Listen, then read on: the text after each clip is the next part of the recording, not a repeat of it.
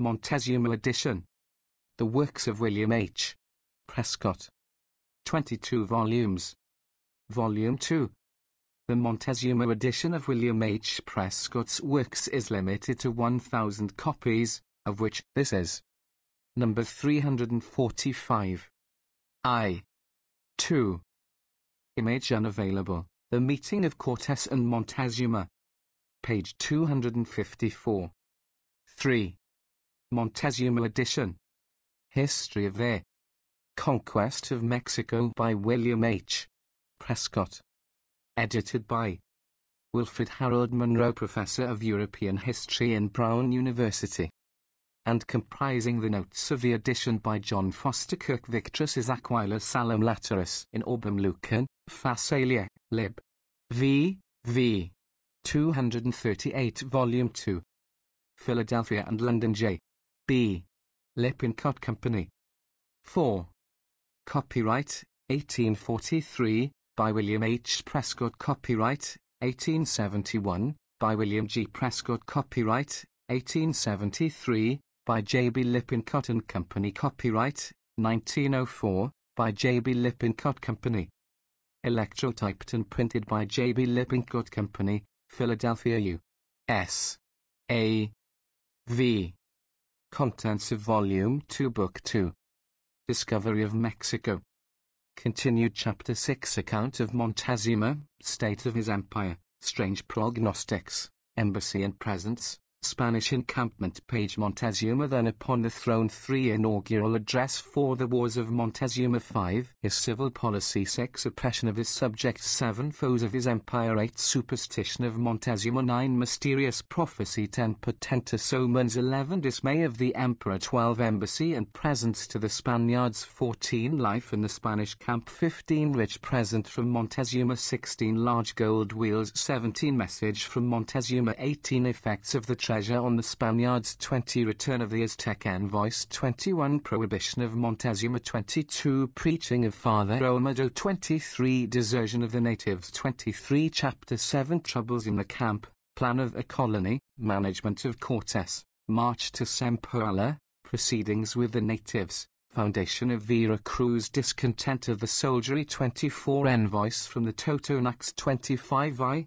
Dissensions in the Aztec Empire. 26. Proceedings in the camp. 26. Cortes prepares to return to Cuba. 27. Army remonstrate. 28. Cortes yields. 29. Foundation of Villarica. 30. Resignation and reappointment of Cortes. 31. Divisions in the camp. 32. General reconciliation. 33. March to Zempoala. 34. Picturesque scenery. 35. Remains of victims. 35. Terrestrial paradise. 36. Love of flowers by the natives. 37. Their splendid edifices. 38. Hospitable entertainment at Zempoala. 39. Conference with the cacique. 40. Proposals of alliance. 41. Advance of the Spaniards. 43. Arrival of Aztec nobles. 44. Artful policy of Cortes. 45. Allegiance of the natives. 46. City of Villarica built. 47. Infatuation of the Indians. 48. Chapter 8. Another Aztec embassy. Destruction of the idols. Dispatches sent to Spain. Conspiracy in the camp. The fleet sunk. Embassy from Montezuma. 49. Its results. 50. Severe discipline in the army. 51. Gratitude of the Zempoalan cacique. 52. Attempt at conversion. 53. Sensation among the natives. 54. The idols burned. 55. Consecration of the sanctuary. 56. News from Cuba. 57. Presents for Charles V. 58. First letter of Cortes. 59. Dispatches to Spain. 61. Agents for the mission. 62. Departure of the ships. 63. Attaches at Cuba. 64. 7. Rage of Velasquez. 64. Ship arrives in Spain. 65. Conspiracy in the camp. 66. Destruction of the fleet. 67. Oration of Cortes. 69. Enthusiasm of the army. 70. Notice of Las Casas. 72. His life and character. 73. Criticism on his works. 79. Book 3. March to Mexico. Chapter 1. Proceedings at Zempoala. The Spaniards climb the table and picturesque scenery, transactions with the natives, Embassy to Tlaxcala Squadron off the coast 83 Stratagem of Cortes 85 Arrangement at Villarica 86 Spaniards begin their march 87 Climb the Cordilleras 88 Wild mountain scenery 89 Immense heaps of human skulls 93 Transactions with the natives 94 Accounts of Montezuma's power 95 Moderation of Father Olmedo 97 Indian dwellings 99 Cortes determines his route 100 Embassy to Tlaxcala 101 Remarkable fortification 102 Arrival in Tlaxcala 103 Chapter 2 Republic of Tlaxcala, its institutions, early history, discussions in the Senate, desperate battles the Tlaxcalans 104 their migrations 105 their government 106 8 Public Games 107 Order of Knighthood 108 Internal Resources 108 Their Civilization 109 Struggles with the Aztecs 110 Means of Defense 111 Sufferings of the Tlaxcalans 112 Their hardy character 113 Debates in the Senate 114 Spaniards advance 115 Desperate onslaught 116 Retreat of the Indians 117 Bivouac of the Spaniards 118 The army resumes its march 119 Immense host of barbarians 120 Bloody conflict in the pass 121 Enemy give ground 122 Spaniards clear the pass 123 Cessation of hostilities 124 Results of the conflict 125 Troops in camp for the night 126 Chapter 3 Decisive victory,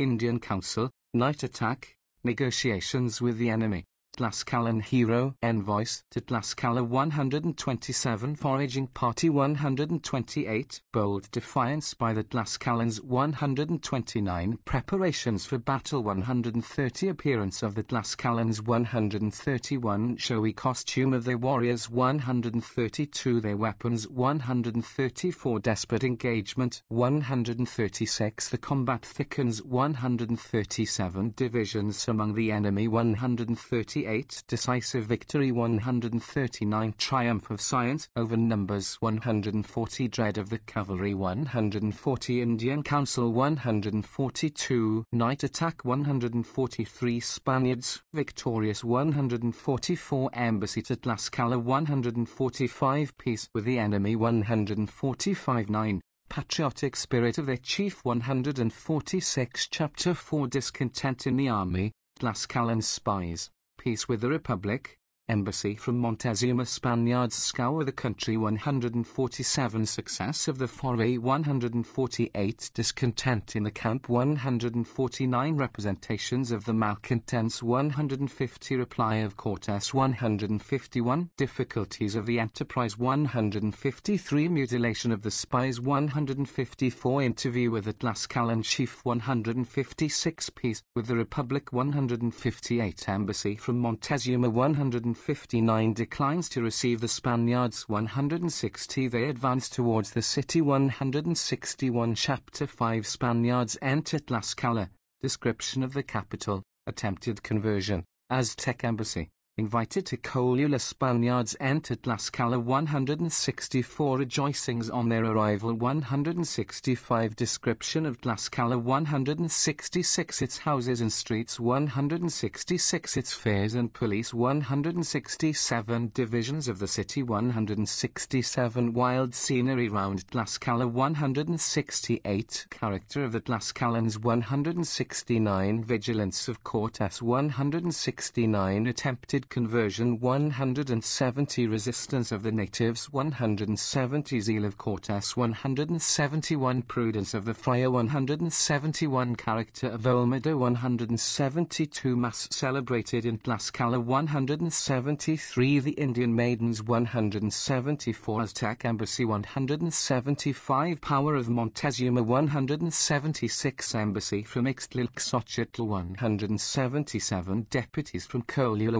178 Invitation to Colula 178x Prepare to leave Tlaxcala 179 Chapter 6 City of Colula, Great Temple, March to Colula, Reception of the Spaniards, Conspiracy detected. City of Colula 180. Its history 181. Religious traditions 182. Its ancient pyramid 183. Temple of Quetzalcoatl 184. Holy City 185. Magnificent scenery 187. Spaniards leave Tlaxcala 188. Indian volunteers 189. Army enters Colula 190. Brilliant reception 191. Envoys from Montezuma 192. Suspicions of conspiracy 193. Fidelity of Marino 194. Alarming situation of Cortes 195. Intrigues with the priests 196. Interview with the caciques 197. Night watch of the Spaniards 198. Chapter 7. Terrible massacre,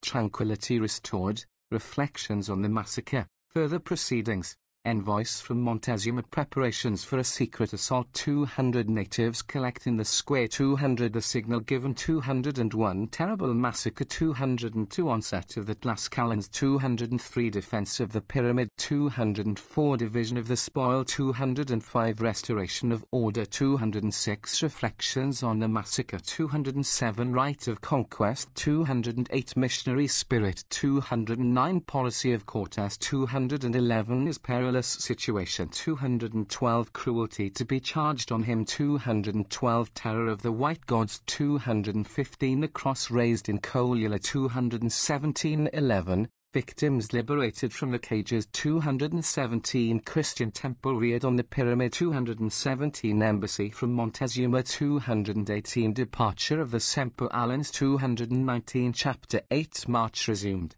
Ascent of the great volcano, Valley of Mexico. Impression on the Spaniards, conduct of Montezuma. They descend into the valley. Spaniards leave Colula. 221 signs of treachery. 222 the army reaches the mountains. 223 wild traditions. 223 the great volcano. 224 Spaniards ascend its sides. 225 barrels of the Enterprise. 226 subsequent ascent. 227 descent into the crater. 228 the troops suffer from the tempest. 229 first view of the valley. 230 its magnificence and beauty. 230 impression on the Spaniards. 232 disaffection of the natives to Montezuma. 233 embassy from the emperor. 234 his gloomy apprehensions. 234 silence of the oracles. 235 Spaniards advance. 236 death of the spies. 237 arrival of the Tezcucan lord. 238 floating gardens. 240 crowds assembled on the roads. 241 army reaches Iztapalapan. 242 its celebrated gardens. 243 striking view of Mexico. 245 chapter 9 environs of Mexico.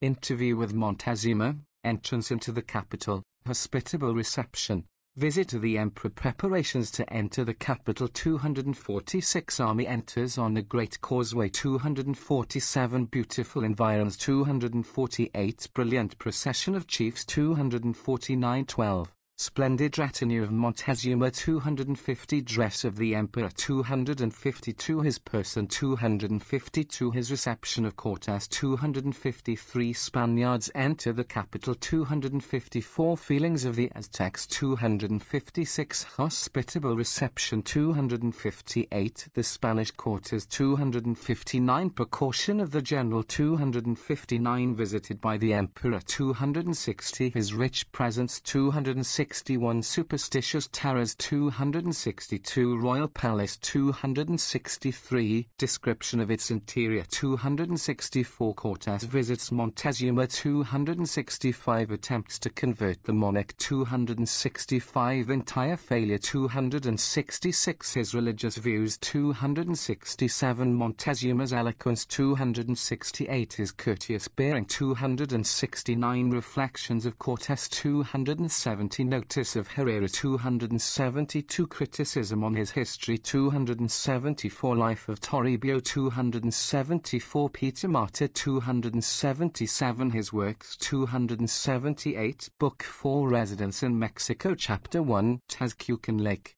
Description of the capital, palaces and museums, royal household, Montezuma's Way of Life. Lake of Texcoco 281. Its diminution 282. Floating Islands 283. The Ancient Dikes 284. Houses of Ancient Mexico 285. 13. Its streets 286. Its population 288. Its aqueducts and fountains 292. The Imperial Palace 293. Adjoining edifices 294. Magnificent aviary 294. Extensive menagerie 295. Collection of dwarfs 296. Gardens 297. Royal Hill of Chapultepec 298. Wives of Montezuma 299. Is meals 300. Luxurious dessert 303. Custom of smoking 304. Ceremonies at court 305. Economy of the palace 306. Oriental civilization 308. Reserve of Montezuma 309. Symptoms of decline of power 309. Chapter 2. Market of Mexico, Great Temple, Interior Sanctuaries, Spanish Quarters. Mexican Costume 311. Great Market of Mexico 312. Quarter of the Goldsmiths 313. Booths of the Armorers 314. Provisions for the capital 315. Throngs in the market 317. Aztec money 318. The Great Temple 319. Its structure 320. Dimensions 321. Instruments of worship 322. Grand view from the temple 323. Shrines of the idols 325. Imprudence of Cortes 327. Interior sanctuaries 328. Mound of Skulls 329. Aztec seminaries 330. Impression on the Spaniards 332. Hidden treasures 333. 14. Mass performed in Mexico 334. Chapter 3. Anxiety of Cortes, seizure of Montezuma, his treatment by the Spaniards, execution of his officers, Montezuma in irons, reflections. Anxiety of Cortes 335. Council of War 336. Opinions of the officers 337. Bold project of Cortes 337. Plausible pretext 338. Interview with Montezuma 341. Accusation of Montezuma 342. A seizure 345. He is carried to the Spanish quarters 346. Tumult among the Aztecs 346. Montezuma's treatment 347. Vigilant patrol 348. Trial of the Aztec chiefs 350. Montezuma in irons 351. Chiefs burnt at the stake 351. Emperor allowed to return 352. Declines this permission 353. Reflections on these proceedings 354. Views of the conquerors 356. Chapter 4. Montezuma's deportment, his life in the Spanish quarters, meditated insurrection, Lord of Texcoco seized, further measures of Cortes. Troubles at Veracruz 358. Vessels built on the lake 359. Montezuma's life in the Spanish quarters 360. His munificence 361. Sensitive to insult 362. The Emperor's favorites 363. Spaniards attempt his conversion 364. Brigantines on the lake 365. The Royal Chase 365. Lord of Texcoco 366. Meditated insurrection 368. Policy of Cortes 369. Texcocan Lord in chains 370. Further measures of Cortes 371. Surveys the coast 372. 15. List of illustrations. Page. The meeting of Cortes and Montezuma. Frontispiece from a painting especially made for this edition by L. Gulski. Cortes receiving the embassy of Montezuma. 14. After the painting in the National Museum at Mexico. Cortes sinking his ships. 70. After the painting by F. Sands. Audience of Cortes with Montezuma. 260. After the painting in the National Museum at Mexico.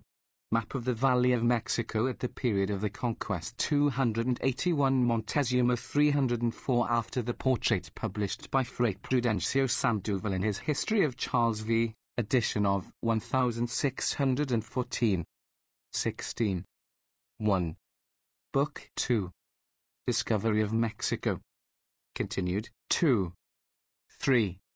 Conquest of Mexico Chapter 6 Account of Montezuma, State of his Empire, Strange Prognostics, Embassy and Presents, Spanish Encampment.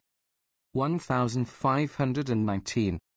We must now take leave of the Spanish camp in the Tierra Caliente, and transport ourselves to the distant capital of Mexico, where no little sensation was excited by the arrival of the wonderful strangers on the coast. The Aztec throne was filled at that time by Montezuma II, nephew of the last, and grandson of a preceding monarch. He had been elected to the regal dignity, in 1502, in preference to his brothers, for his superior qualifications both as a soldier and a priest, a combination of offices sometimes found in the Mexican candidates, as it was more frequently in the Egyptian.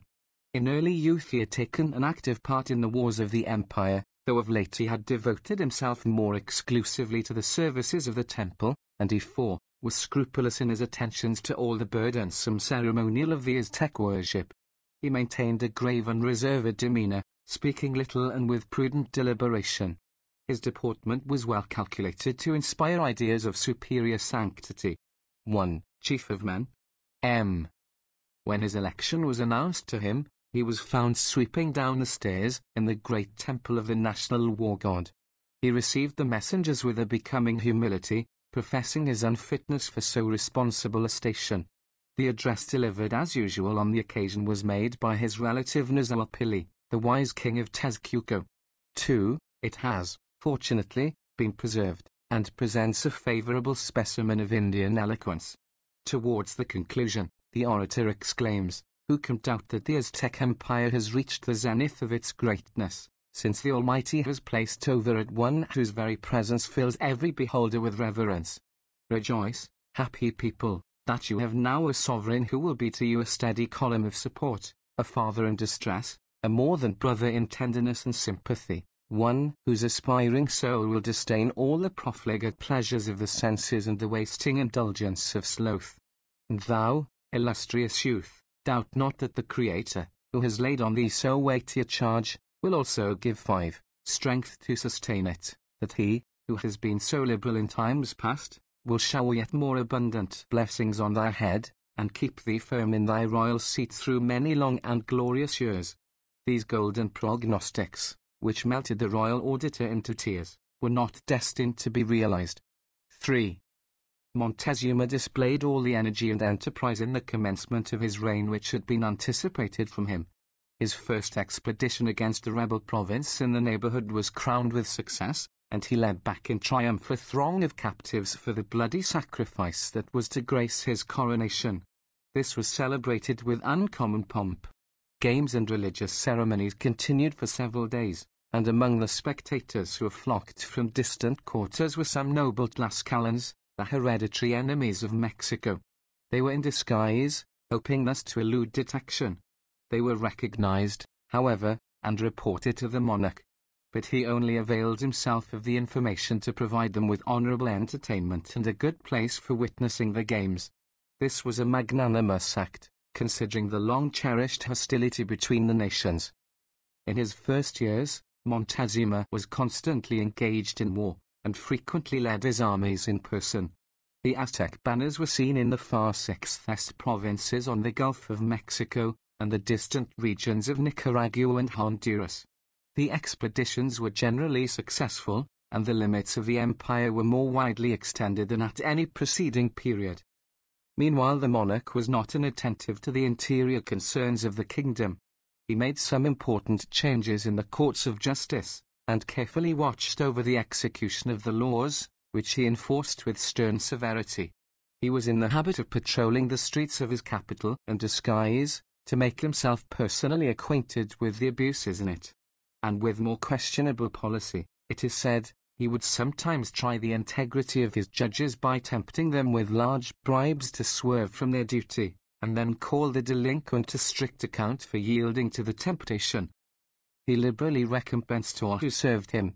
He showed a similar munificent spirit in his public works, constructing and embellishing the temples, bringing water into the capital by a new channel, and establishing a hospital, or retreat for invalid soldiers, in the city of Colhuacan. 4. These acts, so worthy of a great prince, were counterbalanced by others of an opposite complexion. The humility, displayed so ostentatiously before his elevation, gave way to an intolerable arrogance. In his pleasure houses, domestic establishment, and way of living, he assumed a pomp unknown to his predecessors. He secluded himself from public observation, or, when he went abroad, exacted the most slavish homage, while in the palace he would be served only, even in the most menial offices, by persons of rank. He, further, dismissed several plebeians, chiefly poor soldiers of merit, from the places they had occupied near the person of his predecessor, considering their attendance a dishonor to royalty. It was in vain that his oldest and sagest counsellors remonstrated on a conduct so impolitic. While he thus disgusted his subjects by his haughty deportment, he alienated their affections by the imposition of grievous taxes. These were demanded by the lavish expenditure of his court. They fell with peculiar heaviness on the conquered cities. This oppression led to frequent insurrection and resistance, and the latter years of his reign present a scene of unintermitting hostility, in which the forces of one half of the empire were employed in suppressing the commotions of the other. Unfortunately, there was no principle of amalgamation by which the new acquisitions could be incorporated into the ancient monarchy as parts of one whole. Their interests, as well as sympathies, were different. Thus the more widely the Aztec Empire was extended, the weaker it became, resembling some vast and ill-proportioned edifice, whose disjointed materials, having no principle of cohesion, and tottering under their own weight, seem ready to fall before the first blast of the tempest. They were held as subject pueblos. See note, p. 23, volume I.M. 8. In 1516 died the Tezcucan king, Nahuelpili, in whom Montezuma lost his most sagacious counsellor. The succession was contested by his two sons, Cacama and Ixtlilxochitl. The former was supported by Montezuma. The latter, the younger of the princes, a bold, aspiring youth, appealing to the patriotic sentiment of his nation, would have persuaded them that his brother was too much in the Mexican interests to be true to his own country. A civil war ensued, and ended by a compromise, by which one half of the kingdom, with the capital, remained to Cacama, and the northern portion to his ambitious rival. Ixtlilxochitl became from that time the mortal foe of Montezuma. 5. A more formidable enemy still was the little republic of Tlaxcala, lying midway between the Mexican valley and the coast. It had maintained its independence for more than 2 centuries against the allied forces of the empire. Its resources were unimpaired, its civilization scarcely below that of its great rival states, and for courage and military prowess it had established a name inferior to none other of the nations of Anahuac. Tlaxcala was not a republic but a pueblo. It was divided into fortresses. Clavigero says, Storia Ant. Del Mexico, Tom. I. p. 155, that it was divided into 4 parts, each division having its lord. Such was the condition of the Aztec monarchy on the arrival of Cortés. The people disgusted with the arrogance of the sovereign, the provinces and distant cities outraged by fiscal exactions. 9. While potent enemies in the neighborhood lay watching the hour when they might assail their formidable rival with advantage. Still the kingdom was strong in its internal resources, in the will of its monarch, in the long habitual deference to his authority, in short, in the terror of his name, and in the valor and discipline of his armies, grown great in active service, and well drilled in all the tactics of Indian warfare. The time had now come when these imperfect tactics and rude weapons of the barbarian were to be brought into collision with the science and enginery of the most civilized nations of the globe. During the latter years of his reign, Montezuma had rarely taken part in his military expeditions, which he left to his captains, occupying himself chiefly with his sacerdotal functions. Under no prince had the priesthood enjoyed greater consideration and immunities. The religious festivals and rites were celebrated with unprecedented pomp. The oracles were consulted on the most trivial occasions, and the sanguinary deities were propitiated by hecatombs of victims dragged in triumph to the capital from the conquered or rebellious provinces. The religion, or, to speak correctly, the superstition of Montezuma proved a principal cause of his calamities. In a preceding chapter 1 have noticed the popular traditions respecting Quetzalcoatl, that deity with a fair complexion and flowing beard, so unlike the Indian physiognomy, who, after fulfilling his mission of benevolence among the Aztecs, embarked on the Atlantic Sea for the mysterious 10 shores of Tliplin. 6. He promised, on his departure, to return at some future day with his posterity, and resume the possession of his empire. That day was looked forward to with hope or with apprehension, according to the interest of the believer, but with general confidence, throughout the wide borders of Anahuac. Even after the conquest it still lingered among the Indian races, by whom it was as fondly cherished as the advent of their King Sebastian continued to be by the Portuguese, or that of the Messiah by the Jews. 7. A general feeling seems to have prevailed in the time of Montezuma that the period for the return of the deity and the full accomplishment of his promise was near at hand. This conviction is said to have gained ground from various preternatural occurrences, reported with more or less detail by all the most ancient historians. 8. In 1510 a great lake of Texcoco, without the occurrence of a tempest, or earthquake, or any other visible cause, became violently agitated, overflowed its banks, and, pouring into the streets of Mexico, swept off many of the buildings by the fury of the waters. In 1511 one of the turrets of the great temple took fire, 11, equally without any apparent cause, and continued to burn in defiance of all attempts to extinguish it. In the following years, 3 comets were seen, and not long before the coming of the Spaniards a strange light broke forth in the east. It spread broad at its base on the horizon, and rising in a pyramidal form tapered off as it approached the zenith. It resembled a vast sheet or flood of fire, emitting sparkles, or, as an old writer expresses it, seemed thickly powdered with stars. 9. At the same time, low voices were heard in the air, and doleful wailings, as if to announce some strange, mysterious calamity. The Aztec monarch, terrified at the apparitions in the heavens, took counsel of Nizalpili, who was a great proficient in the subtle science of astrology. But the royal sage cast a deeper cloud over his spirit by reading in these prodigies the speedy downfall of the empire. 10. Such are the strange stories reported by the chroniclers, in which it is not impossible to detect the glimmerings of truth. 11. Nearly 30 years had elapsed since the discovery of the islands by Columbus, and more than 20 since his visit to the American continent. Rumors, more or less distinct, of this wonderful appearance of the white men, bearing in their hands the thunder and the lightning, so like in many respects to the traditions of Quetzalcoatl, would naturally spread far and wide among the Indian nations. Such rumors, doubtless, long before the landing of the Spaniards in Mexico, found their way up the Grand Plateau, filling the minds of men with anticipations of the near coming of the period when the great deity was to return and receive his own again. In the excited state of their imaginations, prodigies became of familiar occurrence. Or rather, events not very uncommon in themselves, seen through the discoloured medium of fear, were easily magnified into prodigies, and the accidental swell of the lake, the appearance of a comet, and the conflagration of a building were all interpreted as the special annunciations of heaven. 12. Thus it happens in those great political convulsions which shake the foundations of society, the mighty events that cast their shadows before them in their coming.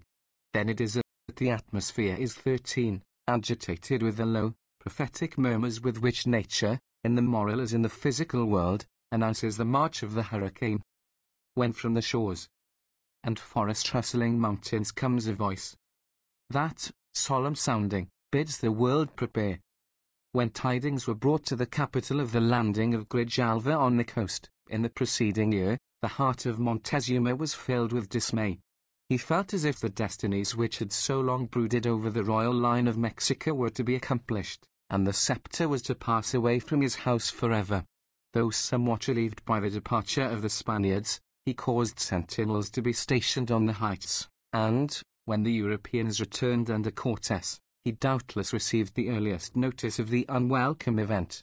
It was by his orders, however, that the provincial governor had prepared so hospitable a reception for them. The hieroglyphical report of these strange visitors, now forwarded to the capital, revived all his apprehensions. He called without delay, a meeting of his principal councillors, including the kings of Tezcuco and Tlacopan, and laid the matter before them. 13. There seems to have been much division of opinion in that body. Some were for resisting the strangers at once, whether by fraud or by open force. Others contended that, if they were supernatural beings, fraud and force would be alike useless. If they were, as they pretended, ambassadors from a foreign prince, such a policy would be cowardly and unjust. That they were not of the family of Quetzalcoatl was argued from the fact that they had shown themselves hostile to his religion, for tidings of the proceedings of the Spaniards in Tabasco, it seems, had already reached the capital. Among those in favor of giving them a friendly and honorable reception was the Tezcucan king, Cacama. But Montezuma, taking counsel of his own ill-defined apprehensions, preferred a halfway course, as usual, the most impolitic. He resolved to send an embassy, with such a magnificent present to the strangers as should impress them with high ideas of his grandeur and resources, while at the same time he would forbid their approach to the capital. This was to reveal at once both his wealth and his weakness. 14. While the Aztec court was thus agitated by the arrival of the Spaniards, they were passing their time in the Tierra Caliente, not a little annoyed by the excessive heats and suffocating atmosphere of the sandy waste on which they were encamped. They experienced every alleviation that could be derived from the attentions of the friendly natives. These, by the governor's command, had constructed more than 1,000 huts or booths of branches and matting, which they occupied in their image unavailable. Cortes receiving the embassy of Montezuma. 15. Neighborhood of the camp. Here they prepared various articles of food for the table of Cortes and his officers, without any recompense, while the common soldiers easily obtained a supply for themselves, in exchange for such trifles as they brought with them for barter.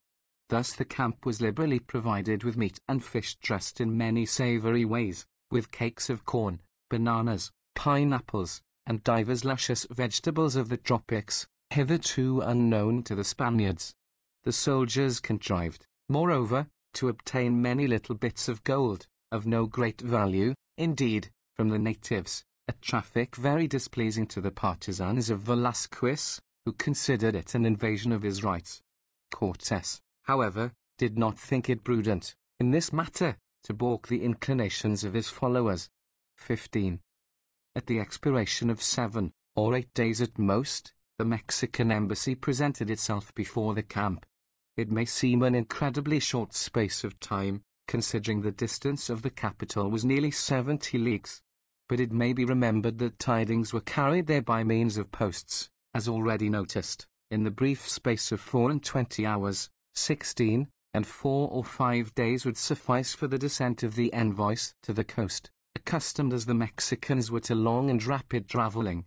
At all events, no writer states the period occupied by the Indian emissaries on this occasion as longer than that mentioned. 16. The embassy, consisting of 2 Aztec nobles, was accompanied by the governor, Titlail, and by 100 slaves, bearing the princely gifts of Montezuma. One of the envoys had been selected on account of the great resemblance which, as appeared from the painting representing the camp, he bore to the Spanish commander. And it is a proof of the fidelity of the painting, that the soldiers recognized the resemblance, and always distinguished the chief by the name of the Mexican Cortes. On entering the general's pavilion, the ambassadors saluted him and his officers with the usual signs of reverence to persons of great consideration, touching the ground with their hands and then carrying them to their heads, while the air was filled with clouds of incense, which rose up from the censers borne by their attendants. Some delicately wrought maps of the country, potates, were then unrolled, and on them the slaves displayed the various articles they had brought. They were of the most miscellaneous kind: shields, helmets, cuirasses, embossed with plates and ornaments of pure gold, collars and bracelets of the same metal, sandals, fans, panaches and crests of variegated feathers, intermingled with gold and silver thread, and sprinkled with pearls and precious stones, imitations of birds and animals in wrought and cast gold and silver, of exquisite workmanship, curtains, coverlets, and robes of cotton, fine as silk, of rich and various dyes, interwoven with featherwork that rivaled the Delhi 17 Cassie of painting. 17. There were more than 30 loads of cotton cloth in addition. Among the articles was the Spanish helmet sent to the capital, and now returned filled to the brim with grains of gold. But the things which excited the most admiration were 2 circular plates of gold and silver, as large as carriage wheels. One, representing the sun, was richly carved with plants and animals common no doubt, denoting the Aztec century. It was 30 palms in circumference, and was valued at 20,000 pesos to 1. The silver wheel, of the same size, weighed 50 marks. 1818. The Spaniards could not conceal their rapture at the exhibition of treasures which so far surpassed all the dreams in which they had indulged. 4. Rich as were the materials, they were exceeded, according to the testimony of those who saw these articles afterwards in Seville, where they could coolly examine them, by the beauty and richness of the workmanship. 19. When Cortes and his officers had completed their survey, the ambassadors courteously delivered the message of Montezuma. It gave their master 19 great pleasure, they said, to hold this communication with so powerful a monarch as the King of Spain, for whom he felt the most profound respect. He regretted much that he could not enjoy a personal interview with the Spaniards, but the distance of his capital was too great, since the journey was beset with difficulties, and with too many dangers from formidable enemies, to make it possible. All that could be done, therefore, was for the strangers to return to their own land, with the proofs thus afforded them of his friendly disposition. Cortes, though much chagrined at this decided refusal of Montezuma to admit his visit, concealed his mortification as he best might, and politely expressed his sense of the emperor's munificence. It made him only the more desirous, he said, to have a personal interview with him. He should feel it, indeed, impossible to present himself again before his own sovereign, without having accomplished this great object of his voyage, and one who had sailed over 2,000 leagues of ocean held lightly the perils and fatigues of so short a journey by land. He once more requested them to become the bearers of his message to their master, together with a slight additional token of his respect. This consisted of a few fine holland shirts, a Florentine goblet, gilt and somewhat curiously enamelled, with some toys of little value, a sorry return for the solid magnificence of the royal present. The ambassadors may have thought as much. At least, they showed no alacrity in charging them 20 salves either with the present or the message, and, on quitting the Castilian quarters, repeated their assurance that the general's application would be unavailing. 20.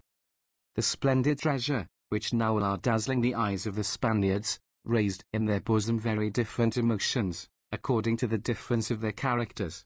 Some it stimulated with the ardent desire to strike at once into the interior and possess themselves of a country which teemed with such boundless stores of wealth. Others looked on it as the evidence of a power altogether too formidable to be encountered with their present insignificant force. They thought, therefore, it would be most prudent to return and report their proceedings to the governor of Cuba, where preparations could be made commensurate with so vast an undertaking. There can be little doubt as to the impression made on the bold spirit of Cortes, on which difficulties ever operated as incentives, rather than discouragements, to enterprise. But he prudently said nothing, at least in public, preferring that so important a movement should flow from the determination of his whole army, rather than from his own individual impulse. Meanwhile the soldiers suffered greatly from the inconveniences of their position amidst burning suns and the pestilent effluvia of the neighbouring marshes, while the venomous insects of these hot regions left them no repose, day or night. 21 of their number had already sickened and died, a loss that could ill be afforded by the little band. To add to their troubles, the coldness of the Mexican chiefs had extended to their followers, and the supplies for the camp were not only much diminished, but the prices set on them were exorbitant. The position was equally unfavourable for the shipping, which lay in an open roadstead, exposed to the fury of the first norte which should sweep the Mexican Gulf. The general was induced by these circumstances to dispatch 2 vessels, under Francisco de Monteo, with the experienced Alaminos for his pilot, to explore the coast in a northerly direction, and see if a safer port and more commodious quarters for the army could not be found there. After the lapse of 10 days the Mexican envoys returned. They entered the Spanish quarters with the same formality as on the former visit, bearing with them an additional present of rich stuffs and metallic ornaments, which, though inferior in value to those before brought, were estimated at 3,000 ounces of gold. Besides these, there were 4 precious stones, of a considerable size, resembling emeralds, called by the natives julcuites, each of which, as they assured the Spaniards, was worth more than a load of gold, and was designed as a mark of particular respect for the Spanish monarch. 21. Unfortunately, 22, they were not worth as many loads of earth in Europe. Montezuma's answer was in substance the same as before. It contained a positive prohibition for the strangers to advance nearer to the capital, and expressed his confidence that, now they had obtained what they had most desired, they would return to their own country without unnecessary delay. Cortes received this unpalatable response courteously, though somewhat coldly, and, turning to his officers, exclaimed, "This is a rich and powerful prince indeed, yet it shall go hard but we will one day pay him a visit in his capital." While they were conversing, the bell struck for vespers. At the sound, the soldiers, throwing themselves on their knees, offered up their orisons before the large wooden cross planted in the sands. As the Aztec chiefs gazed with curious surprise, Cortes thought it a favorable occasion to impress them with what he conceived to be a principal object of his visit to the country.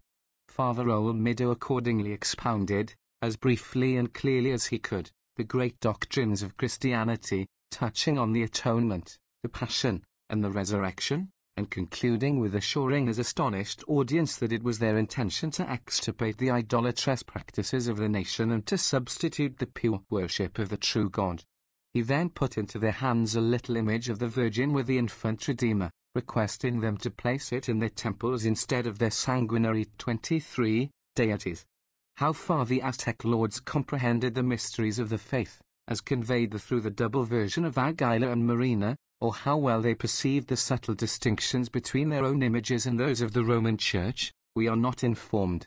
There is reason to fear, however, that the siege fell on barren ground, for, when the homily of the good father ended, they withdrew with an air of dubious reserve very different from their friendly manners at the first interview. The same night every hut was deserted by the natives, and the Spaniards saw themselves suddenly cut off from supplies in the midst of a desolate wilderness. The movement had so suspicious an appearance that Cortes apprehended an attack would be made on his quarters, and took precautions accordingly. But none was meditated. The army was at length cheered by the return of Montejo from his exploring expedition, after an absence of 12 days. He had run down the gulf as far as Panuco, where he experienced such heavy gales, in attempting to double that headland, that he was driven back, and had nearly foundered. In the whole course of the voyage he had found only one place tolerably sheltered from the north winds. Fortunately, the adjacent country, well watered by fresh, running streams, afforded a favourable position for the camp, and thither, after some deliberation, it was determined to repair. 22-24. Chapter 7. Troubles in the camp, plan of a colony, management of Cortes, march to Zempoala, proceedings with the natives, foundation of Vera Cruz. 1519. There is no situation which tries so severely the patience and discipline of the soldier as a life of idleness in camp, where his thoughts, instead of being bent on enterprise and action, are fastened on himself and the inevitable privations and dangers of his condition. This was particularly the case in the present instance, where, in addition to the evils of a scanty subsistence, the troops suffered from excessive heat, swarms of venomous insects, and the other annoyances of a sultry climate. They were, moreover, far from possessing the character of regular forces, trained to subordination under a commander whom they had long been taught to reverence and obey. They were soldiers of fortune, embarked with him in an adventure in which all seemed to have an equal stake, and they regarded their captain, the captain of a day, as little more than an equal. There was a growing discontent among the men 25, at their longer residence in this strange land. They were still more dissatisfied on learning the general's intention to remove to the neighborhood of the port discovered by Montejo. It was time to return, they said, and report what had been done to the governor of Cuba, and not linger on these barren shores until they had brought the whole Mexican empire on their heads. Cortes evaded their importunities as well as he could, assuring them there was no cause for despondency. Everything so far had gone on prosperously, and, when they had taken up a more favorable position, there was no reason to doubt they might still continue the same profitable intercourse with the natives. While this was passing, 5 Indians made their appearance in the camp one morning, and were brought to the general's tent. Their dress and whole appearance were different from those of the Mexicans. They wore rings of gold, and gems of bright blue stone in their ears and nostrils, while a gold leaf delicately wrought was attached to the underlip. Marina was unable to comprehend their language, but, on her addressing them in Aztec, 2 of them, it was found, could converse in that tongue. They said they were natives of Zempoala, the chief town of the Totonacs, a powerful nation who had come upon the Great Plateau many centuries back, and, descending its eastern slope, settled along the sierras and broad plains which skirt the Mexican Gulf towards the north. Their country was one of the recent conquests of the Aztecs, and they experienced such vexatious 26 sons from their conquerors as made them very impatient of the yoke. They informed Cortes of these and other particulars. The fame of the Spaniards had reached their master, who sent these messengers to request the presence of the wonderful strangers in his capital. This communication was eagerly listened to by the general, who, it will be remembered, was possessed of none of those facts, laid before the reader, respecting the internal condition of the kingdom, which he had no reason to suppose other than strong and united. An important truth now flashed on his mind, as his quick eye descried in this spirit of discontent a potent lever, by the aid of which he might hope to overturn this barbaric empire. He received the mission of the Totonacs most graciously, and, after informing himself, as far as possible, of their dispositions and resources, dismissed them with presents, promising soon to pay a visit to their lord. 23. Meanwhile, his personal friends, among whom may be particularly mentioned Alonso Hernandez Puerto, Cristobal de Olid, Alonso de Avila, Pedro de Alvarado and his brothers, were very busy in persuading the troops to take such measures as should enable Cortes to go forward in those ambitious plans for which he had no warrant from the powers of Velasquez. To return now, they said, was to abandon the enterprise on the threshold, which, under such a leader, must conduct to glory and incalculable riches. To return 27, to Cuba would be to surrender to the greedy governor the little gains they had already got. The only way was to persuade the general to establish a permanent colony in the country, the government of which would take the conduct of matters into its own hands and provide for the interests of its members. It was true, Cortes had no such authority from Velasquez, but the interests of the sovereigns, which were paramount to every other, imperatively demanded it. These conferences could not be conducted so secretly, though held by night, as not to reach the ears of the friends of Velasquez. 24. They remonstrated against the proceedings, as insidious and disloyal. They accused the general of instigating them, and, calling on him to take measures without delay for the return of the troops to Cuba, announced their own intention to depart, with such followers as still remained true to the governor. Cortes, instead of taking umbrage at this high-handed proceeding, or even answering in the same haughty tone, mildly replied that nothing was further from his desire than to exceed his instructions. He, indeed, preferred to remain in the country, and continue his profitable intercourse with the natives. But, since the army thought otherwise, he should defer to their opinion, and give orders to return, as they desired. On the following morning, proclamation was made for the troops to 28, hold themselves in readiness to embark at once on board the fleet, which was to sail for Cuba. 25. Great was the sensation caused by their general's order. Even many of those before clamorous for it, with the usual caprice of men whose wishes are too easily gratified, now regretted it. The partisans of Cortes were loud in their remonstrances. They were betrayed by the general, they cried, and, thronging round his tent, called on him to countermand his orders. We came here, said they, expecting to form a settlement, if the state of the country authorized it. Now it seems you have no warrant from the governor to make one. But there are interests, higher than those of Velasquez, which demand it. These territories are not his property, but were discovered for the sovereigns. 26. And it is necessary to plant a colony to watch over their interests, instead of wasting time in idle barter, or, still worse, of returning, in the present state of affairs, to Cuba. 29. If you refuse, they concluded, we shall protest against your conduct as disloyal to their highnesses. Cortes received this remonstrance with the embarrassed air of one by whom it was altogether unexpected. He modestly requested time for deliberation, and promised to give his answer on the following day. At the time appointed, he called the troops together, and made them a brief address. There was no one, he said, if he knew his own heart, more deeply devoted than himself to the welfare of his sovereigns and the glory of the Spanish name. He had not only expended his all, but incurred heavy debts, to meet the charges of this expedition, and had hoped to reimburse himself by continuing his traffic with the Mexicans. But, if the soldiers thought a different course advisable, he was ready to postpone his own advantage to the good of the state. 27. He concluded by declaring his willingness to take measures for settling a colony in the name of the Spanish sovereigns, and to nominate a magistracy to preside over it. 28-30.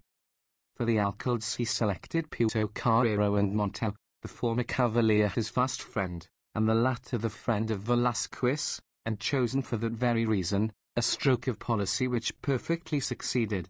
The regidors, alguacil, treasurer, and other functionaries were then appointed, all of them as personal friends and adherents. They were regularly sworn into office, and the new city received the title of Villarica de Vera Cruz, the rich town of the True Cross, a name which was considered as happily intimating that union of spiritual and temporal interests to which the arms of the Spanish adventurers in the New World were to be devoted. 29. Thus, by a single stroke of the pen, as it were, the camp was transformed into a civil community, and the whole framework and even title of the city were arranged, before the site of it had been settled. The new municipality were not slow in coming together, when Cortes presented himself, cap in hand, before that august body, and, laying the powers of Velasquez on the table, respectfully tendered the resignation of his office of Captain General, which, indeed, he said, had necessarily expired, since the authority of the governor was now superseded by that of the magistracy of Villarica de Vera Cruz. He then, with a profound obeisance, left the apartment.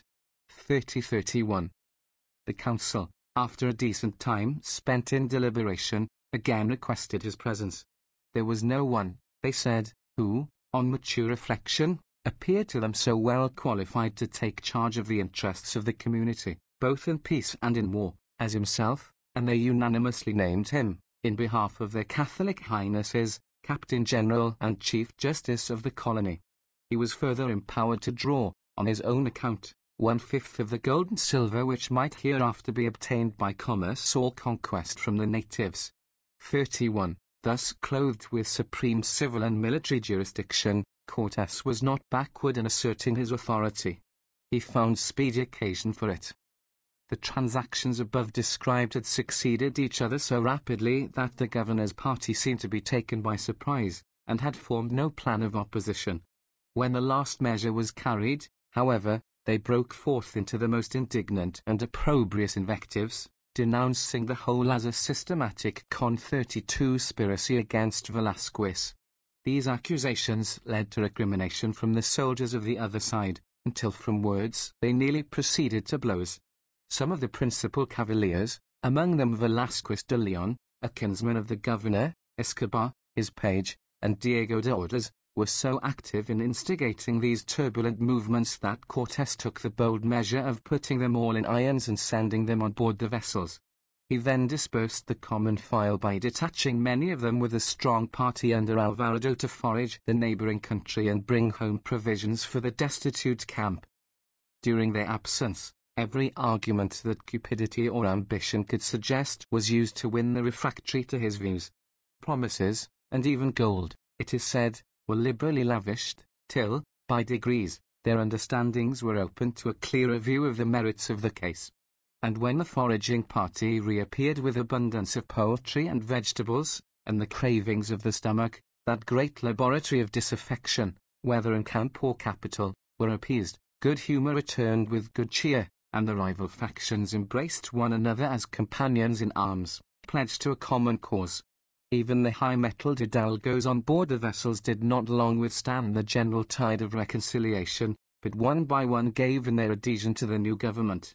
What is more remarkable is that this forced conversion was not a hollow one, but from this time forward several of these very cavaliers 33 became the most steady and devoted partisans of Cortes. 32. Such was the address of this extraordinary man, and such the ascendancy which in a few months he had acquired over these wild and turbulent spirits. By this ingenious transformation of a military into a civil community, he had secured a new and effectual basis for future operations. He might now go forward without fear of check or control from a superior at least from any other superior than the crown, under which alone he held his commission. In accomplishing this, instead of incurring the charge of usurpation or of transcending his legitimate powers, he had transferred the responsibility, in a great measure, to those who had imposed on him the necessity of action. By this step, moreover, he had linked the fortunes of his followers indissolubly with his own. They had taken their chance with him, and, whether for weal or for woe, must abide the consequences. He was no longer limited to the narrow concerns of a sordid traffic, but, sure of their cooperation, might 34 now boldly meditate, and gradually disclose, those lofty schemes which he had formed in his own bosom for the conquest of an empire. 33. Harmony being thus restored, Cortes sent his heavy guns on board the fleet, and ordered it to coast along the shore to the north as far as Quihuitztla, the town near which the destined port of the new city was situated, proposing, himself, at the head of his troops, to visit Sempoala, on the march. The road lay for some miles across the dreary plains in the neighborhood of the modern Vera Cruz. In this sandy waste no signs of vegetation met their eyes, which, however, were occasionally refreshed by glimpses of the blue Atlantic, and by the distant view of the magnificent Orizaba, towering, with his spotless diadem of snow, far above his colossal brethren of the Andes. 34. As they advanced, the country gradually 35 assumed a greener and richer aspect. They crossed a river, probably a tributary of the Rio de la Tiga, with difficulty, on rafts, and on some broken canoes that were lying on the banks. They now came in view of very different scenery, wide rolling plains covered with a rich carpet of verdure and overshadowed by groves of cocoas and feathery palms, among whose tall, slender stems were seen deer, and various wild animals with which the Spaniards were unacquainted. Some of the horsemen gave chase to the deer, and wounded, but did not succeed in killing them. They saw, also, pheasants and other birds, among them the wild turkey, the pride of the American forest, which the Spaniards described as a species of peacock. 35. According to Ixtlilxochitl, Hist. Chich, Miss. 289, Quihuiztlan, that is, rainy place. M. On their route they passed through some deserted villages, in which were Indian temples, where they found censers, and other sacred utensils, and manuscripts of the agave fiber, containing the picture writing, in which, probably, their religious ceremonies were recorded. They now beheld, also, the hideous spectacle, with which they became afterwards familiar, of the mutilated corpses of victims who had been sacrificed to the accursed deities of the land. The Spaniards turned with loathing and indignation from a 36 play of butchery which formed so dismal a contrast to the fair scenes of nature by which they were surrounded. They held their course along the banks of the river, towards its source, when they were met by 12 Indians, sent by the cacique of Sempoala to show them the way to his residence. At night they bivouacked in an open meadow, where they were well supplied with provisions by their new friends. They left the stream on the following morning, and, striking northerly across the country, came upon a wide expanse of luxuriant plains and woodland, glowing in all the splendor of tropical vegetation. The branches of the stately trees were gaily festooned with clustering vines of the dark purple grape, variegated convolvuli, and other flowering parasites of the most brilliant dyes. The undergrowth of prickly aloe, matted with wild rose and honeysuckle, made in many places an almost impervious thicket. Amid this wilderness of sweet-smelling buds and blossoms fluttered numerous birds of the parrot tribe, and clouds of butterflies, whose gaudy colors, nowhere so gorgeous as in the Tierra Caliente, rival those of the vegetable creation, while birds of exquisite song, the scarlet cardinal, and the marvelous mockingbird, that comprehends in his own notes the whole music of a forest, filled the air with delicious melody. The hearts of the stern conquerors were not very sensible to the beauties of nature, but the magical charms of the scenery drew forth unbounded expressions of delight, and as they wandered through this terrestrial paradise, as 37, they called it, they fondly compared it to the fairest regions of their own sunny land. 36. As they approached the Indian city, they saw abundant signs of cultivation, in the trim gardens and orchards that lined both sides of the road. They were now met by parties of the natives, of either sex, who increased in numbers with every step of their progress. The women, as well as men, mingled fearlessly among the soldiers, bearing bunches and wreaths of flowers, with which they decorated the neck of the general's charger, and hung a chaplet of roses about his helmet. Flowers were the delight of this people. They bestowed much care in their cultivation, in which they were well seconded by a climate of alternate heat and moisture, stimulating the soil to the spontaneous production of every form of vegetable life. The same refined taste, as we shall see, pre-38 veiled among the warlike Aztecs, and has survived the degradation of the nation in their descendants of the present day. 37.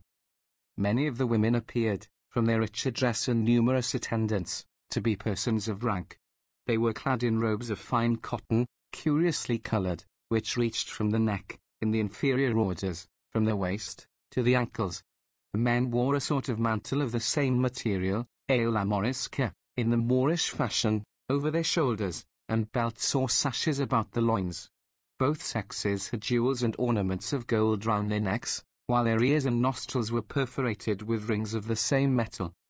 Just before reaching the town, some horsemen who had ridden in advance returned with the amazing intelligence that they had been near enough to look within the gates, and found the houses all plated with burnished silver.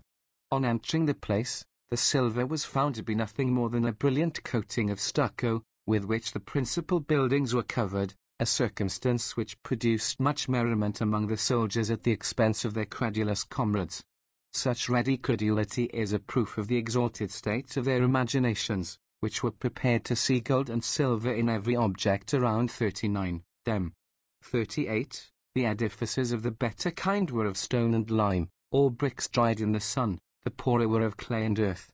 All were thatched with palm leaves, which, though a flimsy roof, apparently, for such structures, were so nicely interwoven as to form a very effectual protection against the weather. The city was said to contain from 20 to 30,000 inhabitants. This is the most moderate computation, and not improbable. 39. Slowly and silently the little army paced the narrow and now crowded streets of Sempoala, inspiring the natives with no greater wonder than they themselves experienced at the display of a policy and refinement so far superior to anything they had witnessed in the New World. 40. The cacique came out in front of his residence to receive them. He was a tall and very corpulent man, and advanced leaning on two of his attendants.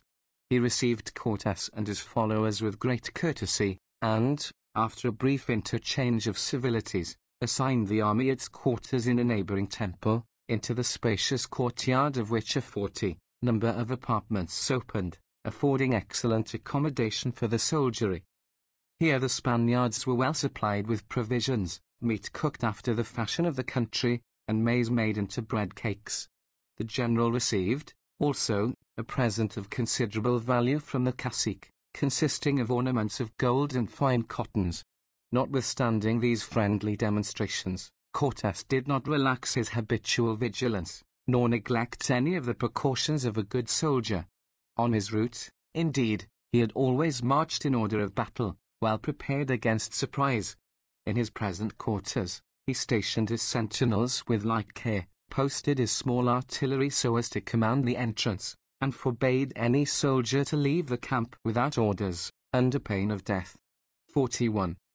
The following morning, Cortes, accompanied by 50 of his men, paid a visit to the lord of Sempoala in his own residence. It was a building of stone and lime, standing on a steep terrace of earth, and was reached by a flight of stone steps. It may have borne resemblance in its structure to some of the ancient buildings found in Central America.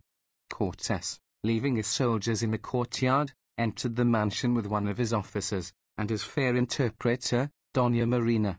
42. A long conference ensued, from which the Spanish general gathered much light respecting the state of 41, the country. He first announced to the chief that he was the subject of a great monarch who dwelt beyond the waters, that he had come to the Aztec shores to abolish the inhuman worship which prevailed there, and to introduce the knowledge of the true God.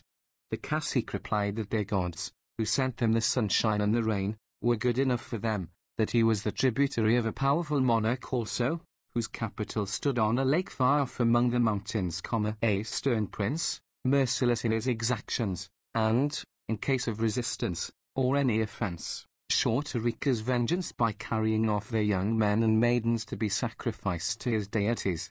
Cortés assured him that he would never consent to such enormities. He had been sent by a sovereign to redress abuses and to punish the oppressor. 43, and, if the Totonacs would be true to him, he would enable them to throw off the detested yoke of the Aztecs. The cacique added that the Totonac territory contained about 30 towns and villages, which could muster 100,000 warriors, a number much exaggerated.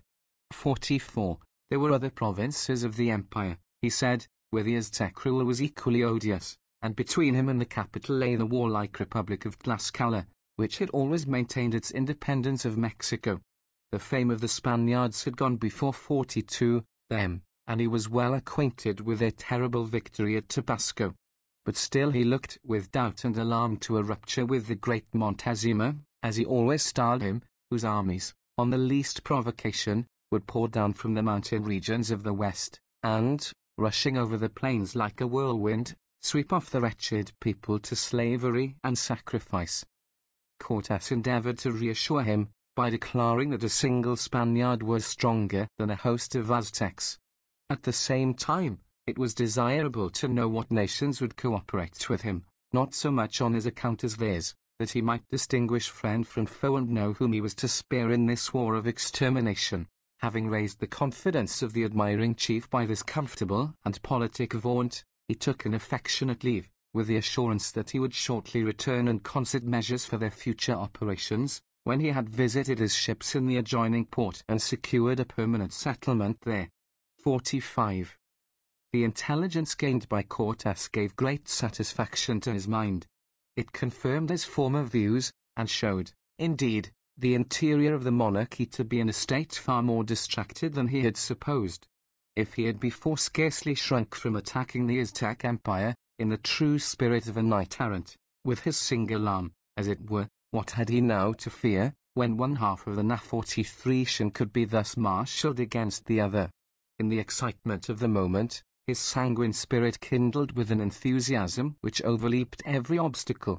He communicated his own feelings to the officers about him, and, before a blow was struck, they already felt as if the banners of Spain were waving in triumph from the towers of Montezuma. But many a bloody field was to be fought, many a peril and privation to be encountered, before that consummation could be attained. Taking leave of the hospitable Indian, on the following day the Spaniards took the road to Conquest, 46, about 4 leagues distant, near which was the port discovered by Montejo, where their ships were now riding at anchor. They were provided by the cacique with 400 Indian porters, timans, as they were called, to transport the baggage. These men easily carried 50 pounds weight 5 or 6 leagues in a day. They were in use all over the Mexican Empire, and the Spaniards found them of great service, henceforth, in relieving the troops from this part of their duty. They passed through a country of the same rich, voluptuous character as that which they had lately traversed, and arrived early next morning at the Indian town, perched like a fortress on a bold, rocky eminence that commanded the gulf. Most of the inhabitants had fled, but 1544 of the principal men remained, who received them in a friendly manner, offering the usual compliments of flowers and incense. The people of the place, losing their fears, gradually returned. While conversing with the chiefs, the Spaniards were joined by the worthy cacique of Semperala, borne by his men on a litter. he eagerly took part in their deliberations. The intelligence gained here by Cortes confirmed the accounts already gathered of the feelings and resources of the Totonac nation. In the midst of their conference, they were interrupted by a movement among the people, and soon afterwards 5 men entered the great square or marketplace, where they were standing. By their lofty port, their peculiar and much richer dress, they seemed not to be of the same race as these Indians. Their dark, glossy hair was tied in a knot on the top of the head. They had bunches of flowers in their hands, and were followed by several attendants, some bearing wands with cords, others fans, with which they brushed away the flies and insects from their lordly masters.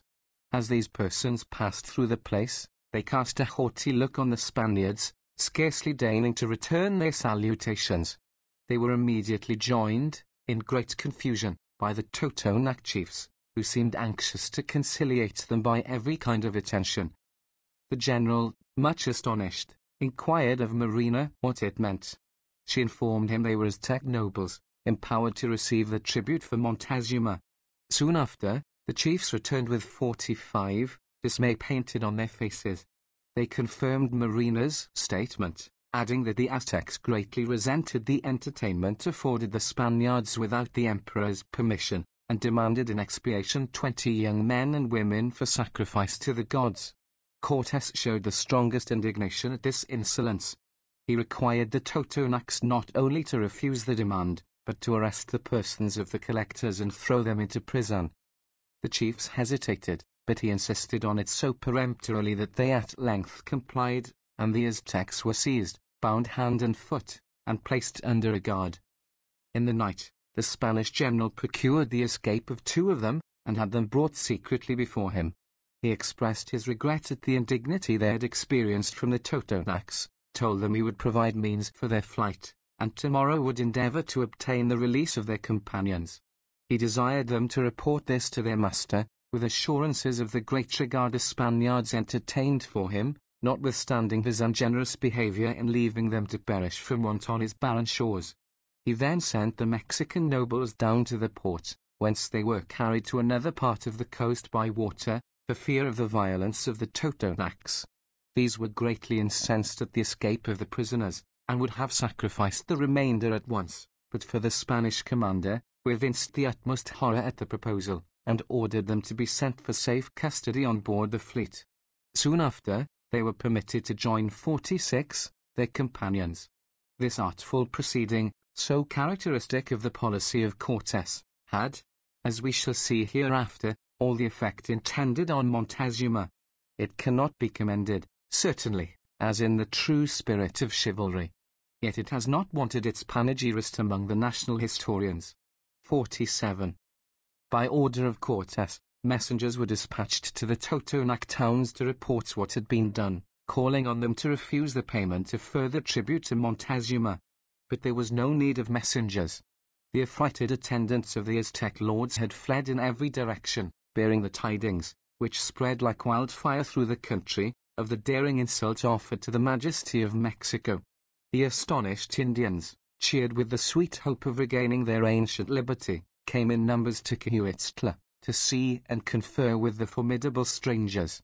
The more timid, dismayed at the thought of encountering the power of Montezuma, recommended an embassy to avert his displeasure by timely concessions. But the dexterous management of Cortes had committed them too far to allow any reasonable expectation of indulgence from this quarter. After some hesitation, therefore, it was determined to embrace the protection of the Spaniards, and to make one bold effort for the recovery of freedom. Oaths of allegiance were taken by the chiefs to the Spanish sovereigns, and duly recorded by 47, Godoy, the royal notary. Cortes, satisfied with the important acquisition of so many vassals to the crown, set out soon after for the destined port, having first promised to revisit Zempoala, where his business was but partially accomplished. 48. The spot selected for the new city was only half a league distant, in a wide and fruitful plain, affording a tolerable haven for the shipping. Cortes was not long in determining the circuit of the walls, and the sites of the fort, granary, town house, temple, and other public buildings. The friendly Indians eagerly assisted, by bringing materials, stone, lime, wood, and bricks dried in the sun. Every man put his hand to the work. The general labored with the meanest of the soldiers, stimulating their exertions by his example as well as voice. In a few weeks the task was accomplished, and a town rose up, which, if not quite worthy of the aspiring name it bore, answered most of the purposes for which it was intended. It served as a good point of view for future operations, a place of retreat for the disabled, as well as for the army in case of reverses, a magazine for stores, and for such articles as might be received from or sent to the mother country, a port for the shipping, a position of sufficient strength to overawe the adjacent country. 49-48. It was the first colony, the fruitful parent of so many others, in New Spain. It was hailed with satisfaction by the simple natives, who hoped to repose in safety under its protecting shadow. Alas! They could not read the future, or they would have found no cause to rejoice in this harbinger of a revolution more tremendous than any predicted by their bards and prophets. It was not the good Quetzalcoatl who had returned to claim his own again, bringing peace, freedom, and civilization in his train.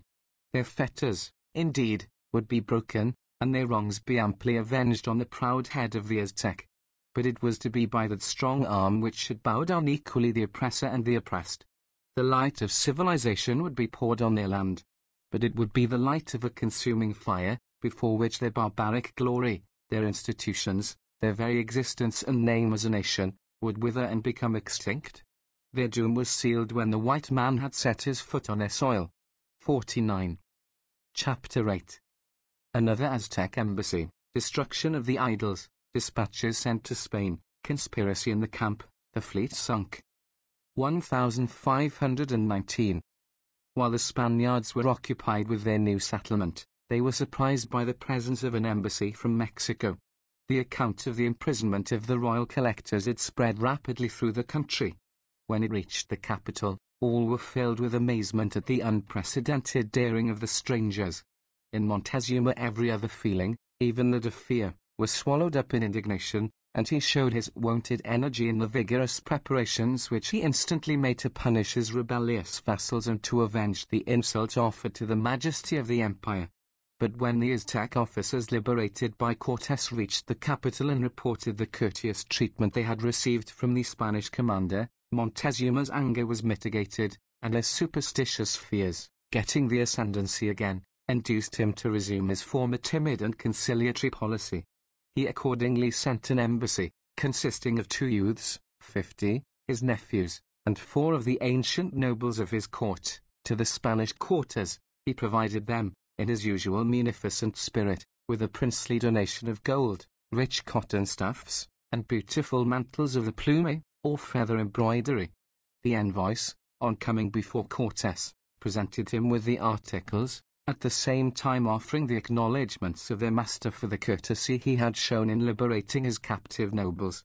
He was surprised and afflicted, however, that the Spaniards should have countenanced his faithless vassals in their rebellion. He had no doubt they were the strangers whose arrival had been so long announced by the oracles, and of the same lineage with himself. 50. From deference to them he would spare the Totonacs, while they were present. But the time for vengeance would come. Cortés entertained the Indian chieftains with frank hospitality. At the same time, he took care to make such a display of his resources as, while it amused their minds, should leave a deep impression of his power. He then, after a few trifling gifts, dismissed them with a conciliatory message to their master, and the assurance that he should soon pay his respects to him in his capital, where all misunderstanding between them would be readily adjusted. The Totonac allies could scarcely credit their senses, when they gathered the nature of this interview.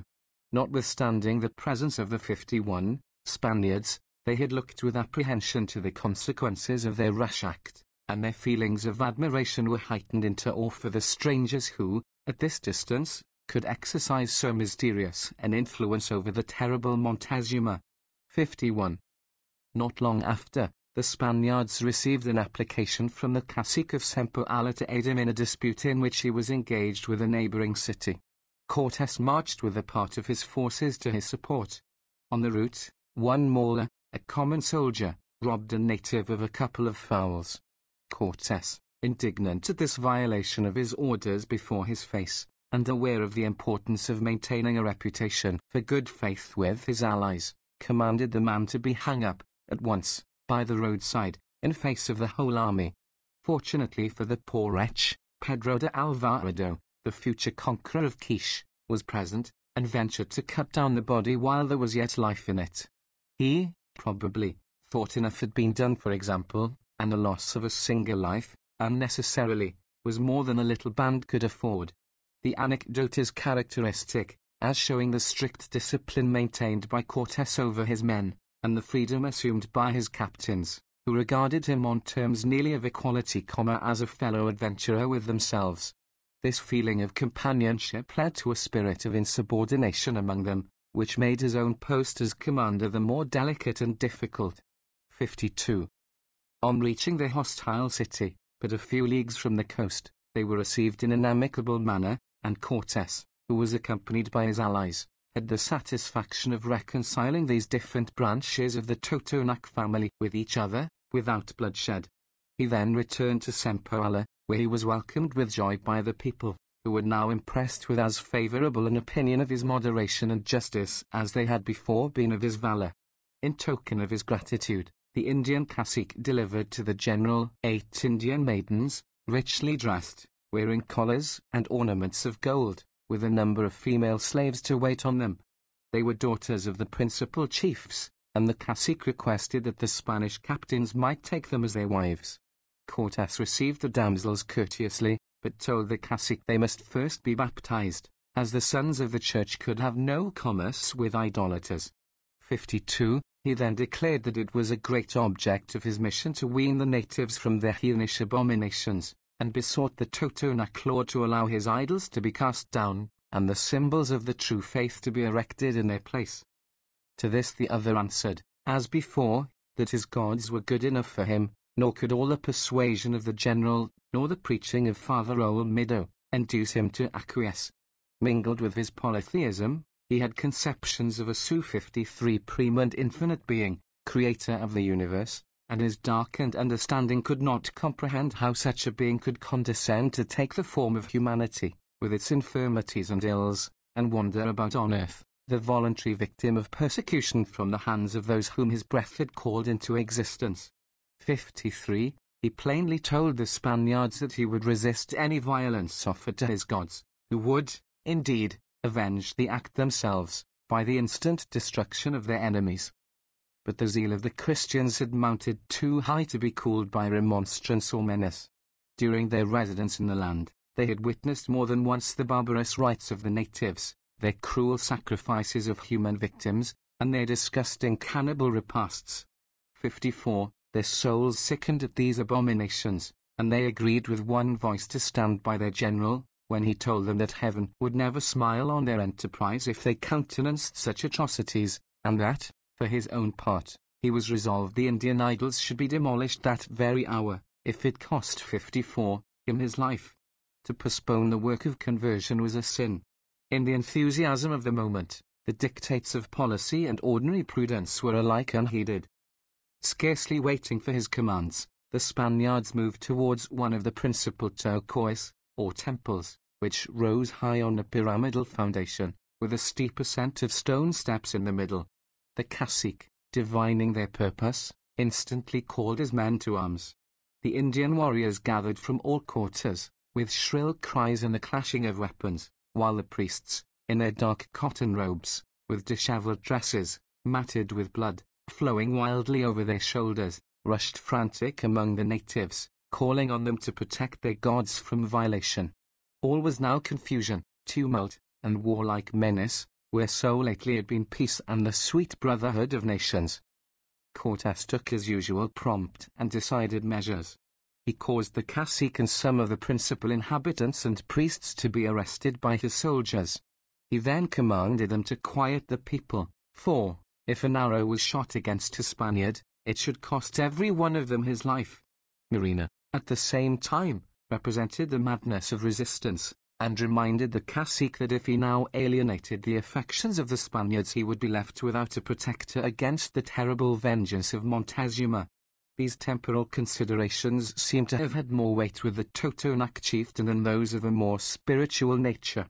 he covered his face with his hands. X 55, claiming that the gods would avenge their own wrongs. The Christians were not slow in availing themselves of his tacit acquiescence. 50 soldiers, at a signal from their general, sprang up the great stairway of the temple, entered the building on the summit, the walls of which were black with human gore, tore the huge wooden idols from their foundations, and dragged them to the edge of the terrace. Their fantastic forms and features, conveying a symbolic meaning, which was lost on the Spaniards, seemed in their eyes only the hideous lineaments of Satan. With great alacrity they rolled the colossal monsters down the steps of the pyramid, amidst the triumphant shouts of their own companions, and the groans and lamentations of the natives. They then consummated the whole by burning them in the presence of the assembled multitude. The same effect followed as in Cozumel. The Totonacs, finding their deities incapable of preventing or even punishing this profanation of their shrines, conceived a mean opinion of their power, compared with that of the mysterious and formidable strangers. The floor and walls of the Tocoli were then cleansed, by command of Cortes, from their foul impurities. A fresh coating of stucco was laid on them by the Indian masons, and an altar was raised, surmounted by a lofty cross, and hung with garlands of roses. A procession was next formed, in which some of the principal Totonac priests, exchanging their dark mantles for robes of white, carried lighted candles in their 56 hands, while an image of the Virgin, half smothered under the weight of flowers, was borne aloft, and, as the procession climbed the steps of the temple, was deposited above the altar. Mass was performed by Father Olmedo, and the impressive character of the ceremony and the passionate eloquence of the good priest touched the feelings of the motley audience, until Indians as well as Spaniards, if we may trust the chronicler, were melted into tears and audible sobs. The Protestant missionary seeks to enlighten the understanding of his convert by the pale light of reason. But the bolder Catholic, kindling the spirit by the splendor of the spectacle and by the glowing portrait of an agonized Redeemer, sweeps along his hearers in a tempest of passion that drowns everything like reflection. He has secured his convert, however, by the hold on his affections, an easier and more powerful hold, with the untutored savage, than reason. An old soldier named Juan de Torres, disabled by bodily infirmity, consented to remain and watch over the sanctuary and instruct the natives in its services. Cortes then, embracing his Totonac allies, now brothers in religion as in arms, set out once more for the Villa Rica, where he had some arrangements to complete previous to his departure for the capital. 55. He was surprised to find that a Spanish vessel had arrived there in his absence, having on board 57, 12 soldiers and 2 horses. It was under the command of a captain named Saucedo, a cavalier of the ocean, who had followed in the track of Cortes in quest of adventure. Though a small, they afforded a very seasonable body of recruits for the little army. By these men, the Spaniards were informed that Velázquez, the governor of Cuba, had lately received a warrant from the Spanish government to establish a colony in the newly discovered countries. Cortes now resolved to put a plan in execution which he had been some time meditating. He knew that all the late acts of the colony, as well as his own authority, would fall to the ground without the royal sanction. He knew, too, that the interest of Velázquez, which was great at court, would, so soon as he was acquainted with his secession, be wholly employed to circumvent and crush him. He resolved to anticipate his movements, and to send a vessel to Spain with dispatches addressed to the emperor himself, announcing the nature and extent of his discoveries, and to obtain, if possible, the confirmation of his proceedings. In order to conciliate his master's goodwill, he further proposed to send him such a present as should suggest lofty ideas of the importance of his own services to the crown. To effect this, the royal fifth he considered inadequate. He conferred with his officers, and persuaded them to relinquish their share of the treasure. At his instance, they made a similar application to the soldiers, representing that it was the earnest wish of the general, who set the example by resigning 58, his own fifth, equal to the share of the crown. It was but little that each man was asked to surrender, but the whole would make a present worthy of the monarch for whom it was intended. By this sacrifice they might hope to secure his indulgence for the past and his favour for the future, a temporary sacrifice, that would be well repaid by the security of the rich possessions which awaited them in Mexico. A paper was then circulated among the soldiers, which all who were disposed to relinquish their shares were requested to sign. Those who declined should have their claims respected, and receive the amount due to them. No one refused to sign, thus furnishing another example of the extraordinary power obtained by Cortes over these rapacious spirits, who, at his call, surrendered up the very treasures which had been the great object of their hazardous enterprise. 56. He accompanied this present with a letter to 59, the Emperor, in which he gave a full account of all that had befallen him since his departure from Cuba, of his various discoveries, battles, and traffic with the natives, their conversion to Christianity, his strange perils and sufferings, many particulars respecting the lands he had visited, and such as he could collect in regard to the great Mexican monarchy and its sovereign. He stated his difficulties with the governor of Cuba, the proceedings of the army in reference to colonization, and besought the emperor to confirm their acts, as well as his own authority, expressing his entire confidence that he should be able, with the aid of his brave followers, to place the Castilian crown in possession of this great Indian empire. 57. This was the celebrated first letter, as it is called, of Cortes, which has hitherto eluded every search that has been made for it in the libraries of Europe.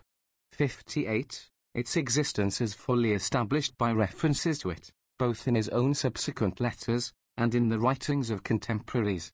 59. Its general 61. Purport is given by his chaplain Gomara. The importance of the document has doubtless been much overrated, and, should it ever come to light, it will probably be found to add little of interest to the matter contained in the letter from Vera Cruz, which has formed the basis of the preceding portion of our narrative. Cortes had no sources of information beyond those open to the authors of the latter document. He was even less full and frank in his communications, if it be true that he suppressed all notice of the discoveries of his two immediate predecessors. 60. The magistrates of the Villa Rica, in their epistle, went over the same ground with Cortes, concluding with an emphatic representation of the misconduct of Velasquez, whose venality, extortion, and selfish devotion to his personal interests, to the exclusion of those of his sovereigns as well as of his own followers, they placed in a most clear and unenviable light. 61. They implored the Gov. 62 government not to sanction his interference with the new colony, which would be fatal to its welfare, but to commit the undertaking to Hernando Cortes, as the man most capable, by his experience and conduct, of bringing it to a glorious termination. 62. With this letter went also another in the name of the citizen soldiers of Villa Rica, tendering their dutiful submission to the sovereigns, and requesting the confirmation of their proceedings, above all, that of Cortes as their general. The selection of the agents for the mission was a delicate matter, as on the result might depend the future fortunes of the colony and its commander. Cortes entrusted the affair to two cavaliers on whom he could rely, Francisco de Montel, the ancient partisan of Velasquez, and Alonso Hernandez de Puto Carrero. The latter officer was 63, a near kinsman of the Count of Medellin, and it was hoped his high connections might secure a favourable influence at court. Together with the treasure, which seemed to verify the assertion that the land teemed with gold as abundantly as that whence Solomon drew the same precious metal for his temple, 63, several Indian manuscripts were sent. Some were of cotton, others of the Mexican agave. Their unintelligible characters, says a chronicler, excited little interest in the conquerors. As evidence of intellectual culture, however, they formed higher objects of interest to a philosophic mind than those costly fabrics which attested only the mechanical ingenuity of the nation. 64. 4 Indian slaves were added as specimens of the natives. They had been rescued from the cages in which they were confined for sacrifice. One of the best vessels of the fleet was selected for the voyage, manned by 15 seamen, and placed under the direction of the pilot Alaminos. He was directed to hold his course through the Bahama Channel, north of Cuba, or Fernandina, as it was then called, and on no account to touch at that island, or any other in the Indian Ocean.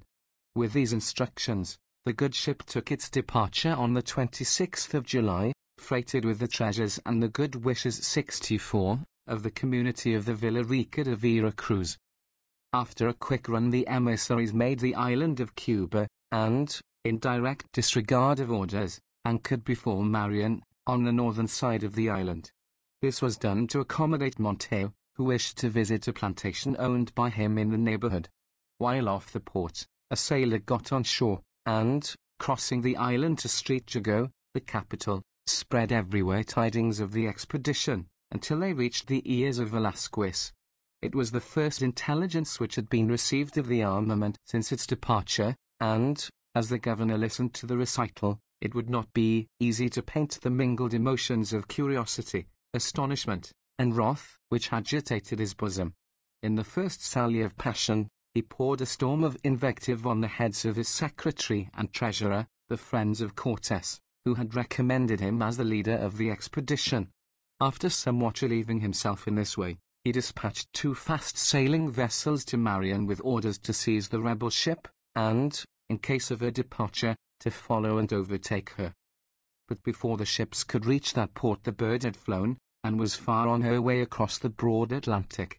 Stung with mortification at this fresh disappointment, Velasquez wrote letters of indignant complaint to the government at home, and to the Hieronymite fathers in Hispaniola, demanding redress. He obtained little satisfaction from the latter. He resolved, however, to take the matter into his own hands, and set about make 65 formidable preparations for another squadron, which should be more than a match for that under his rebellious officer. He was indefatigable in his exertions, visiting every part of the island, and straining all his resources to effect his purpose. The preparations were on a scale that necessarily consumed many months. Meanwhile the little vessel was speeding her prosperous way across the waters, and, after touching at one of the Azores, came safely into the harbour of Street Luca, in the month of October. However long it may appear in the more perfect nautical science of our day, it was reckoned a fair voyage for that. Of what befell the commissioners on their arrival, their reception at court, and the sensation caused by their intelligence, I defer the account to a future chapter. 65. Shortly after the departure of the commissioners, an affair occurred of a most unpleasant nature. A number of persons, with the priest Juan Diaz at their head, ill-affected, from some cause or other, towards the administration of Cortes, or not relishing the hazardous expedition before them, laid a plan to seize one of the vessels, make the best of their way to Cuba, and report to the governor the fate of the armament. It was conducted with so much secrecy that the party had got their provisions, water, and everything the seas 66 sari for the voyage, on board, without detection, when the conspiracy was betrayed, on the very night they were to sail, by one of their own number, who repented the part he had taken in it. The general caused the persons implicated to be instantly apprehended. An examination was instituted. The guilt of the parties was placed beyond a doubt. Sentence of death was passed on 2 of the ringleaders, another, the pilot, was condemned to lose his feet, and several others to be whipped. The priest, probably the most guilty of the whole, claiming the usual benefit of clergy, was permitted to escape. One of those condemned to the gallows was named Escudero, the very alguacil who, the reader may remember, so stealthily apprehended Cortes before the sanctuary in Cuba. 66. The general, on signing the death warrants, was heard to exclaim, "Would that I had never learned to write." It was not the first time, it was remarked, that the exclamation had been uttered in similar circumstances. 67. The arrangements being now finally settled at the Villa Rica, Cortes sent forward Alvarado, with a large part of the army, to Sempoala, where he soon after joined them with the remainder. The late affair of the conspiracy seems to have made a deep impression on his mind. It showed him that 67, there were timid spirits in the camp on whom he could not rely, and who, he feared, might spread the seeds of disaffection among their companions. Even the more resolute, on any occasion of disgust or disappointment hereafter, might falter in purpose, and, getting possession of the vessels, abandon the enterprise.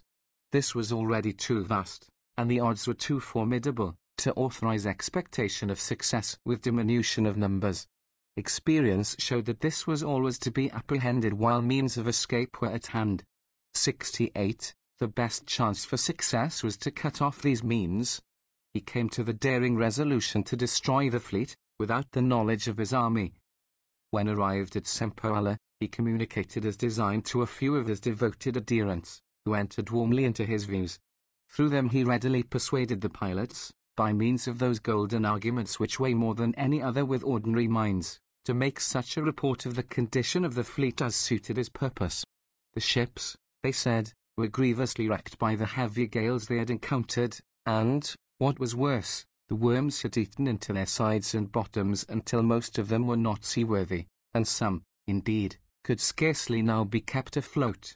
68.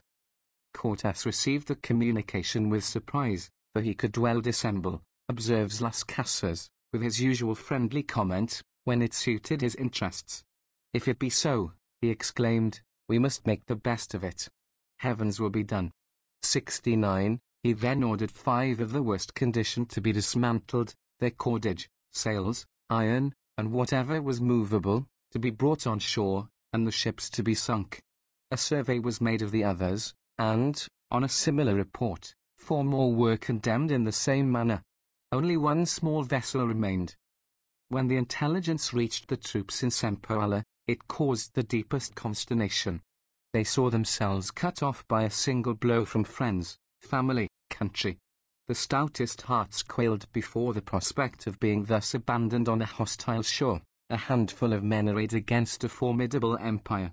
When the news arrived of the destruction of the 5 vessels first condemned, they had acquiesced in it as a necessary measure, knowing the mischievous activity of the insects in these tropical seas. But, when this was followed by the loss of the remaining 4, suspicions of the truth flashed on their minds. They felt they were betrayed. Murmurs, at first deep, swelled louder and louder, menacing open mutiny. Their general, they said, had led them like cattle to be butchered in the sham 69 bills. 70. The affair wore a most alarming aspect. In no situation was Cortes ever exposed to greater danger from his soldiers. 71.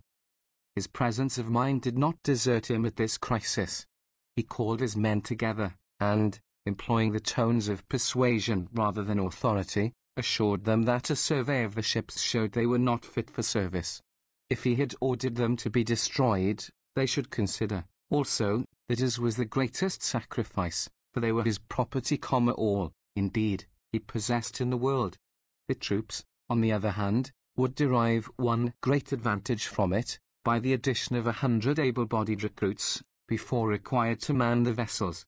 But, even if the fleet had been saved, it could have been of little service in their present expedition, since they would not need it if they succeeded, while they would be too far in the interior to profit by it if they failed.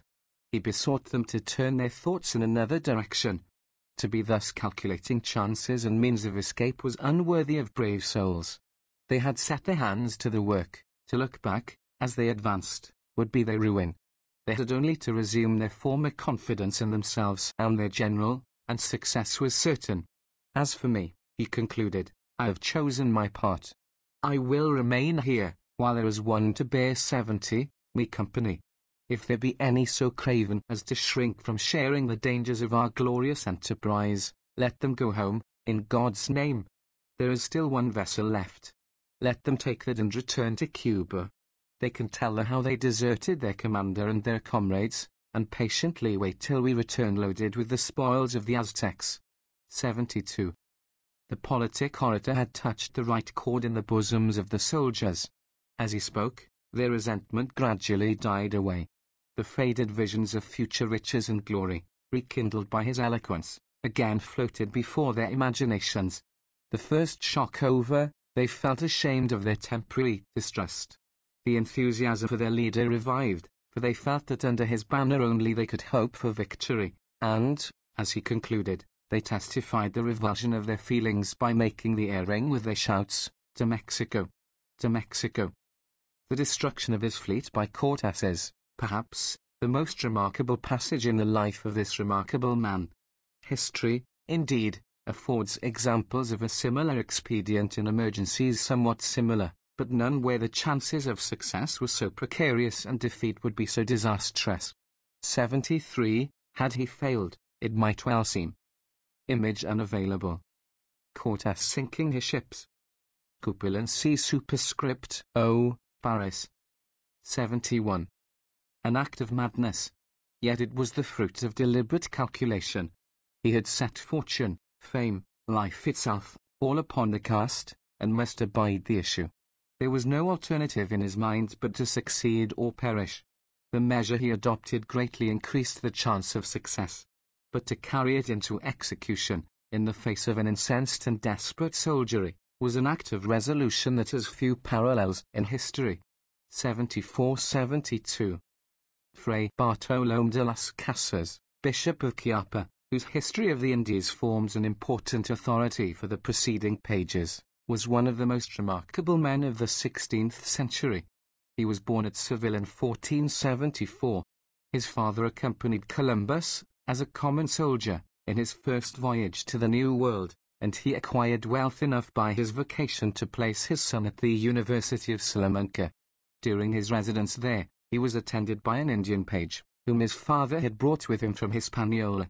Thus the uncompromising advocate for freedom began 73, his career as the owner of a slave himself. But he did not long remain so, for his slave was one of those subsequently liberated by the generous commands of Isabella. In 1498 he completed his studies in law and divinity, took his degree of licentiate, and in 1502 accompanied Oviedo in the most brilliant armada which had been equipped for the Western world. 8 years after, he was admitted to priest's orders in St. Domingo, an event somewhat memorable, since he was the first person consecrated in that holy office in the colonies. On the occupation of Cuba by the Spaniards, Las Casas passed over to that island, where he obtained a curacy in a small settlement. He soon, however, made himself known to the governor, Velázquez, by the fidelity with which he discharged his duties, and especially by the influence which his mild and benevolent teaching obtained for him over the Indians. Through his intimacy with the governor, Las Casas had the means of ameliorating the condition of the conquered race, and from this time he may be said to have consecrated all his energies to this one great object. At this period, the scheme of repartimientos, introduced soon after the discoveries of Columbus, was in full operation, and the aboriginal population of the islands was rapidly melting away under a system of oppression which has been seldom paralleled in the annals of mankind. Las Casas, outraged at the daily exhibition of crime and misery, returned to Spain to obtain some redress from government. Ferdinand died soon after his arrival. Charles was absent, but the reins were held by Cardinal Ximenes, who listened to the complaints of the benevolent missionary, and, with his characteristic vigor, instituted a commission of 3 Hieronymite friars, with full authority, as already noticed in the text, to reform abuses. Las Casas was honored, for his exertions, with the title of Protector General of the Indians. The new commissioners behaved with great discretion, but their office was one of consummate difficulty, as it required time to introduce important changes in established institutions. The ardent and impetuous temper of Las Casas, disdaining every consideration of prudence, overleaped till these obstacles, and chafed under what he considered the lukewarm and temporizing policy of the commissioners. As he was at no pains to conceal his disgust, the parties soon came to a misunderstanding with each other, and Las Casas again returned to the mother country, to stimulate the government, if possible, to more effectual measures for the protection of the natives. He found the country under the administration of the Flemings, who discovered from the first a wholesome abhorrence of the abuses practiced in the colonies, and who, in short, seemed inclined to tolerate no peculation or extortion but their own. They acquiesced, without much difficulty, in the recommendations of Las Casas, who proposed to relieve the natives by sending out Castilian laborers and by importing Negro slaves into the islands. This last proposition has 74 brought heavy obloquy on the head of its author, who has been freely accused of having thus introduced Negro slavery into the New World. Others, with equal groundlessness, have attempted to vindicate his memory from the reproach of having recommended the measure at all. Unfortunately for the latter assertion, Las Casas, in his History of the Indies, confesses, with deep regret and humiliation, his advice on this occasion, founded on the most erroneous views, as he frankly states, since, to use his own words, The same law applies equally to the Negro as to the Indian. But, so far from having introduced slavery by this measure into the islands, the importation of blacks that dates from the beginning of the century. It was recommended by some of the wisest and most benevolent persons in the colony, as the means of diminishing the amount of human suffering, since the African was more fitted by his constitution to endure climate and the severe toil imposed on the slave, than the feeble and effeminate islander. It was a suggestion of humanity, however mistaken, and, considering the circumstances under which it occurred, and the age, it may well be forgiven in Las Casas, especially taking into view that, as he became more enlightened himself, he was so ready to testify his regret at having unadvisedly countenanced the measure. The experiment recommended by Las Casas was made, but, through the apathy of Fonseca, President of the Indian Council, not heartily, and it failed. The good missionary now proposed another and much bolder scheme. He requested that a large tract of country in Tierra Firme, in the neighborhood of the famous pearl fisheries, might be ceded to him for the purpose of planting a colony there, and of converting the natives to Christianity. He required that none of the authorities of the islands, and no military force, especially, should be allowed to interfere with his movements. He pledged himself by peaceful means alone to accomplish all that had been done by violence in other quarters. He asked only that a certain number of laborers should attend him, invited by a bounty from government, and that he might further be accompanied by 50 Dominicans, who were to be distinguished like himself by a peculiar dress, that should lead the natives to suppose them a different race of men from the Spaniards. This proposition was denounced as chimerical and fantastic by some, whose own opportunities of observation entitled their judgment to respect. These men declared the Indian, from his nature, incapable of civilization. The question was one of such moment that Charles V ordered the discussion to be conducted before him. The opponent of Las Casas was first heard, when the good missionary, in answer, warmed by the noble cause he was to maintain, and nothing daunted by the august presence in which he stood, delivered himself with a fervent eloquence that went directly to the hearts of his auditors. The Christian religion, he concluded, is equal in its operation, and is accommodated to every nation on the globe. It robs no one of his freedom, 75, violates none of his inherent rights, on the ground that he is a slave by nature, as pretended, and it well becomes your majesty to banish so monstrous an oppression from your kingdom in the beginning of your reign, that the Almighty may make it long and glorious. In the end Las Casas prevailed. He was furnished with the men and means for establishing his colony, and in 1520 embarked for America. But the result was a lamentable failure. The country assigned to him lay in the neighborhood of a Spanish settlement, which had already committed some acts of violence on the natives. To quell the latter, now thrown into commotion, an armed force was sent by the young admiral from Hispaniola. The very people, among whom Las Casas was to appear as the messenger of peace, were thus involved in deadly strife with his countrymen. The enemy had been before him in his own harvest. While waiting for the close of these turbulent scenes, the laborers, whom he had taken out with him, dispersed, in despair of effecting their object. And after an attempt to pursue, with his faithful Dominican brethren, the work of colonization further, other untoward circumstances compelled them to abandon the project altogether. Its unfortunate author, overwhelmed with chagrin, took refuge in the Dominican monastery in the island of Hispaniola.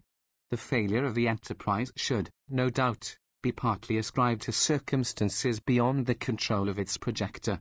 Yet it is impossible not to recognize in the whole scheme, and in the conduct of it, the hand of one much more familiar with books than men, who, in the seclusion of the cloister, had meditated and matured his benevolent plans, without fully estimating the obstacles that lay in their way, and who counted too confidently on meeting the same generous enthusiasm in others which glowed in his own bosom. He found, in his disgrace, the greatest consolation and sympathy from the brethren of Saint Dominic, who stood forth as the avowed champions of the Indians on all occasions, and showed themselves as devoted to the cause of freedom in the New World as they had been hostile to it in the Old. Las Casas soon became a member of their order, and, in his monastic retirement, applied himself for many years to the performance of his spiritual duties, and the composition of various works, all directed, more or less, to vindicate the rights of the Indians. Here, too, he commenced his great work, the Historia General de las Indias, which he pursued, at intervals of leisure, from 1527 till a few years before his death. His time, however, was not wholly absorbed by these labors, and he found means to engage in several laborious missions. He preached the gospel among the natives of Nicaragua and Guatemala, and succeeded in converting and reducing to obedience some wild tribes in the latter province, who had defied the arms of his countrymen. In all these pious labors he was sustained by his Dominican brethren. At length, in 1539, he crossed the waters again, to seek further assistance and recruits among the members of his order. 76. A great change had taken place in the board that now presided over the colonial department. The cold and narrow-minded Fonseca, who, during his long administration, had, it may be truly said, shown himself the enemy of every great name and good measure connected with the Indians, had died. His place, as president of the Indian Council, was filled by Loaza, Charles's confessor. This functionary, general of the Dominicans, gave ready audience to Las Casas, and showed a good will to his proposed plans of reform. Charles, too, now grown older, seemed to feel more deeply the responsibility of his station, and the necessity of redressing the wrongs, too long tolerated, of his American subjects. The state of the colonies became a common topic of discussion, not only in the council, but in the court, and the representations of Las Casas made an impression that manifested itself in the change of sentiment more clearly every day. He promoted this by the publication of some of his writings at this time, and especially of his Brevisima Relacine, or short account of the destruction of the Indies, in which he set before the reader the manifold atrocities committed by his countrymen in different parts of the New World in the prosecution of their conquests. It is a tale of woe. Every line of the work may be said to be written in blood. However good the motives of its author, we may regret that the book was ever written. He would have been certainly right not to spare his countrymen, to exhibit the misdeeds in their true colours, and by this appalling picture, for such it would have been, to have recalled the nation, and those who governed it, to a proper sense of the iniquitous career it was pursuing on the other side of the water. But, to produce a more striking effect, he has lent a willing ear to every tale of violence and rapine, and magnified the amount to a degree which borders on the ridiculous. The wild extravagance of his numerical estimates is of itself sufficient to shake confidence in the accuracy of his statements generally. Yet the naked truth was too startling in itself to demand the aid of exaggeration.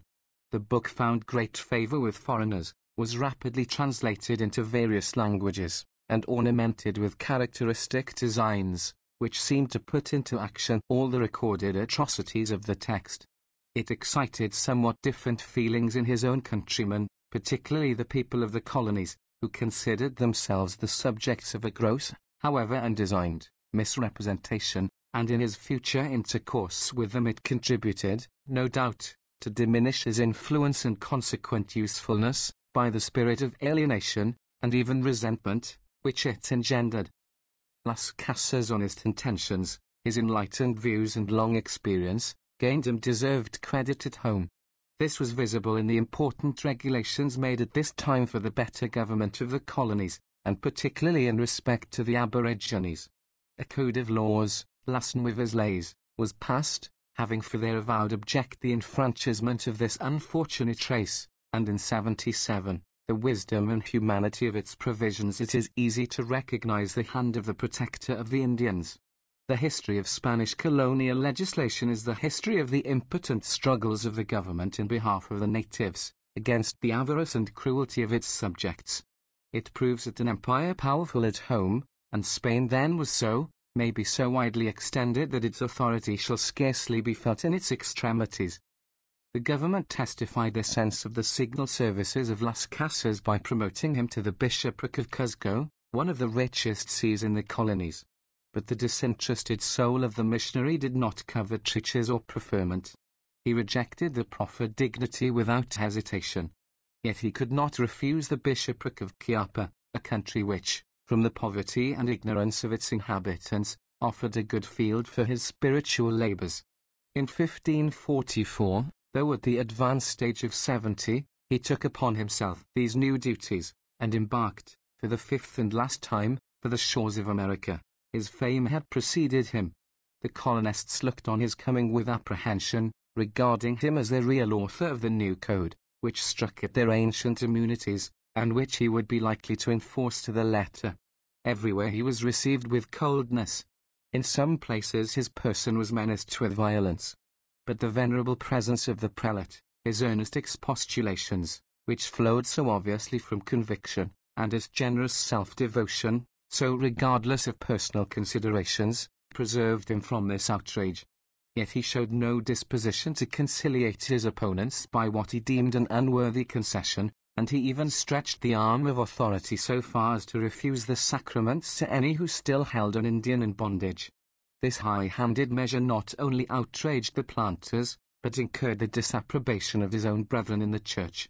3 years were spent in disagreeable altercation without coming to any decision. The Spaniards, to borrow their accustomed phraseology on these occasions, obeying the law, but not fulfilling it, applied to the court for further instructions, and the bishop, no longer supported by his own brethren, thwarted by the colonial magistrates, and outraged by the people, relinquished a post where his presence could be no longer useful, and returned to spend the remainder of his days in tranquillity at home. Yet, though withdrawn to his Dominican convent, he did not pass his hours in slothful seclusion. He again appeared as the champion of Indian freedom in the famous controversy with Sepulveda, one of the most acute scholars of the time, and far surpassing Las Casas in elegance and correctness of composition. But the Bishop of Chiapa was his superior in argument, at least in this discussion, where he had right and reason on his side. In his 30 propositions, as they are called, in which he sums up the several points of his case, he maintains that the circumstance of infidelity in religion cannot deprive a nation of its political rights, that the Holy 78, c. in its grant of the New World to the Catholic sovereigns, designed only to confer the right of converting its inhabitants to Christianity, and of thus winning a peaceful authority over them, and that no authority could be valid which rested on other foundations. This was striking at the root of the colonial empires assumed by Castile.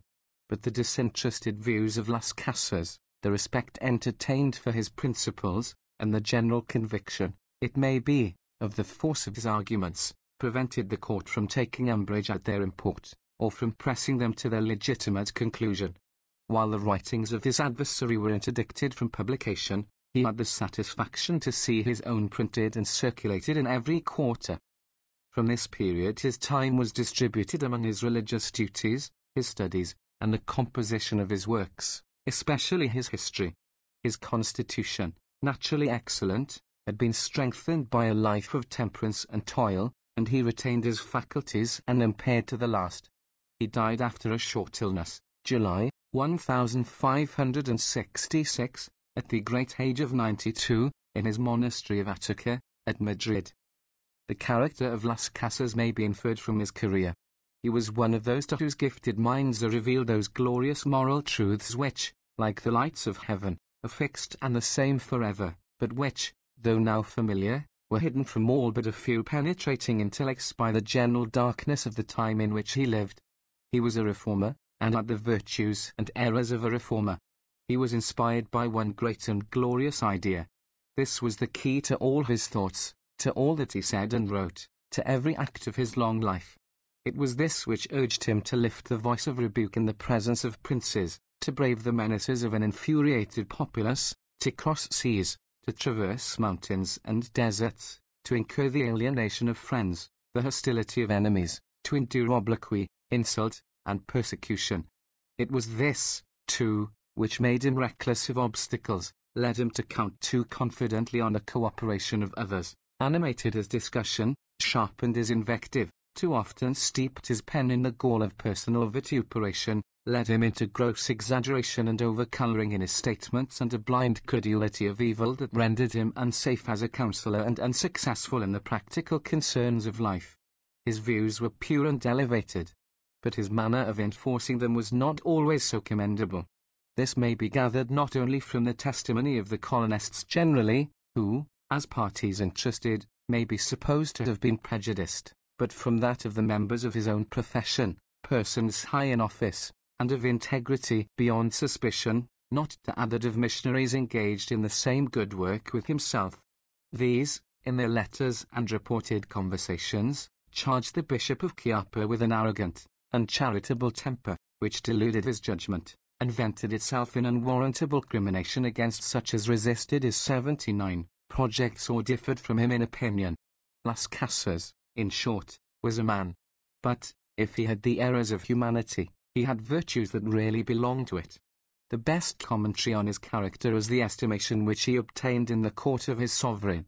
A liberal pension was settled on him after his last return from America, which he chiefly expended on charitable objects.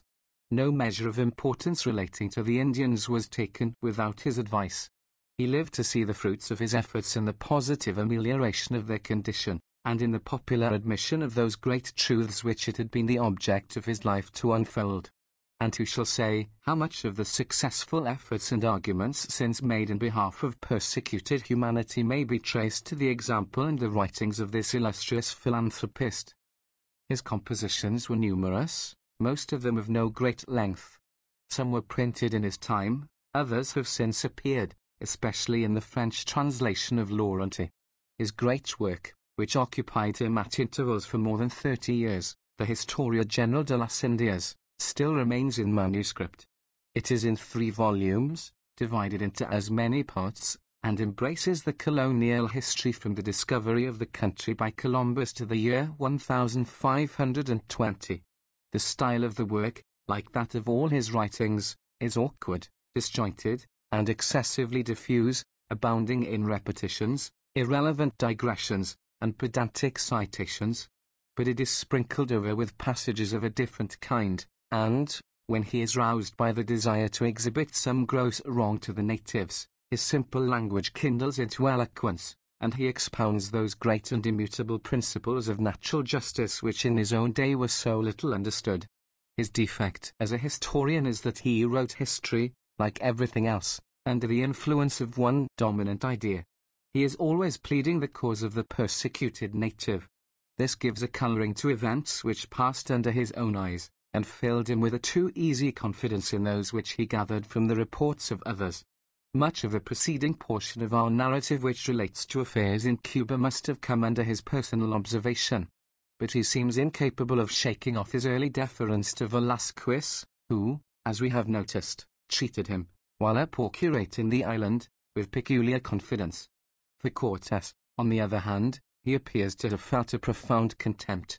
He witnessed the commencement of his career, when he was standing, cap in hand, as it were, at the proud governor's door, thankful even for a smile of recognition. Las Casas remembered all this, and, when he saw the conqueror of Mexico rise into a glory and renown that threw his former patron into the shade, and most unfairly, as Las Casas deemed, at the expense of that patron, the good bishop could not withhold his indignation, nor speak of him otherwise than with a sneer, as a mere upstart adventurer. It is the existence of defects like these, and the fear of the misconception likely to be produced by them, that have so long prevented the publication of his history. At his death, he left it to the convent of San Gregorio, at Valladolid, with directions that it should not be printed for 40 years, nor be seen during that time by any layman or member of the fraternity. Herrera, however, was permitted to consult it, and he liberally transferred its contents to his own volumes, which appeared in 1601. The Royal Academy of History revised the first volume of Las Casas some years since, with a view to the publication of the whole work. But the indiscreet and imaginative style of the composition, according to Navarrete, and the consideration that its most important facts were already known through other channels, induced that body to abandon the design. With deference to their judgment, this seems to me a mistake. Las Casas, with every deduction, is one of the great writers of the nation, great from the important truths which he discerned when none else could see them, and from the courage with which he proclaimed them to the world. They are scattered over his history as well as his other writings. They are not, however, the passages transcribed by Herrera. In the statement of fact, too, however partial and prejudiced, no one will impeach his integrity, and, as an enlightened contemporary, his evidence is of undeniable value. It is due to the memory of Las Casas that, if his work be given to the public at all, it should not be through the garbled extracts of one who was no fair interpreter of his opinions. Las Casas does not speak for himself in the courtly pages of Herrera. Yet the history should not be published without a suitable commentary to enlighten the student and guard him against any undue prejudices in the writer. We may hope that the entire manuscript will one day be given to the world under the auspices of that distinguished body which has already done so much in this way for the illustration of the national annals. The Historia de las Indias was published in 5 volumes, in 1875-76, by the Royal Academy of History in Madrid. Prescott's manuscript copy of the work was probably burned in Boston in 1872. The life of Las Casas has been several times written. The 2 memoirs most worthy of notice are that by Laurenti, late Secretary of the Inquisition, prefixed to his French translation of the bishop's controversial writings, and that by Quintana, in the 3rd volume of his Espanoles Celebes, where it presents a truly noble specimen of biographical composition, enriched by a literary criticism as acute as it is candid. I have gone to the greater length in this notice, from the interesting character of the man, and the little that is known of him to the English reader.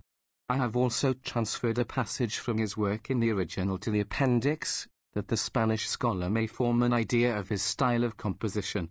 He ceases to be an authority for us henceforth, as his account of the expedition of Cortes terminates with the destruction of the navy. 81. Book 3. March to Mexico. 82. 83. Chapter 1. Proceedings at Zempoala, the Spaniards climb the tableland, picturesque scenery, transactions with the natives, embassy to Tlaxcala. 1519. While at Zempoala, Cortes received a message from Escalante, his commander at Villarica, informing him there were 4 strange ships hovering off the coast, and that they took no notice of his repeated signals. This intelligence greatly alarmed the general, who feared they might be a squadron sent by the governor of Cuba to interfere with his movements. In much haste, he set out at the head of a few horsemen, and, ordering a party of light infantry to follow, posted back to Villarica. The rest of the army he left in charge of Alvarado and of Gonzalo de Sandoval, a young officer who had begun to give evidence of the uncommon qualities which have secured to him so distinguished a rank among the conquerors of Mexico. 84. Escalante would have persuaded the general, on his reaching the town, to take some rest, and allow him to go in search of the strangers. But Cortes replied with the homely proverb, "A wounded hare takes no nap." 75, and, without stopping to refresh himself or his men, pushed on 3 or 4 leagues to the north, where he understood the ships were at anchor. On the way, he fell in with 3 Spaniards, just landed from them. To his eager inquiries whence they came, they replied that they belonged to a squadron fitted out by Francisco de Garay, governor of Jamaica. This person, the year previous, had visited the Florida coast, and obtained from Spain, where he had some interest at court, authority over the countries he might discover in that vicinity. The 3 men, consisting of a notary and 2 witnesses, had been sent on shore to warn their countrymen under Cortes to desist from what was considered an encroachment on the territories of Garay. Probably neither the governor of Jamaica nor his officers had any precise notion of the geography and limits of these territories. Cortes saw at once there was nothing to apprehend from this quarter.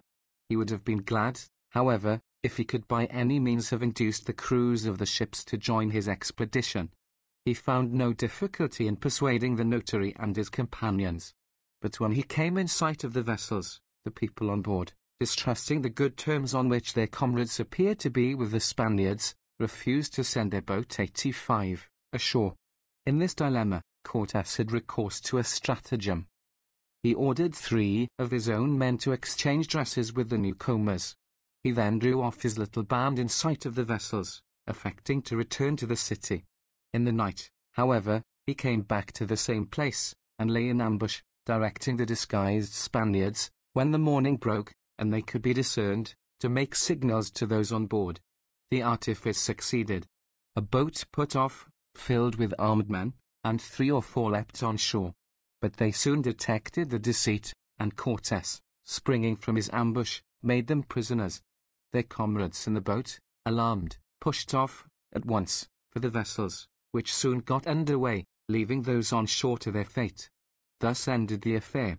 Cortés returned to Zempoala, with the addition of half a dozen able-bodied recruits, and, what was of more importance, relieved in his own mind from the apprehension of interference with his operations. 76. He now made arrangements for his speedy departure from the Totonac capital. The forces reserved for the expedition amounted to about 400 foot and 15 horse, with 7 pieces of artillery. He obtained, also, from the cacique of Zempoala, 1,300 warriors, and 1,000 tamans, or porters, to drag the guns and transport the baggage. He took 40 more of their principal men as hostages, as well as to 86, guide him on the way and serve him by their counsels among the strange tribes he was to visit. They were, in fact, of essential service to him throughout the march. 77. The remainder of this Spanish force he left in garrison at Villarica de Veracruz, the command of which he had entrusted to the alguacil, Juan de Escalante, an officer devoted to his interests. The selection was judicious. It was important to place there a man who would resist any hostile interference from his European rivals, on the one hand, and maintain the present friendly relations with the natives, on the other. Cortés recommended the Totonac chiefs to apply to this officer in case of any difficulty, assuring them that so long as they remained faithful to their new sovereign and religion they should find a sure protection in the Spaniards. Before marching, the general spoke a few words of encouragement to his own men. He told them they were now to embark in earnest on an enterprise which had been the great object of their desires, and that the blessed Saviour would carry them victorious through every battle with their enemies.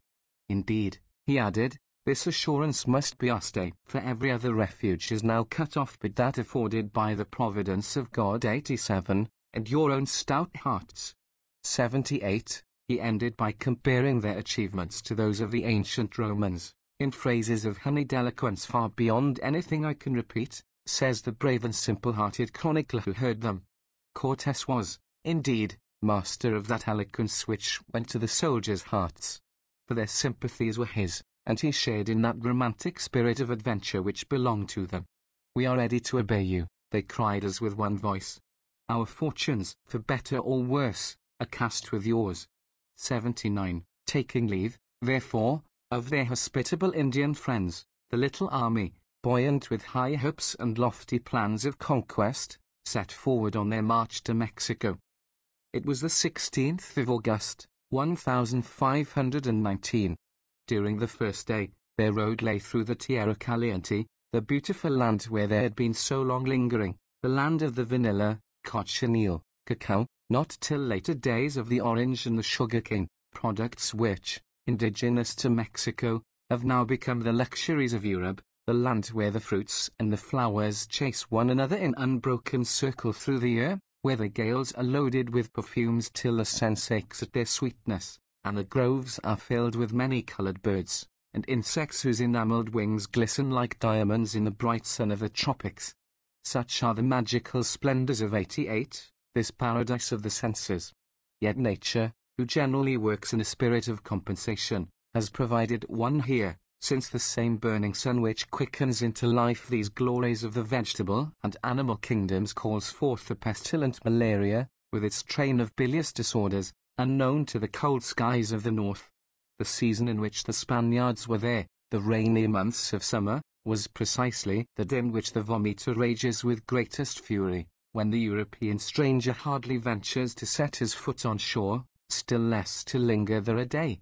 We find no mention made of it in the records of the conquerors, nor any notice, indeed, of an uncommon mortality. The fact doubtless corroborates the theory of those who postpone the appearance of the yellow fever till long after the occupation of the country by the whites. It proves, at least, that, if existing before, it must have been in a very much mitigated form. After some leagues of travel over roads made nearly impassable by the summer rains, the troops began the gradual ascent, more gradual on the eastern than the western declivities of the Cordilleras, which leads up to the tableland of Mexico. At the close of the second day they reached Xalapa, a place still retaining the same Aztec name that it has communicated to the drug race in its environs, the medicinal virtues of which are now known throughout the world. 80. This town stands 89, midway up the long ascent, at an elevation where the vapors from the ocean, touching in their westerly progress, maintain a rich verdure throughout the year. Though somewhat infected by these marine fogs, the air is usually bland and salubrious. The wealthy resident of the lower regions retires here for safety in the heats of summer, and the traveler hails its groves of oak with delight, as announcing that he is above the deadly influence of the vomito.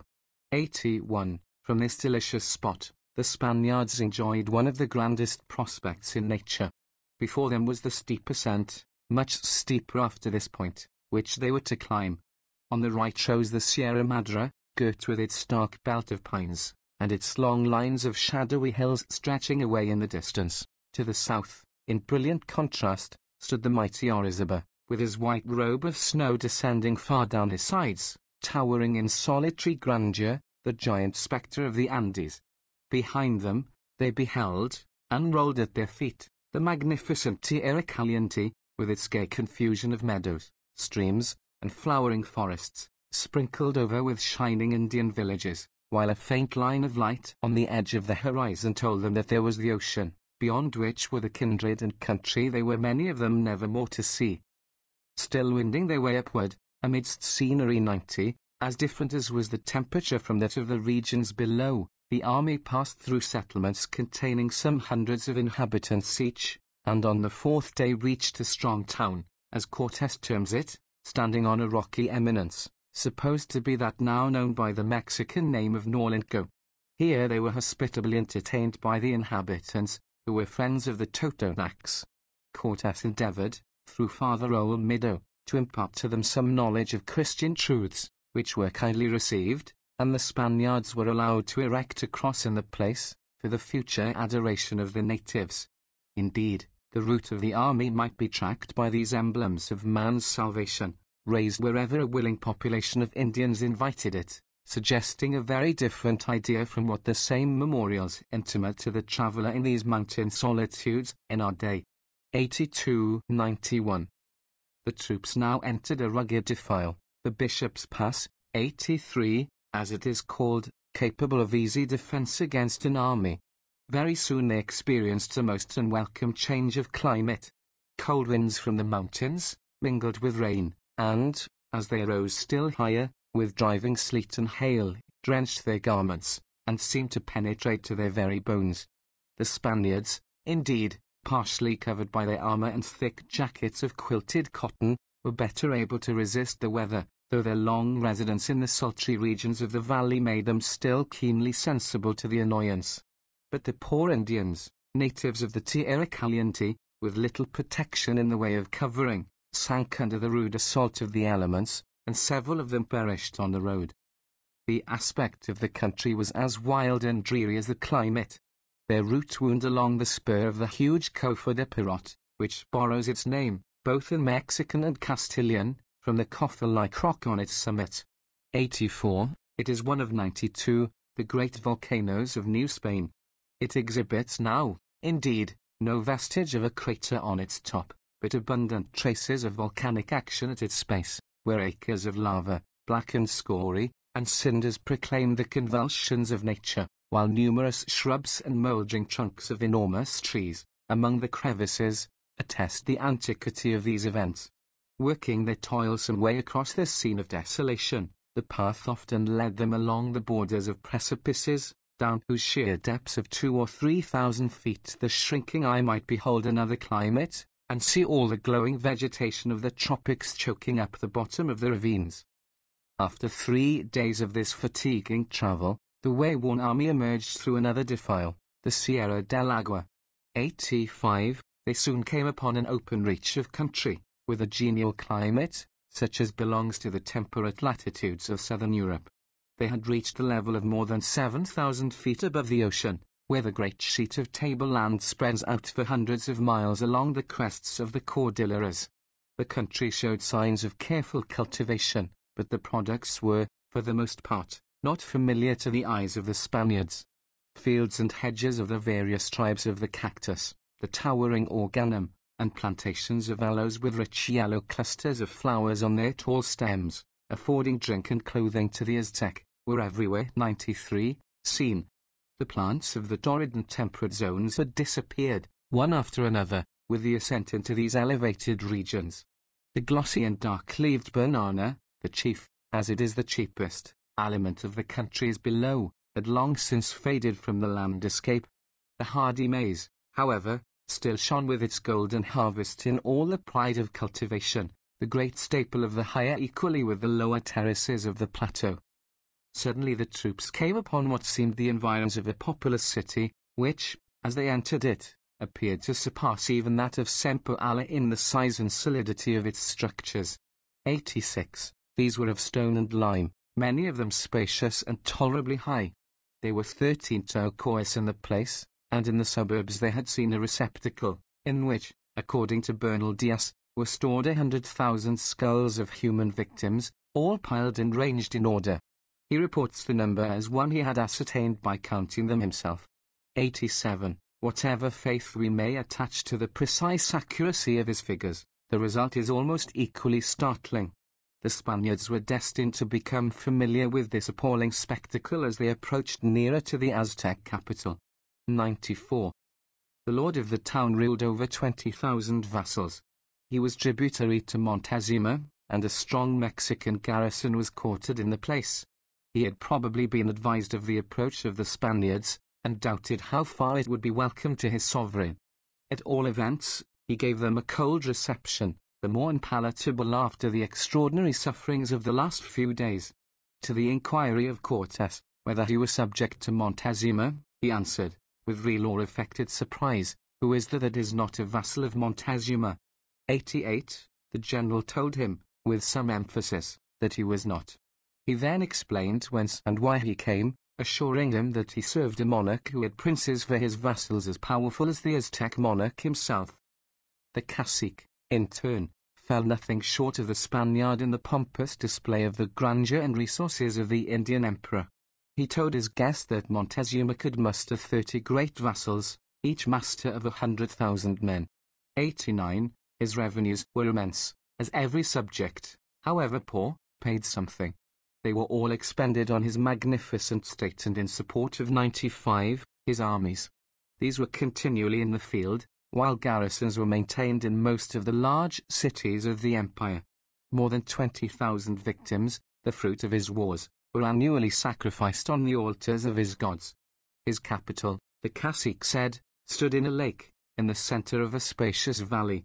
The lake was commanded by the emperor's vessels, and the approach to the city was by means of causeways, several miles long, connected in parts by wooden bridges, which, when raised, cut off all communication with the country. Some other things he added, in answer to queries of his guest, in which, as the reader may imagine, the crafty or credulous cacique varnished over the truth with a lively colouring of romance.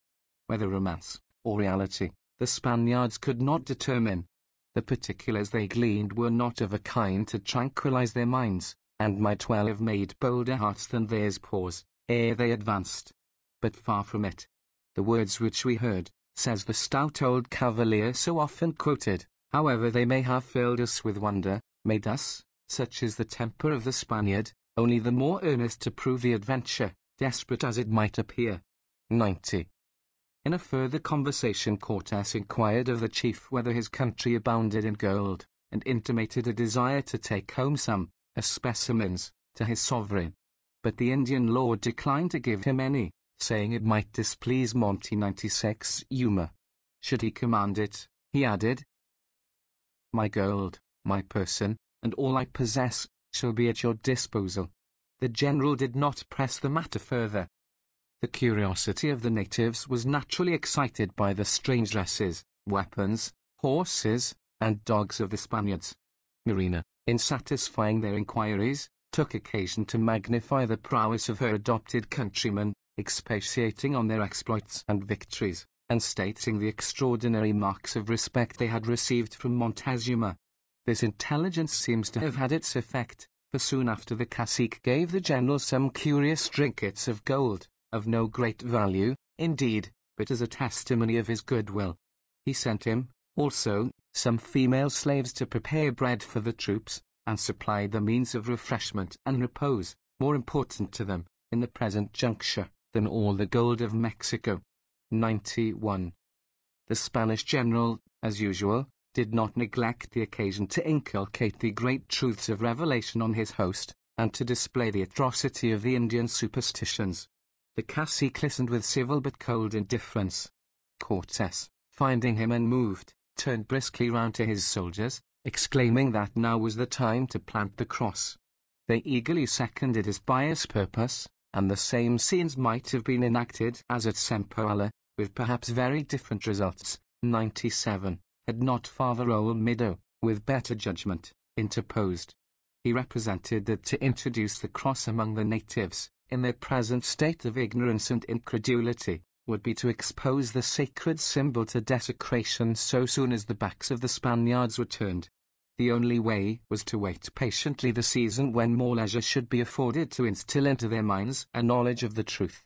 The sober reasoning of the good father prevailed over the passions of the martial enthusiasts.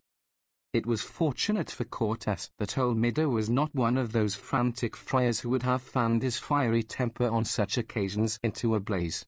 It might have had a most disastrous influence on his fortunes, for he held all temporal consequences light in comparison with the great work of conversion, to effect which the unscrupulous mind of the soldier, trained to the stern discipline of the camp, would have employed force whenever fair means were ineffectual.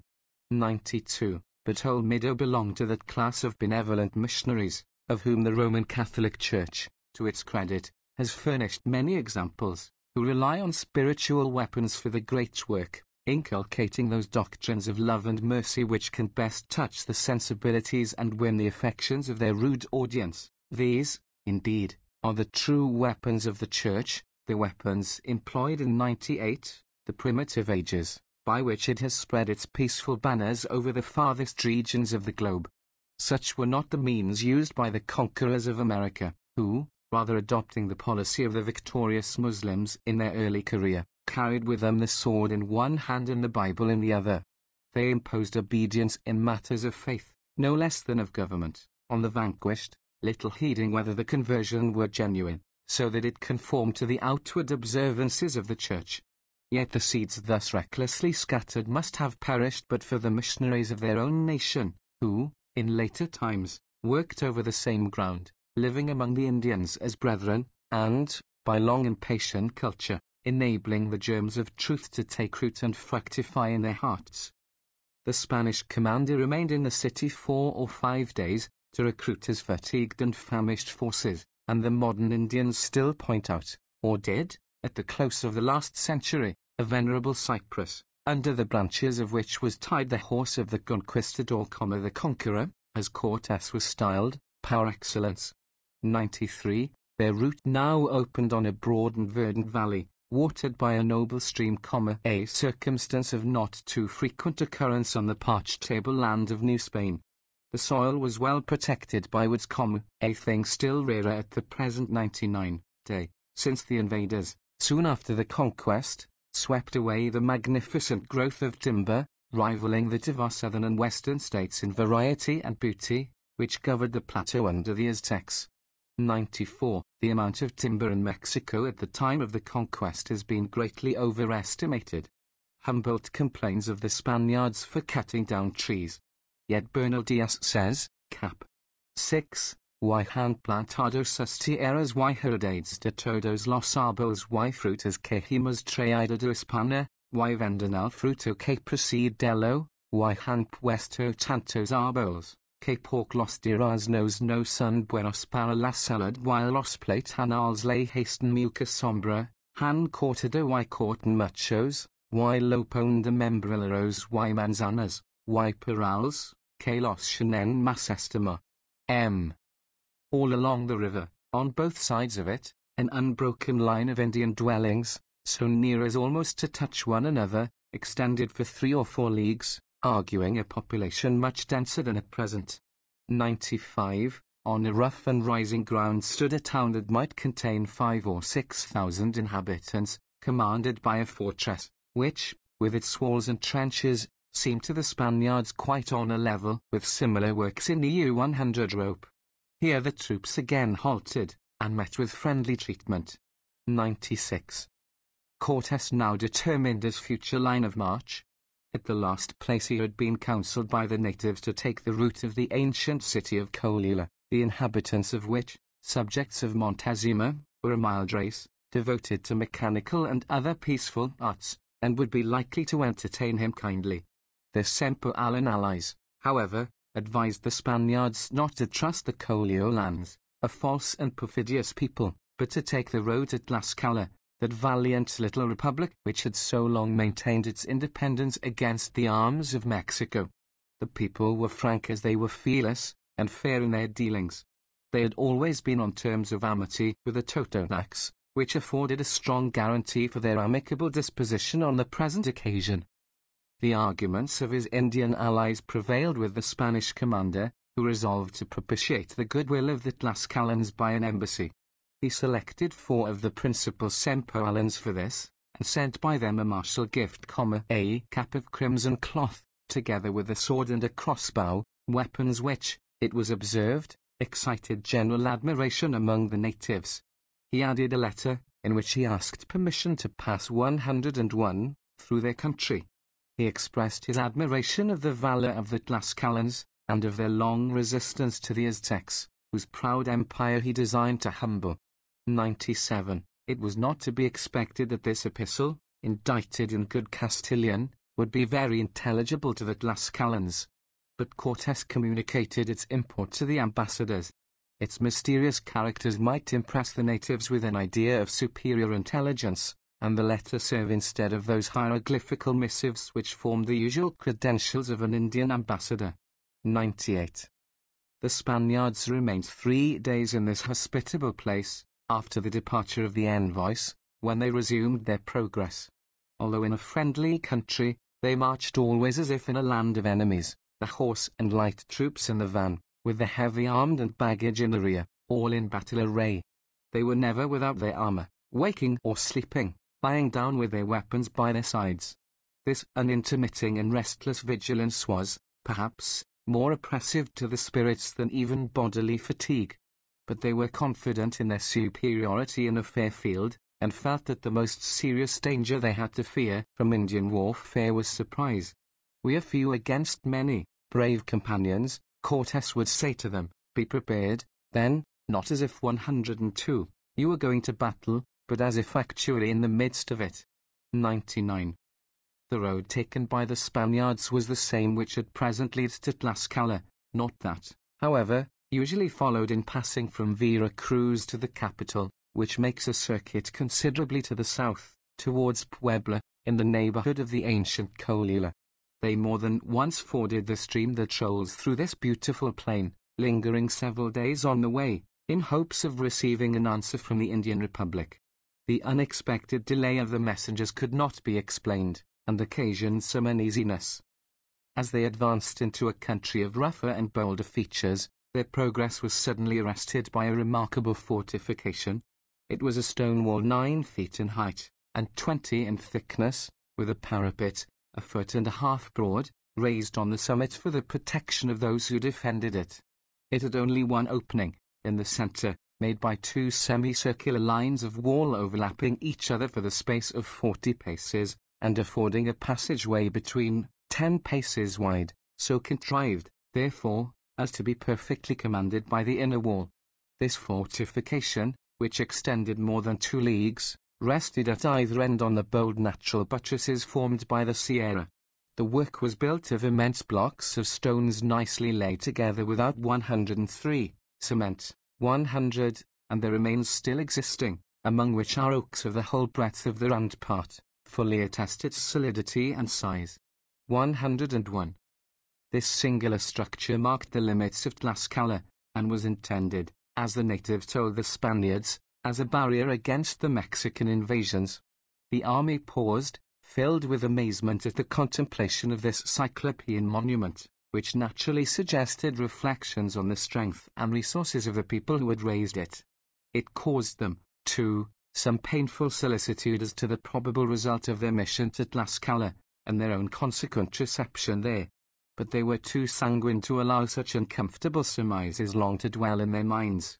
Cortes put himself at the head of his cavalry, and, calling out, "Forward, soldiers, the Holy Cross is our banner, and under that we shall conquer," led his little army through the undefended passage, and in a few minutes they trod the soil of the Free Republic of Tlaxcala. 102-104. Chapter 2.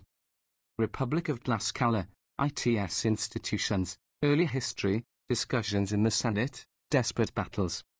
1519.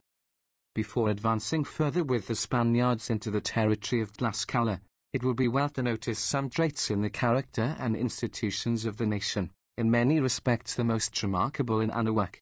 The Tlaxcalans belonged to the same great family with the Aztecs. 103. They came on the Grand Plateau about the same time with the kindred races, at the close of the 12th century, and planted themselves on the western borders of the Lake of Tezcuco. Here they remained many years, engaged in the usual pursuits of a bold and partially civilized people. The Tlaxcalans, belonging to the same great family with the Aztecs, of course had governmental institutions similar to those of the Aztecs. The clan dwelt in a pueblo and was divided into 4 phratries. For the system of government, see note, pages 33 to 36, volume I.M.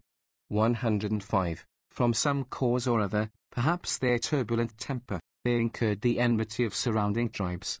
A coalition was formed against them, and a bloody battle was fought on the plains of Poyotlan, in which the Tlaxcalans were completely victorious. Disgusted, however, with their residence among nations with whom they found so little favor, the conquering people resolved to migrate. They separated into 3 divisions, the largest of which, taking a southern course by the great volcan of Mexico, wound round the ancient city of Colula, and finally settled in the district of country overshadowed by the Sierra of Tlaxcala. The warm and fruitful valleys, locked up in the embraces of this rugged brotherhood of mountains, afforded means of subsistence for an agricultural people, while the bold eminences of the Sierra presented secure positions for their towns. After the lapse of years, the institutions of the nation underwent an important change. The monarchy was divided first into 2, afterwards into 4 separate states, bound together by a sort of federal compact, probably not very nicely defined. Each state, however, had its lord or supreme chief, independent in his own territories, and possessed of coordinate authority with the others in all matters concerning the whole republic. The affairs of government, especially all those relating to peace and war, were settled in a senate or council, consisting of the 4 lords with their inferior nobles. The lower dignitaries held of the superior, each 106, in his own district, by a kind of feudal tenure, being bound to supply his table and enable him to maintain his state in peace, as well as to serve him in war. 104. In return, he experienced the aid and protection of this suzerain. The same mutual obligations existed between him and the followers among whom his own territories were distributed. 105. Thus a chain of feudal dependencies was established, which, if not contrived with all the art and legal refinements of analogous institutions in the Old World, displayed their most prominent characteristics in its personal relations, the obligations of military service on the one hand, and protection on the other. This form of government, so different from that of the surrounding nations, subsisted till the arrival of the Spaniards.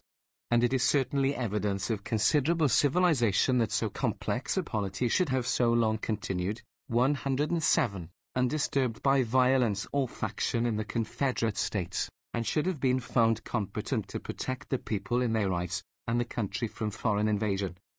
The lowest order of the people, however, do not seem to have enjoyed higher immunities than under the monarchical governments, and their rank was carefully defined by an appropriate dress, and by their exclusion from the insignia of the aristocratic orders. 106. The nation, agricultural in its habits, reserved its highest honors, like most other rude, unhappily, also, civilized, nations, for military prowess. Public games were instituted, and prizes decreed to those who excelled in such manly and athletic exercises as might train them for the fatigues of war. triumphs were granted to the victorious general, who entered the city leading his spoils and captives in long procession, while his achievements were commemorated in national songs, and his effigy, whether in wood or stone, was erected in the temples. It was truly in the martial spirit of Republican Rome. 107. An institution not unlike knighthood was introduced, very similar to one existing also among the Aztecs. The aspirant to the honors of this barbaric chivalry watched his arms and fasted 50 or 108, 60 days in the temple, then listened to a grave discourse on the duties of his new profession.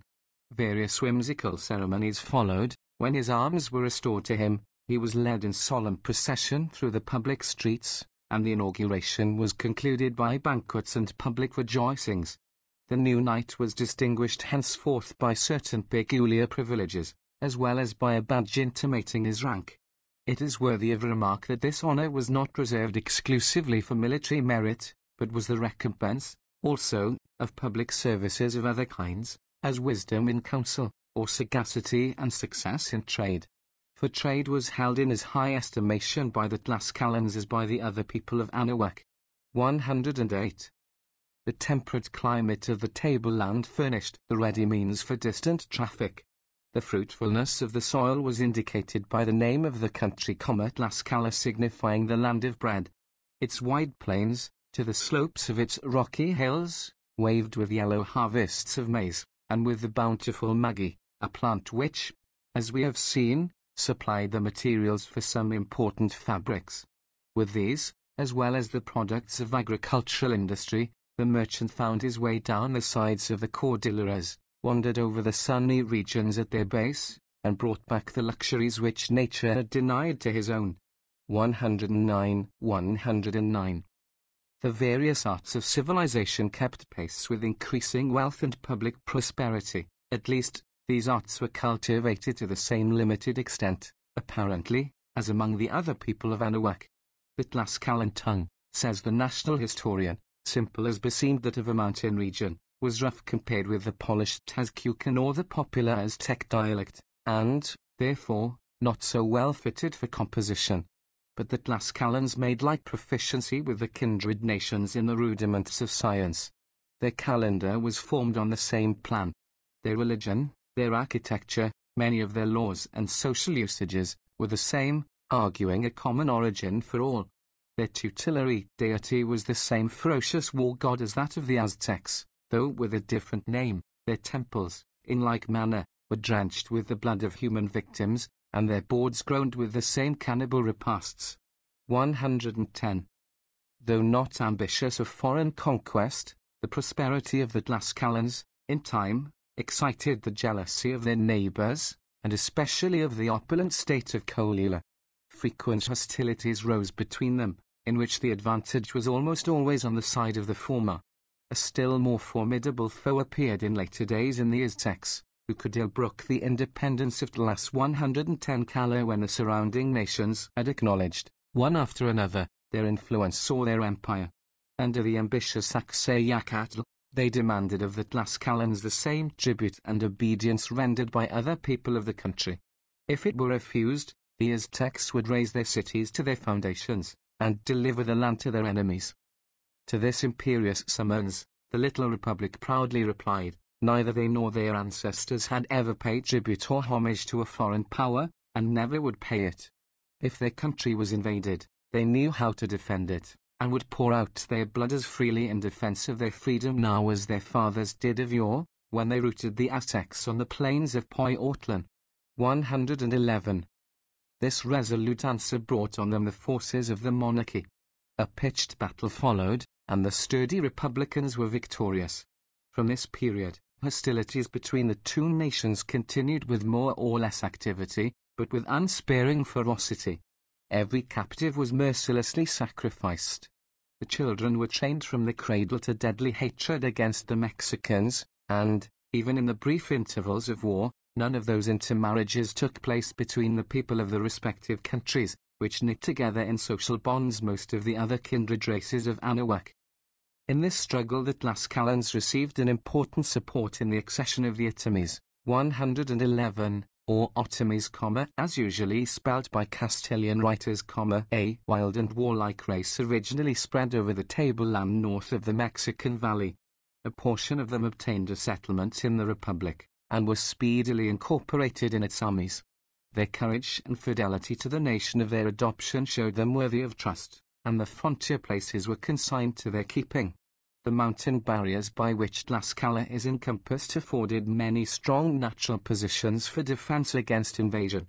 The country was open towards the east, where a valley, of some 6 miles in breadth, invited the approach of an enemy. But here it was that the jealous Tlaxcalans erected the formidable rampart which had excited the admiration of the Spaniards, and which they manned with a garrison of Otomies. Efforts for their subjugation were renewed on a greater scale after the accession of Montezuma. His victorious arms had spread down the declivities of the Andes to the distant provinces of Vera Paz and Nicaragua, 112, and his haughty spirit was chafed by the opposition of a petty state whose territorial extent did not exceed 10 leagues in breadth by 15 in length.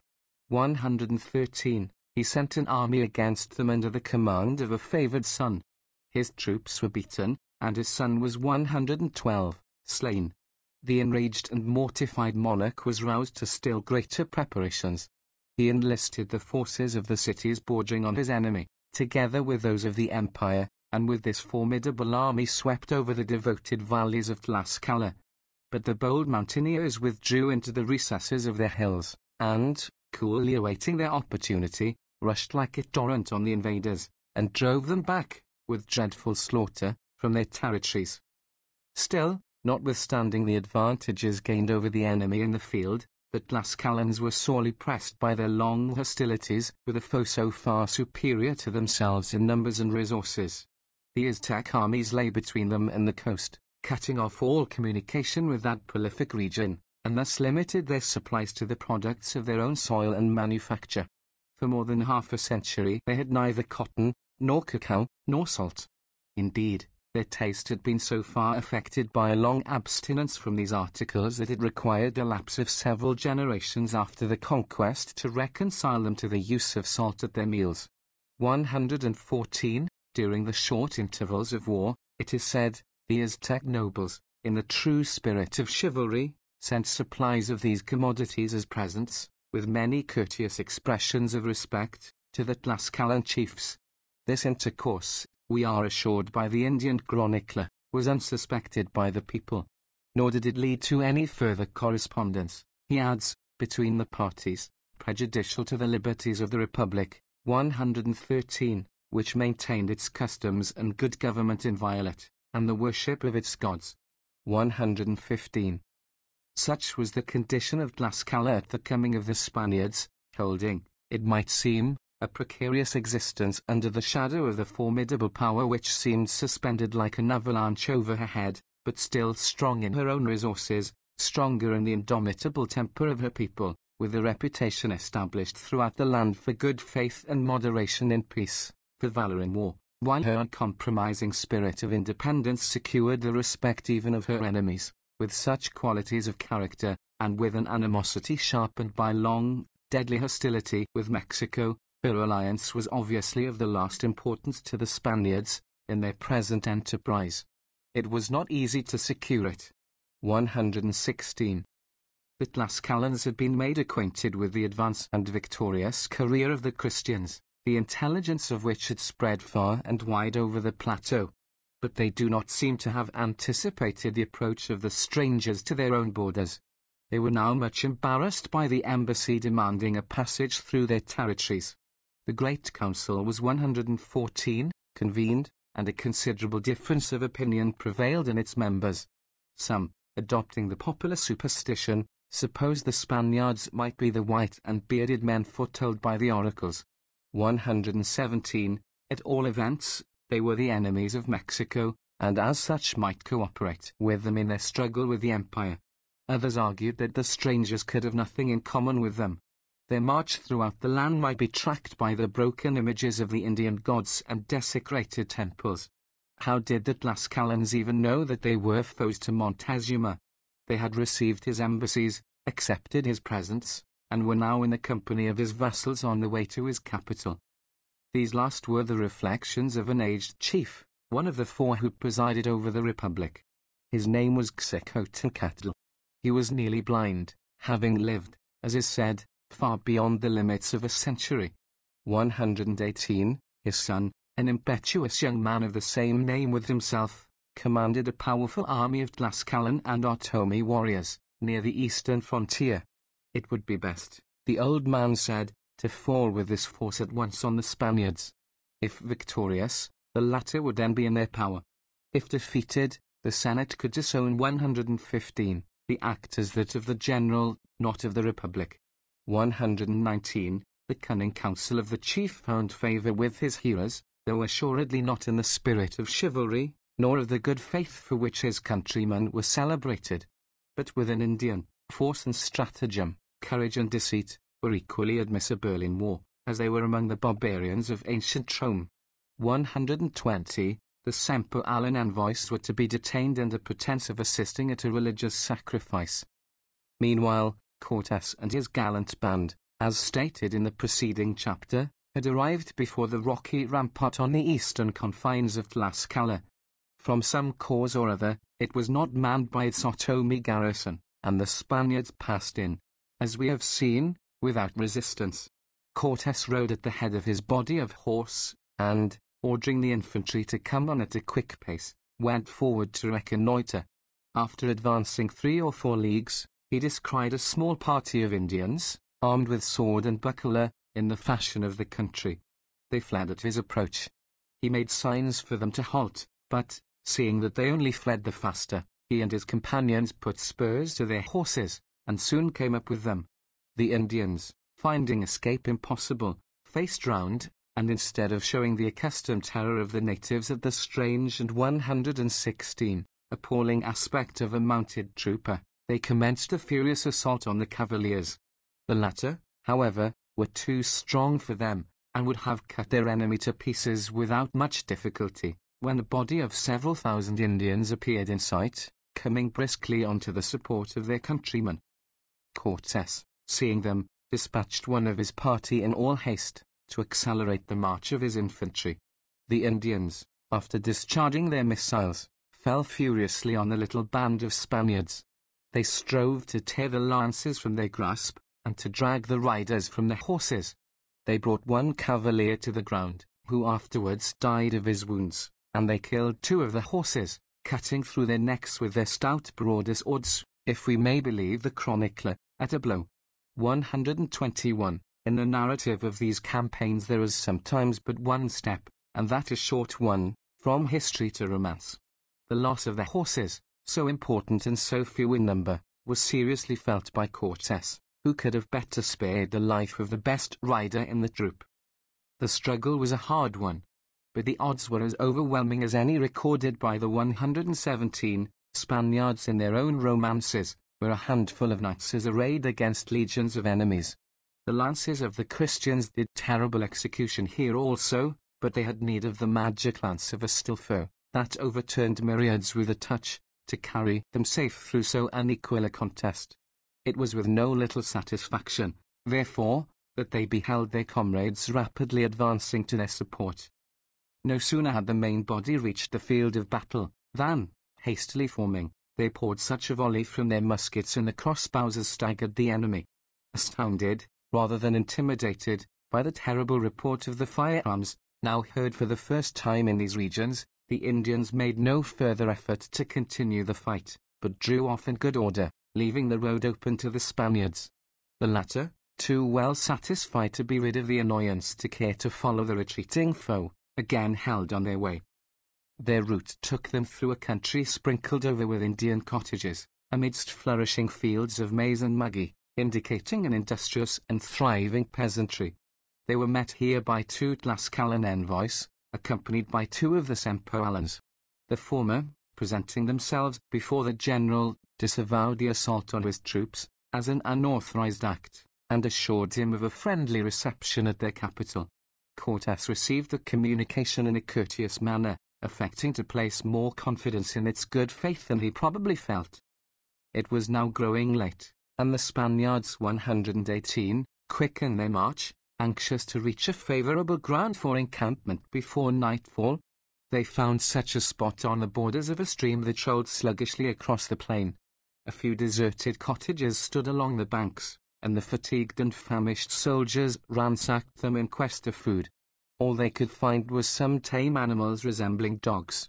These they killed and dressed without ceremony, and, garnishing their unsavory repast with the fruit of the tuna, the Indian fig, which grew wild in the neighborhood, they contrived to satisfy the cravings of appetite. A careful watch was maintained by Cortes, and companies of 100 men each relieved each other in mounting guard through the night. But no attack was made. Hostilities by night were contrary to the system of Indian tactics.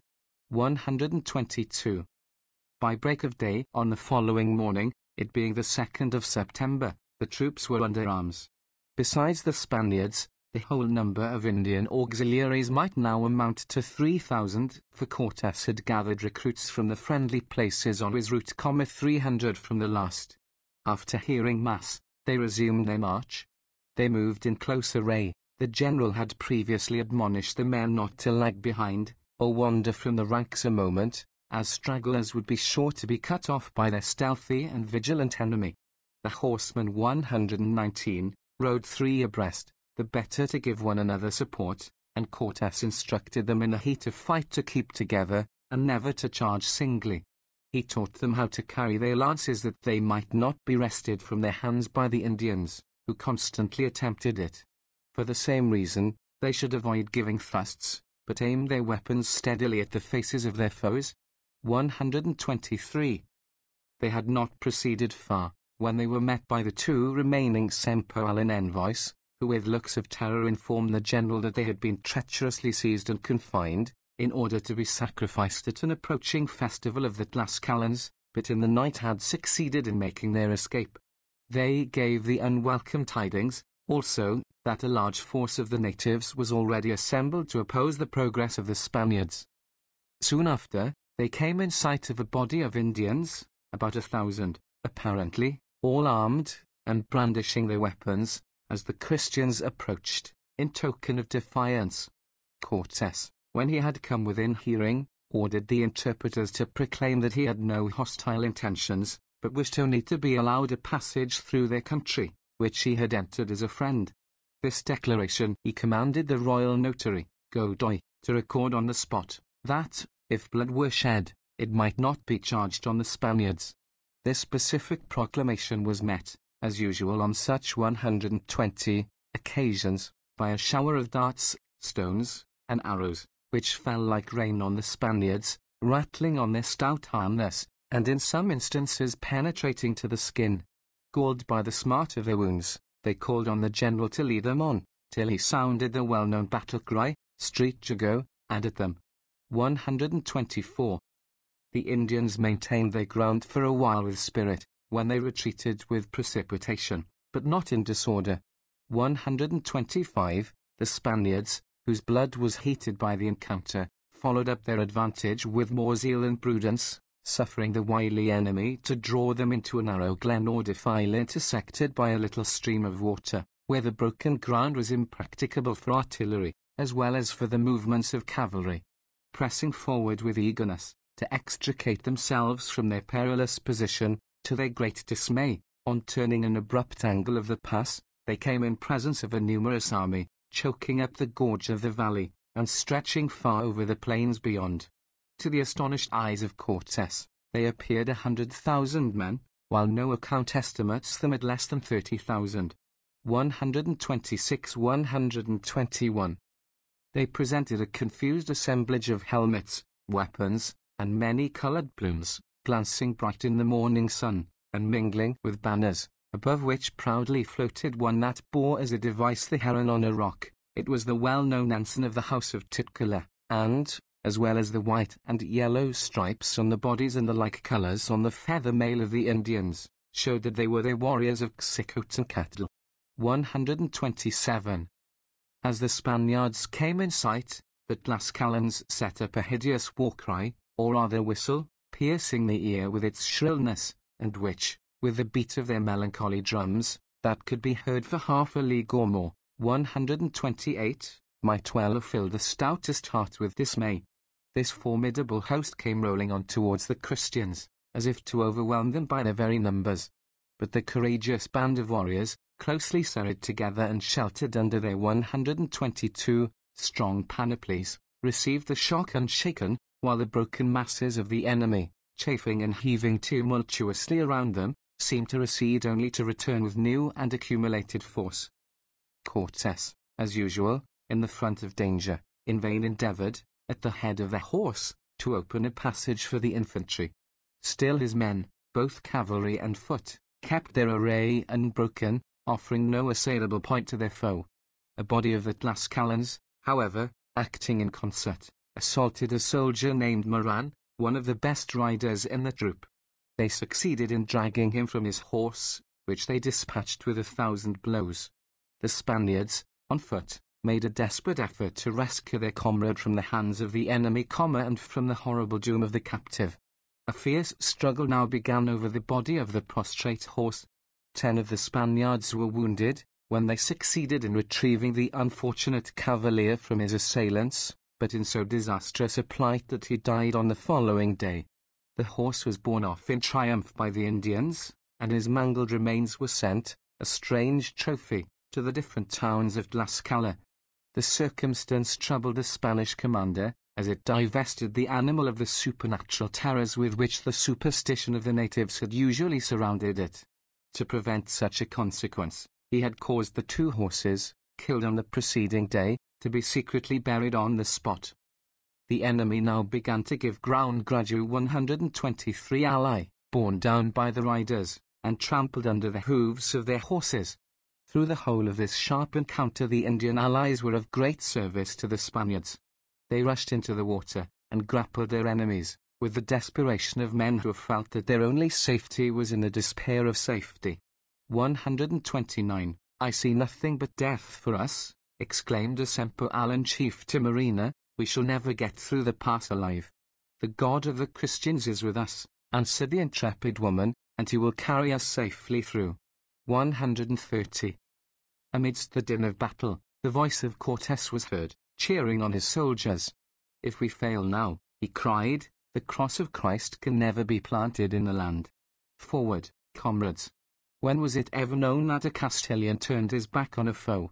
131. Animated by the words and heroic bearing of their general, the soldiers, with desperate efforts, at length succeeded in forcing a passage through the dark columns of the enemy, and emerged from the defile on the open plains beyond.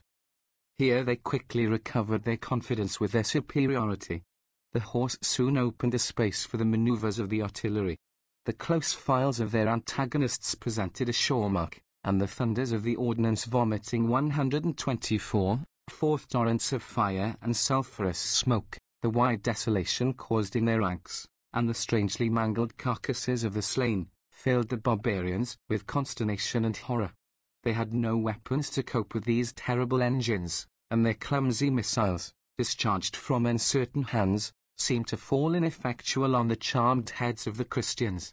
What added to their embarrassment was the desire to carry off the dead and wounded from the field, a general practice among the people of Anahuac, but one which necessarily exposed them, while thus employed, to still greater loss.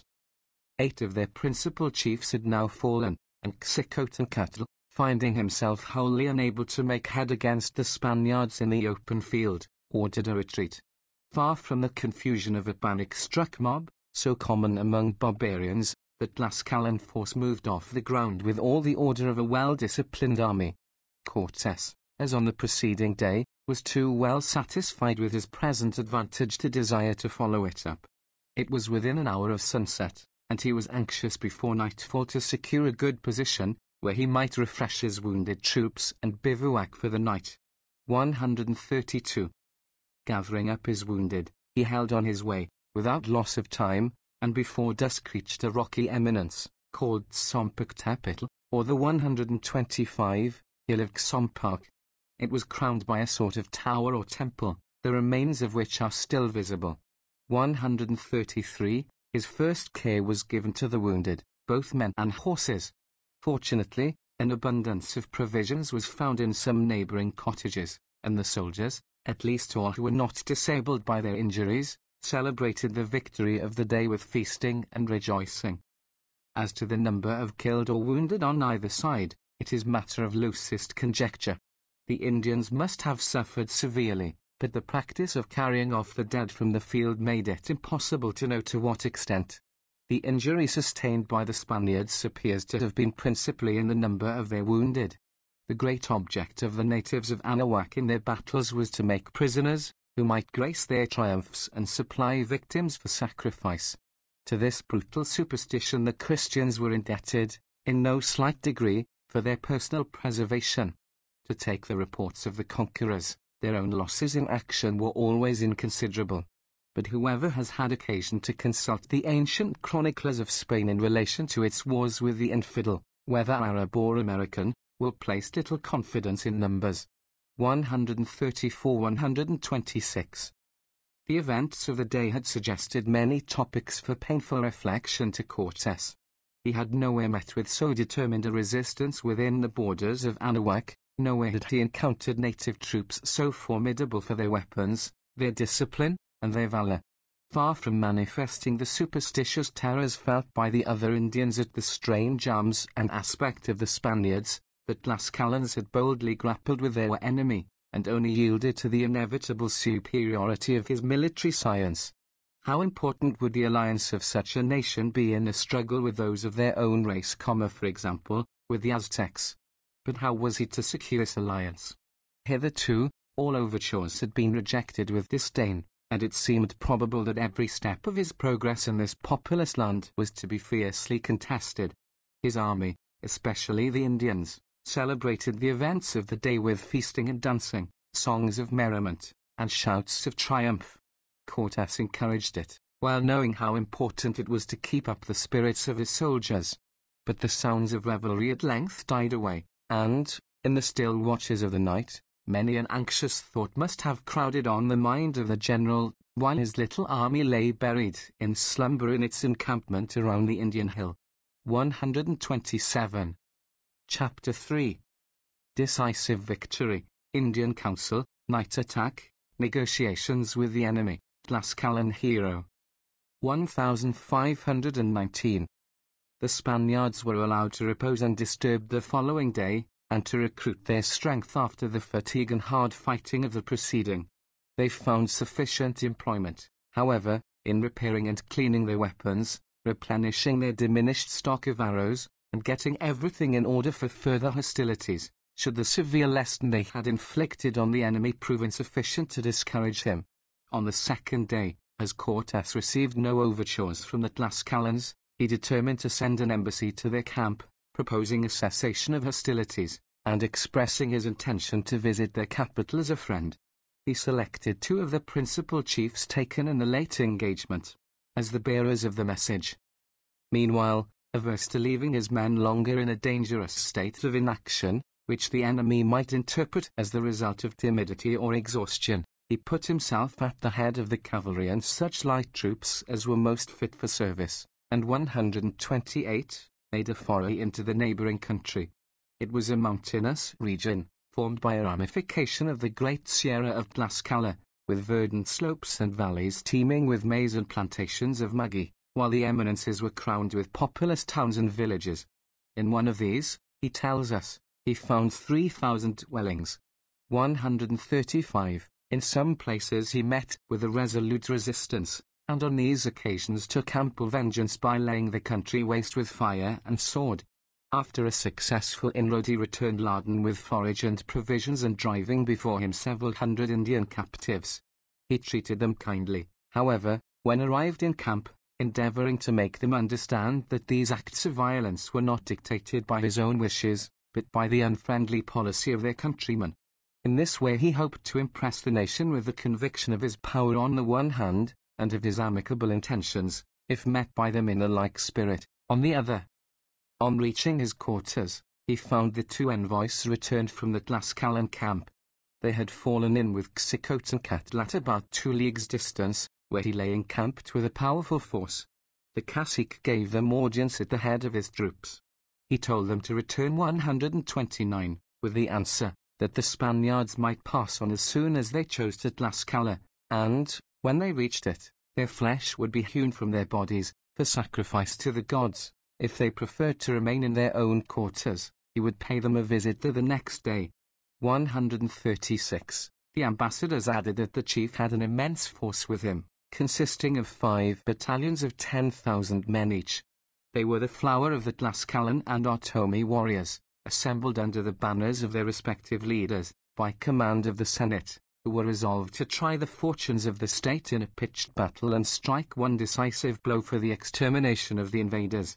137.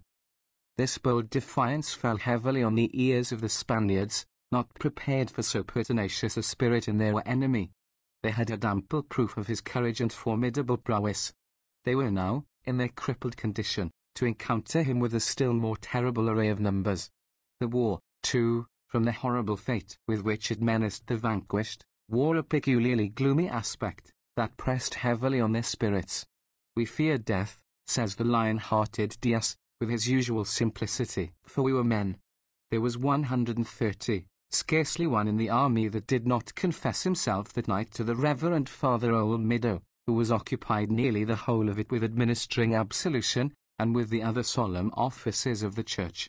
Armed with the blessed sacraments, the Catholic soldier lay tranquilly down to rest, prepared for any fate that might betide him under the banner of the cross. 138. As a battle was now inevitable, Cortes resolved to march out and meet the enemy in the field. This would have a show of confidence that might serve the double purpose of intimidating the Tlaxcalans and inspiriting his own men, whose enthusiasm might lose somewhat of its heat if compelled to await the assault of their antagonists, inactive in their own entrenchments.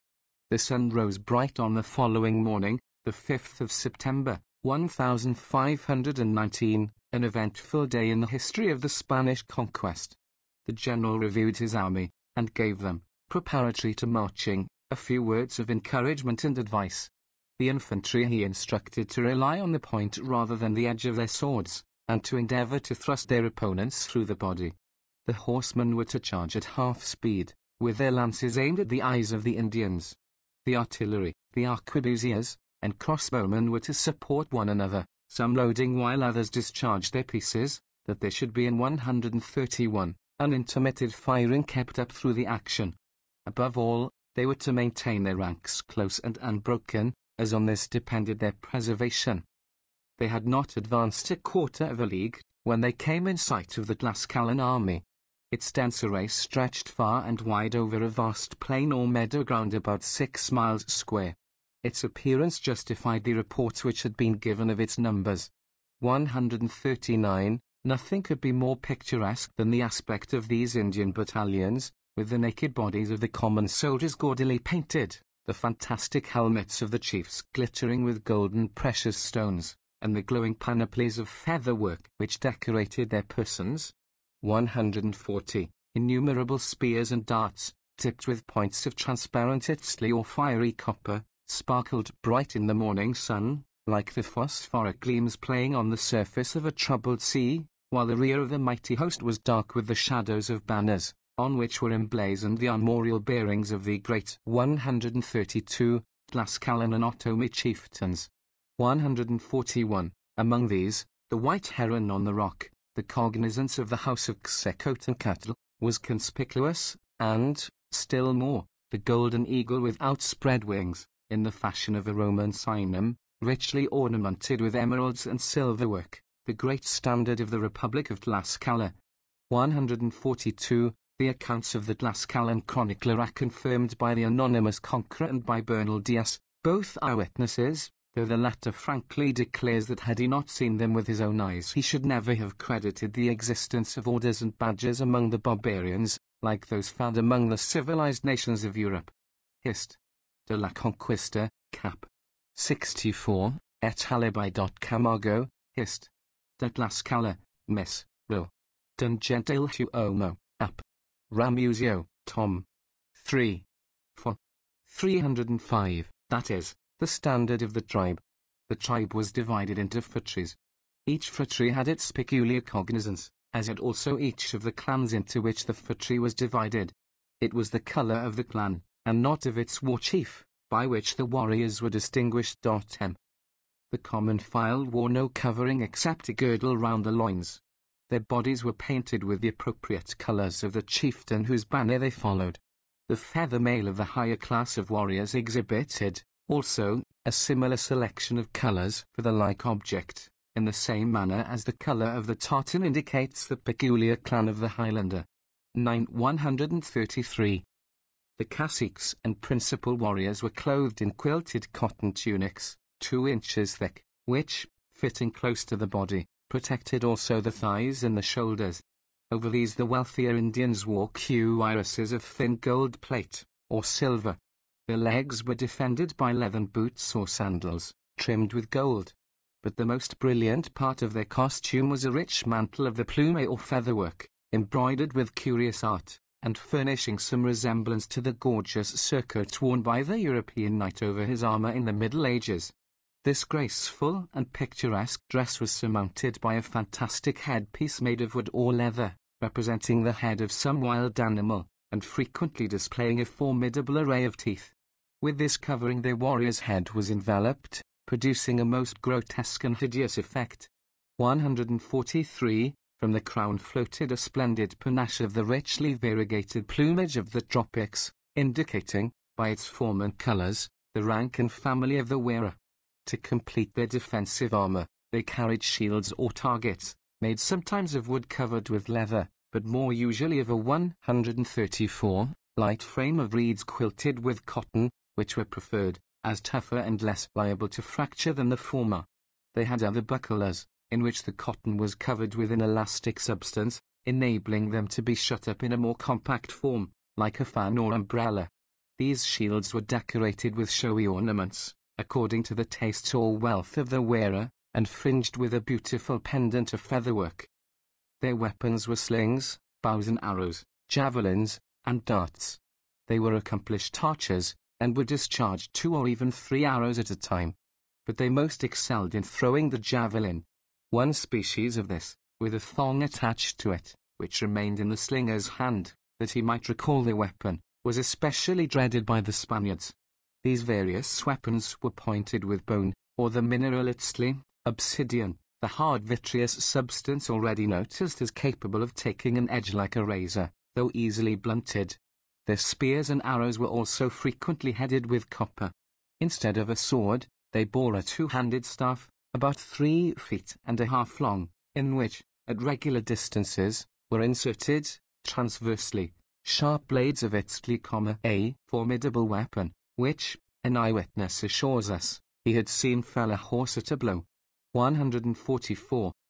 Such was the costume of the Tlascalan warrior, and, indeed, of that great family of nations Genoa 135 ally who occupied the plateau of Anahuac. Some parts of it, as the targets and the cotton mail, or escorpil, as it was called in Castilian, were so excellent that they were subsequently adopted by the Spaniards, as equally effectual in the way of protection, and superior on the score of lightness and convenience to their own. They were of sufficient strength to turn an arrow or the stroke of a javelin, although impotent as a defense against firearms. But what armor is not? Yet it is probably no exaggeration to say that, in convenience, gracefulness, and strength, the arms of the Indian warrior were not very inferior to those of the polished nations of antiquity. 145. As soon as the Castilians came in sight, the Tlascalans set up their yell of defiance, rising high above the wild barbaric minstrelsy of shell, atable, and trumpet, with which they proclaimed their triumphant anticipations of victory over the paltry forces of the invaders. When the latter had come within bowshot, the Indians hurled a tempest of missiles, that darkened the sun for a moment as with a passing cloud, strewing the earth around with heaps of stones and arrows. 146. Slowly and steadily the little band of Spaniards held on its way amidst this arrowy shower, until it had reached 136, what appeared the proper distance for delivering its fire with full effect. Cortes then halted, and, hastily forming his troops, opened a general well-directed fire along the whole line. Every shot bore its errand of death, and the ranks of the Indians were mowed down faster than their comrades in the rear could carry off their bodies, according to custom, from the field. The balls in their passage through the crowded files, bearing splinters of the broken harness and mangled limbs of the warriors, scattered havoc and desolation in their path. The mob of barbarians stood petrified with dismay, till at length, galled to desperation by their intolerable suffering, they poured forth simultaneously their hideous war shriek and rushed impetuously on the Christians. On they came like an avalanche, or mountain torrent, shaking the solid earth and sweeping away every obstacle in its path. The little army of Spaniards opposed a bold front to the overwhelming mass, but no strength could withstand it. They faltered, gave way, were borne along before it, and their ranks were broken and thrown into disorder. It was in vain the general called on them to close again and rally. His voice was drowned by the din of fight and the fierce cries of the assailants. For a moment, it seemed that all was lost. The tide of battle had turned against them, and the fate of the Christians was sealed. But every man had that within his bosom which spoke louder than the voice of the general. Despair gave unnatural energy to his arm. The naked body of the Indian afforded no resistance 137, to the sharp Toledo steel, and with their good swords the Spanish infantry at length succeeded in staying the human torrent. The heavy guns from a distance thundered on the flank of the assailants, which, shaken by the iron tempest, was thrown into disorder. Their very numbers increased the confusion, as they were precipitated on the masses in front. The horse at the same moment, charging gallantly under Cortes, followed up the advantage, and at length compelled the tumultuous throng to fall back with greater precipitation and disorder than that with which they had advanced. More than once in the course of the action a similar assault was attempted by the Tlascalans, but each time with less spirit and greater loss. They were too deficient in military science to profit by their vast superiority in numbers. They were distributed into companies, it is true, each serving under its own chieftain and banner. But they were not arranged by rank and file, and moved in a confused mass, promiscuously heaped together. They knew not how to concentrate numbers on a given point, or even how to sustain an assault, by employing successive detachments to support and relieve one another. A very small part only of their array could be brought into contact with an enemy inferior to them in amount of forces. The remainder of the army, inactive and worse than useless, in the rear, served only to press tumultuously on the advance and embarrass its movements by mere weight of numbers, while on the least alarm they were seized with a panic and threw the whole body into inextricable confusion. It was 138, in short, the combat of the ancient Greeks and Persians over again.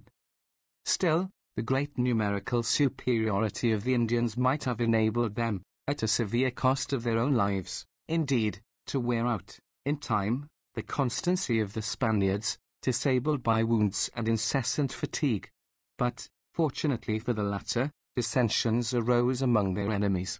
A Tlascalan chieftain, commanding one of the great divisions, had taken umbrage at the haughty demeanour of PRESCOTT, who had charged him with misconduct or cowardice in the late action.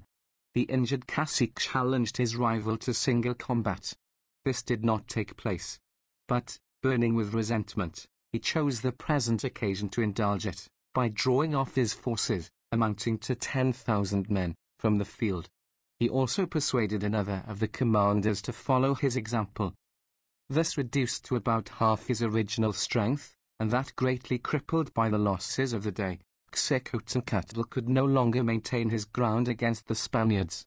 After disputing the field with admirable courage for 4 hours, he retreated and resigned it to the enemy. The Spaniards were too much jaded, and too many were disabled by wounds, to allow them to pursue, and Cortes, satisfied with the decisive victory he had gained, returned in triumph to his position on the hill of Xompark. The number of killed in his own ranks had been very small, notwithstanding the severe loss inflicted on the enemy. These few he was careful to bury 139, where they could not be discovered, anxious to conceal not only the amount of the slain, but the fact that the whites were mortal. 147, but very many of the men were wounded, and all the horses. The trouble of the Spaniards was much enhanced by the want of many articles important to them in their present exigency.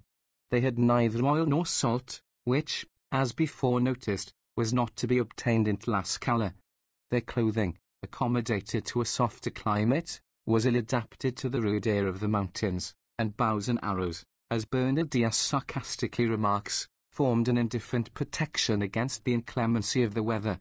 148.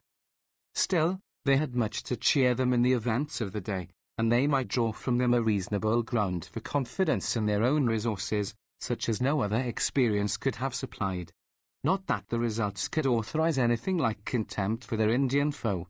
Singly and with the same weapons, he might have stood his ground against the Spaniard. 149. But the Shuk 140 cess of the die established the superiority of science and discipline over mere physical courage and numbers. It was fighting over again, as we have said, the old battle of the European and the Asiatic. But the handful of Greeks who routed the hosts of Xerxes and Darius, it must be remembered, had not so obvious an advantage on the score of weapons as was enjoyed by the Spaniards in these wars. The use of firearms gave an ascendancy which cannot easily be estimated, one so great, that a contest between nations equally civilized, which should be similar in all other respects to that between the Spaniards and the Tlascalans, would probably be attended with a similar issue. To all this must be added the effect produced by the cavalry. The nations of Anahuac had no large domesticated animals, and were unacquainted with any beast of burden. Their imaginations were bewildered when they beheld the strange apparition of the horse and his rider moving in unison and obedient to one impulse, as if possessed of a common nature, and as they saw the terrible animal, with his neck clothed in thunder, bearing down their squadrons and trampling them in the dust, no wonder they should have regarded him with the mysterious terror felt for a supernatural being. A very little reflection on the manifold grounds of superiority, both moral and physical, possessed by the Spaniards in this contest, will 141 surely explain the issue, without any disparagement to the courage or capacity of their opponents. 150. Cortes, thinking the occasion favorable, followed up the important blow he had struck by a new mission to the capital, bearing a message of similar import with that recently sent to the camp. But the Senate was not yet sufficiently humbled. The late defeat caused, indeed, general consternation. Maxix Katzin, one of the four great lords who presided over the Republic, reiterated with greater force the arguments before urged by him for embracing the proffered alliance of the strangers. The armies of the state had been beaten too often to allow any reasonable hope of successful resistance, and he enlarged on the generosity shown by the politic conqueror to his prisoners, so unusual in Anahuac, as an additional motive for an alliance with men who knew how to be friends as well as foes. But in these views he was overruled by the war party, whose animosity was sharpened, rather than subdued, by the late discomfiture. Their hostile feelings were further exasperated by the younger Xicotencatl, who burned for an opportunity to retrieve his disgrace, and to wipe away the stain which had fallen for the first time on the arms of the Republic. In their perplexity they called in the assistance of the priests, whose authority was frequently in 142 evoked in the deliberations of the American chiefs. The latter inquired, with some simplicity, of these interpreters of fate, whether the strangers were supernatural beings, or men of flesh and blood like themselves. The priests, after some consultation, are said to have made the strange answer that the Spaniards, though not gods, were children of the sun, that they derived their strength from that luminary, and when his beams were withdrawn their powers would also fail. They recommended a night attack, therefore, as one which afforded the best chance of success. This apparently childish response may have had in it more of cunning than credulity. It was not improbably suggested by Xicotencatl himself, or by the caciques in his interest, to reconcile the people to a measure which was contrary to the military usages, indeed, it may be said, to the public law, of Anahuac. Whether the fruit of artifice or superstition, it prevailed, and the Tlascalan general was empowered, at the head of a detachment of 10,000 warriors, to try the effect of an assault by night on the Christian camp. The affair was conducted with such secrecy that it did not reach the ears of the Spaniards. But their general was not one who allowed himself, sleeping or waking, to be surprised on his post. Fortunately, the night appointed was illumined by the full beams of an autumnal moon, and one of the vedettes perceived by its light, at a considerable distance, a large body of Indians moving towards the Christian lines. He was not slow in giving the alarm to the garrison. 143. The Spaniards slept, as has been said, with their arms by their sides, while their horses, picketed near them, stood ready saddled, with the bridle hanging at the bow. In 5 minutes the whole camp was under arms, when they beheld the dusky columns of the Indians cautiously advancing over the plain, their heads just peering above the tall maize with which the land was partially covered. Cortes determined not to abide the assault in his entrenchments, but to sally out and pounce on the enemy when he had reached the bottom of the hill. Slowly and stealthily the Indians advanced, while the Christian camp, hushed in profound silence, seemed to them buried in slumber. But no sooner had they reached the slope of the rising ground than they were astounded by the deep battle cry of the Spaniards, followed by the instantaneous apparition of the whole army, as they sallied forth from the works and poured down the sides of the hill. Brandishing aloft their weapons, they seemed to the troubled fancies of the Tlascalans like so many spectres or demons hurrying to and fro in mid-air, while the uncertain light magnified their numbers and expanded the horse and his rider into gigantic and unearthly dimensions. Scarcely awaiting the shock of their enemy, the panic-struck barbarians let off a feeble volley of arrows, and, offering no other resistance, fled rapidly and tumultuously across the plain. The horse easily overtook the fugitives, riding them down and cutting them to pieces without mercy, until Cortes, weary with slaughter, called off his men, 144, leaving the field loaded with the bloody trophies of victory. 151. The next day, the Spanish commander, with his usual policy after a decisive blow had been struck, sent a new embassy to the Tlascalan capital. The envoys received their instructions through the interpreter, Marina. That remarkable woman had attracted general admiration by the constancy and cheerfulness with which she endured all the privations of the camp. Far from betraying the natural weakness and timidity of her sex, she had shrunk from no hardship herself, and had done much to fortify the drooping spirits of the soldiers, while her sympathies, whenever occasion offered, had been actively exerted in mitigating the calamities of her Indian countrymen. 152. Through his faithful interpreter, Cortes communicated the terms of his message to the Tlascalan envoys. He made the same professions of amity as before, promising oblivion of all past injuries, but, if this proffer were rejected, he would visit their capital as a conqueror, raze every house in it to the ground, and put every inhabitant to the sword. He then dismissed the ambassadors 145, with the symbolical presence of a letter in one hand and an arrow in the other. The envoys obtained respectful audience from the Council of Tlascala, whom they found plunged in deep dejection by their recent reverses. The failure of the night attack had extinguished every spark of hope in their bosoms. Their armies had been beaten again and again, in the open field and in secret ambush. Stratagem and courage, all their resources, had alike proved ineffectual against a foe whose hand was never weary and whose eye was never closed. Nothing remained but to submit. They selected 4 principal caciques, whom they entrusted with a mission to the Christian camp. They were to assure strangers of a free passage through the country, and a friendly reception in the capital. The proffered friendship of the Spaniards was cordially embraced, with many awkward excuses for the past. The envoys were to touch at the Tlascalan camp on their way, and inform Conquest of their proceedings. They were to require him, at the same time, to abstain from all further hostilities and to furnish the white men with an ample supply of provisions. But the Tlascalan deputies, on arriving at the quarters of the chief, did not find him in the humor to comply with these instructions.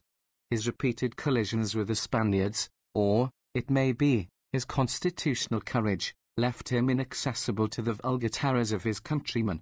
He regarded the strangers not as supernatural beings, but as men like himself.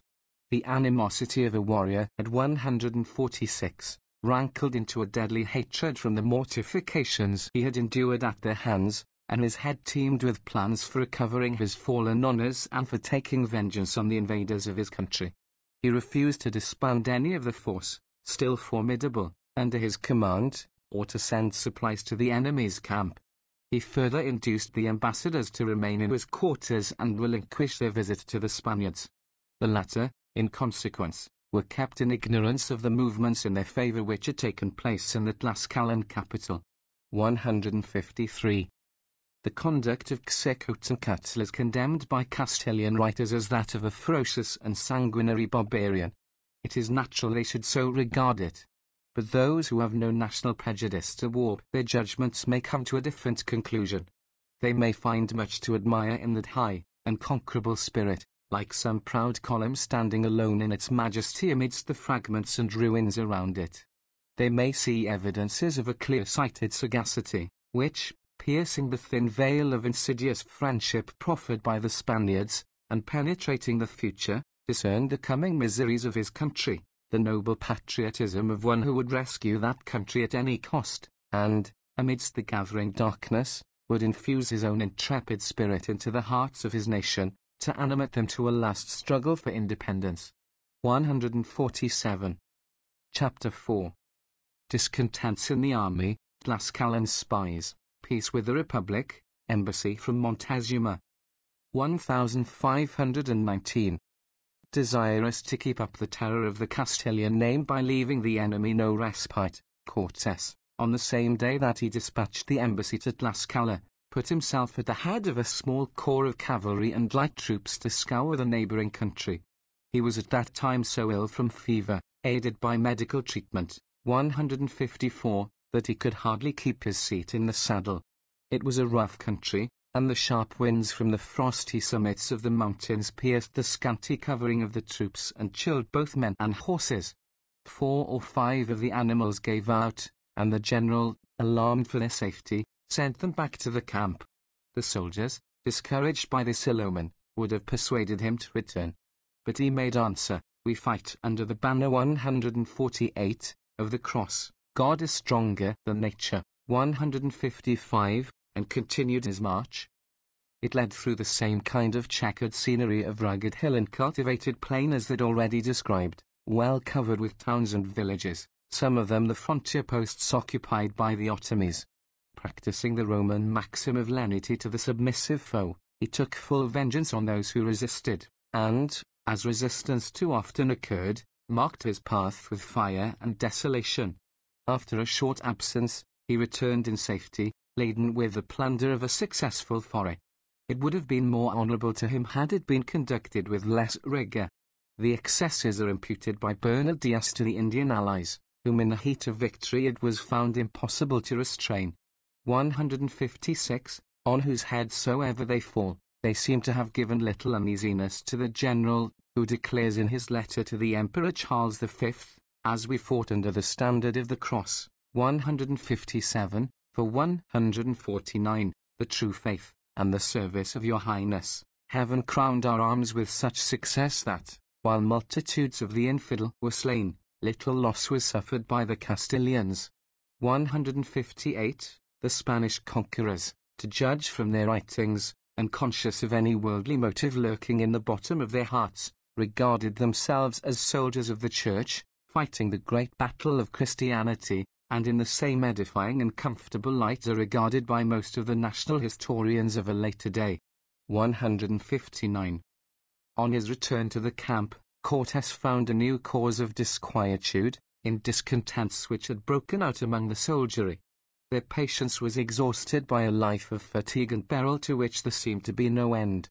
The battles they had won against such tremendous odds had not advanced them a jot. The idea of their reaching Mexico, says the old soldier so often quoted, was treated as a jest by the whole army. 160, and the indefinite prospect of hostilities with the ferocious 150, people among whom they were now cast through a deep gloom over their spirits. Among the malcontents were a number of noisy, vapouring persons, such as are found in every camp, who, like empty bubbles, are sure to rise to the surface and make themselves seen in seasons of agitation. They were, for the most part, of the old faction of Velasquez, and had estates in Cuba, to which they turned many a wistful glance as they receded more and more from the coast. They now waited on the general, not in a mutinous spirit of resistance, for they remembered the lesson in Villarica, but with the design of frank expostulation, as with a brother adventurer in a common cause. 161, The tone of familiarity thus assumed was eminently characteristic of the footing of equality on which the parties in the expedition stood with one another. Their sufferings, they told him, were too great to be endured. All the men had received one, most of them 2 or 3 wounds. More than 50 had perished, in one way or another, since leaving Vera Cruz. There was no beast of burden but led a life preferable to theirs. For, when the night came, the former could rest from his labors, but they, fighting or watching, had no rest, day nor night. As to conquering Mexico, the very thought of it 151, was madness. If they had encountered such opposition from the petty Republic of Tlaxcala, what might they not expect from the great Mexican Empire? There was now a temporary suspension of hostilities. They should avail themselves of it to retrace their steps to Vera Cruz. It is true, the fleet there was destroyed, and by this act, unparalleled for rashness even in Roman annals, the general had become responsible for the fate of the whole army. Still there was one vessel left. That might be dispatched to Cuba for reinforcements and supplies, and, when these arrived, they would be enabled to resume operations with some prospect of success. Cortes listened to this singular expostulation with perfect composure. He knew his men, and, instead of rebuke or harsher measures, replied in the same frank and soldier-like vein which they had affected. There was much truth, he allowed, in what they said. The sufferings of the Spaniards had been great, greater than those recorded of any heroes in Greek or Roman story. So much the greater would be their glory. He had often been filled with admiration as he had seen his little host encircled by myriads of barbarians, and felt that no people but Spaniards could have triumphed over such formidable odds. Nor could they, unless the arm of the Almighty had been over them. And they might reasonably look for his protection hereafter, for was it not in his cause they were fighting? They had encountered dangers and difficulties, it was true. But they had not come here 152, expecting a life of idle dalliance and pleasure. Glory, as he had told them at the outset, was to be won only by toil and danger. They would do him the justice to acknowledge that he had never shrunk from his share of both. This was a truth, adds the honest chronicler who heard and reports the dialogue, which no one could deny. But, if they had met with hardships, he continued, they had been everywhere victorious. Even now they were enjoying the fruits of this, in the plenty which reigned in the camp. And they would soon see the Tlaxcalans, humbled by their late reverses, suing for peace on any terms. To go back now was impossible. The very stones would rise up against them. The Tlaxcalans would hunt them in triumph down to the water's edge. And how would the Mexicans exult at this miserable issue of their vainglorious vaunts? Their former friends would become their enemies, and the Totonacs, to avert the vengeance of the Aztecs, from which the Spaniards could no longer shield them, would join in the general cry. There was no alternative, then, but to go forward in their career. And he besought them to silence their pusillanimous scruples, and, instead of turning their eyes towards Cuba, to fix them on Mexico, the great object of their enterprise. While this singular conference was going on, many other soldiers had gathered round the spot, and the discontented party, emboldened by the presence of their comrades, as well as by the general's forbearance, replied that they were far from being convinced. Another such victory as the last 153 would be their ruin. They were going to Mexico only to be slaughtered. Until, at length, the general's patience being exhausted, he cut the argument short, by quoting a verse from an old song, implying that it was better to die with honor than to live disgraced, a sentiment which was loudly echoed by the greater part of his audience, who, notwithstanding their occasional murmurs, had no design to abandon the expedition, still less the commander to whom they were passionately devoted. The malcontents, disconcerted by this rebuke, slunk back to their own quarters, muttering half-smothered execrations on a leader who had projected the enterprise, the Indians who had guided him, and their own countrymen who supported him in it. 162. Such were the difficulties that lay in the path of Cortes, a wily and ferocious enemy, a climate uncertain, often unhealthy, illness in his own person, much aggravated by anxiety as to the manner in which his conduct would be received by his sovereign, last, not least, disaffection among his soldiers, on whose constancy and union he rested for the success of his operations, the great lever by which he was to overturn the empire of Montezuma. On the morning following this event, the Camp 154 was surprised by the appearance of a small body of Tlascalans, decorated with badges, the white color of which intimated peace. They brought a quantity of provisions, and some trifling ornaments, which, they said, were sent by the Tlascalan general, who was weary of the war and desired an accommodation with the Spaniards. He would soon present himself to arrange this in person. The intelligence diffused general joy, and the emissaries received a friendly welcome. A day or two elapsed, and, while a few of the party left the Spanish quarters, the others, about 50 in number, who remained, excited some distrust in the bosom of Marina. She communicated her suspicions to Cortes that they were spies. He caused several of them, in consequence, to be arrested, examined them separately, and ascertained that they were employed by PRESCOTT to inform him of the state of the Christian camp, preparatory to a meditated assault, for which he was mustering his forces. Cortes, satisfied of the truth of this, determined to make such an example of the delinquents as should intimidate his enemy from repeating the attempt. He ordered their hands to be cut off, and in that condition sent them back to their countrymen, with the message that the Tlascalans might come by day or night, they would find the Spaniards ready for them. 163-155. The doleful spectacle of their comrades returning in this mutilated state filled the Indian camp with horror and consternation. The haughty crest of their chief was humbled. From that moment he lost his wonted buoyancy and confidence. His soldiers, filled with superstitious fear, refused to serve longer against a foe who could read their very thoughts and divine their plans before they were ripe for execution. 164. The punishment inflicted by Cortes may well shock the reader by its brutality. But it should be considered, in mitigation, that the victims of it were spies, and, as such, by the laws of war, whether among civilized or savage nations, had incurred the penalty of death. The amputation of the limbs was a milder punishment, and reserved for inferior offences.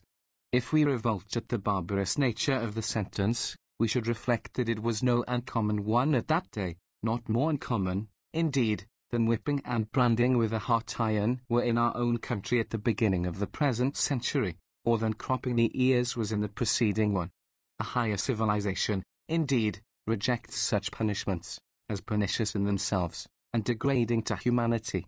But in the 16th century they were openly recognized by the laws of the most polished nations in Europe. And it is too much to ask of any man, still less one bred to the iron trade of war, to be in advance of the refinement of his age. We 156 may be content if, in circumstances so unfavorable to humanity, he does not fall below it. All thoughts of further resistance being abandoned, the 4 delegates of the Tlascalan Republic were now allowed to proceed on their mission. They were speedily followed by PRESCOTT himself, attended by a numerous train of military retainers. As they drew near the Spanish lines, they were easily recognized by the white and yellow colors of their uniforms, the livery of the House of Titula. The joy of the army was great at this sure intimation of the close of hostilities, and it was with difficulty that Cortes was enabled to restore the men to tranquility and the assumed indifference which it was proper to maintain in presence of an enemy.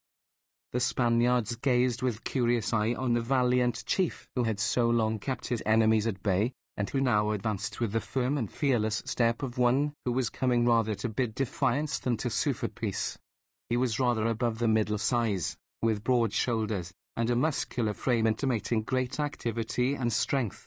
His head was large, and his countenance marked with the lines of hard service rather than of age, for he was but 35. When he entered the presence of Cortes, he made the usual salutation by touching the ground with his hand and carrying it to his head, while the sweet incense of aromatic gums rolled up in clouds from the censers carried by his slaves. Far from a pusillanimous attempt to throw the blame on the Senate, he assumed the whole risk and 157 civility of the war. He had considered the white men, he said, as enemies, for they came with the allies and vassals of Montezuma. He loved his country, and wished to preserve the independence which she had maintained through her long wars with the Aztecs. He had been beaten. They might be the strangers who, it had been so long predicted, would come from the east, to take possession of the country. He hoped they would use their victory with moderation, and not trample on the liberties of the Republic. He came now in the name of his nation, to tender their obedience to the Spaniards, assuring them they would find his countrymen as faithful in peace as they had been firm in war. Cortes, far from taking umbrage, was filled with admiration at the lofty spirit which thus disdained to stoop beneath misfortunes. The brave man knows how to respect bravery in another. He assumed, however, a severe aspect, as he rebuked the chief for having so long persisted in hostilities.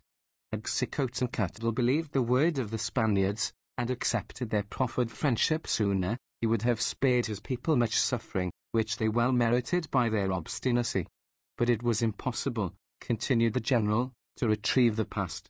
He was willing to bury it in oblivion, and to receive the Tlascalans as vassals to the emperor, his master. If they proved true, they should find him a sure column of support. If false, he would take such vengeance on them as he had intended to take on their capital had they not speedily given in their submission. It proved in 158, ominous menace for the chief to whom it was addressed. The cacique then ordered his slaves to bring forward some trifling ornaments of gold and feather embroidery, designed as presents. They were of little value, he said, with a smile, for the Tlascalans were poor. They had little gold, not even cotton, nor salt. The Aztec emperor had left them nothing but their freedom and their arms. He offered this gift only as a token of his goodwill. As such I receive it, answered Cortes, and, coming from the Tlascalans, set more value on it than I should from any other source, though it were a house full of gold, a politic as well as magnanimous reply, for it was by the aid of this goodwill that he was to win the gold of Mexico. 165. Thus ended the bloody war with the fierce Republic of Tlaxcala, during the course of which the fortunes of the Spaniards more than once had trembled in the balance. Had it been persevered in but a little longer, it must have ended in their confusion and ruin, exhausted as they were by wounds, watching, and fatigues, with the seeds of disaffection rankling among themselves. As it was, they came out of the fearful contest with untarnished glory. To the enemy they seemed invulnerable, bearing charmed lives, proof alike against the accidents of fortune and the assaults of man. No wonder that they indulged a similar conceit in their own bosoms, and that the humblest Spaniard 159 should have fancied himself the subject of a special interposition of Providence, which shielded him in the hour of battle and reserved him for a higher destiny. While the Tlascalans were still in the camp, an embassy was announced from Montezuma.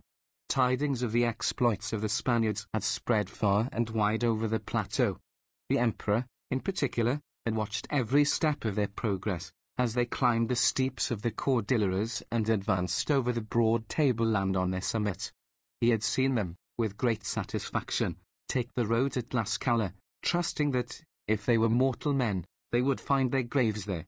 Great was his dismay when courier after courier brought him intelligence of their successes, and that the most redoubtable warriors on the plateau had been scattered like chaff by the swords of this handful of strangers. His superstitious fears returned in full force. He saw in the Spaniards the men of destiny, who were to take possession of his sceptre. In his alarm and uncertainty, he sent a new embassy to the Christian camp. It consisted of 5 great nobles of his court, attended by a train of 200 slaves.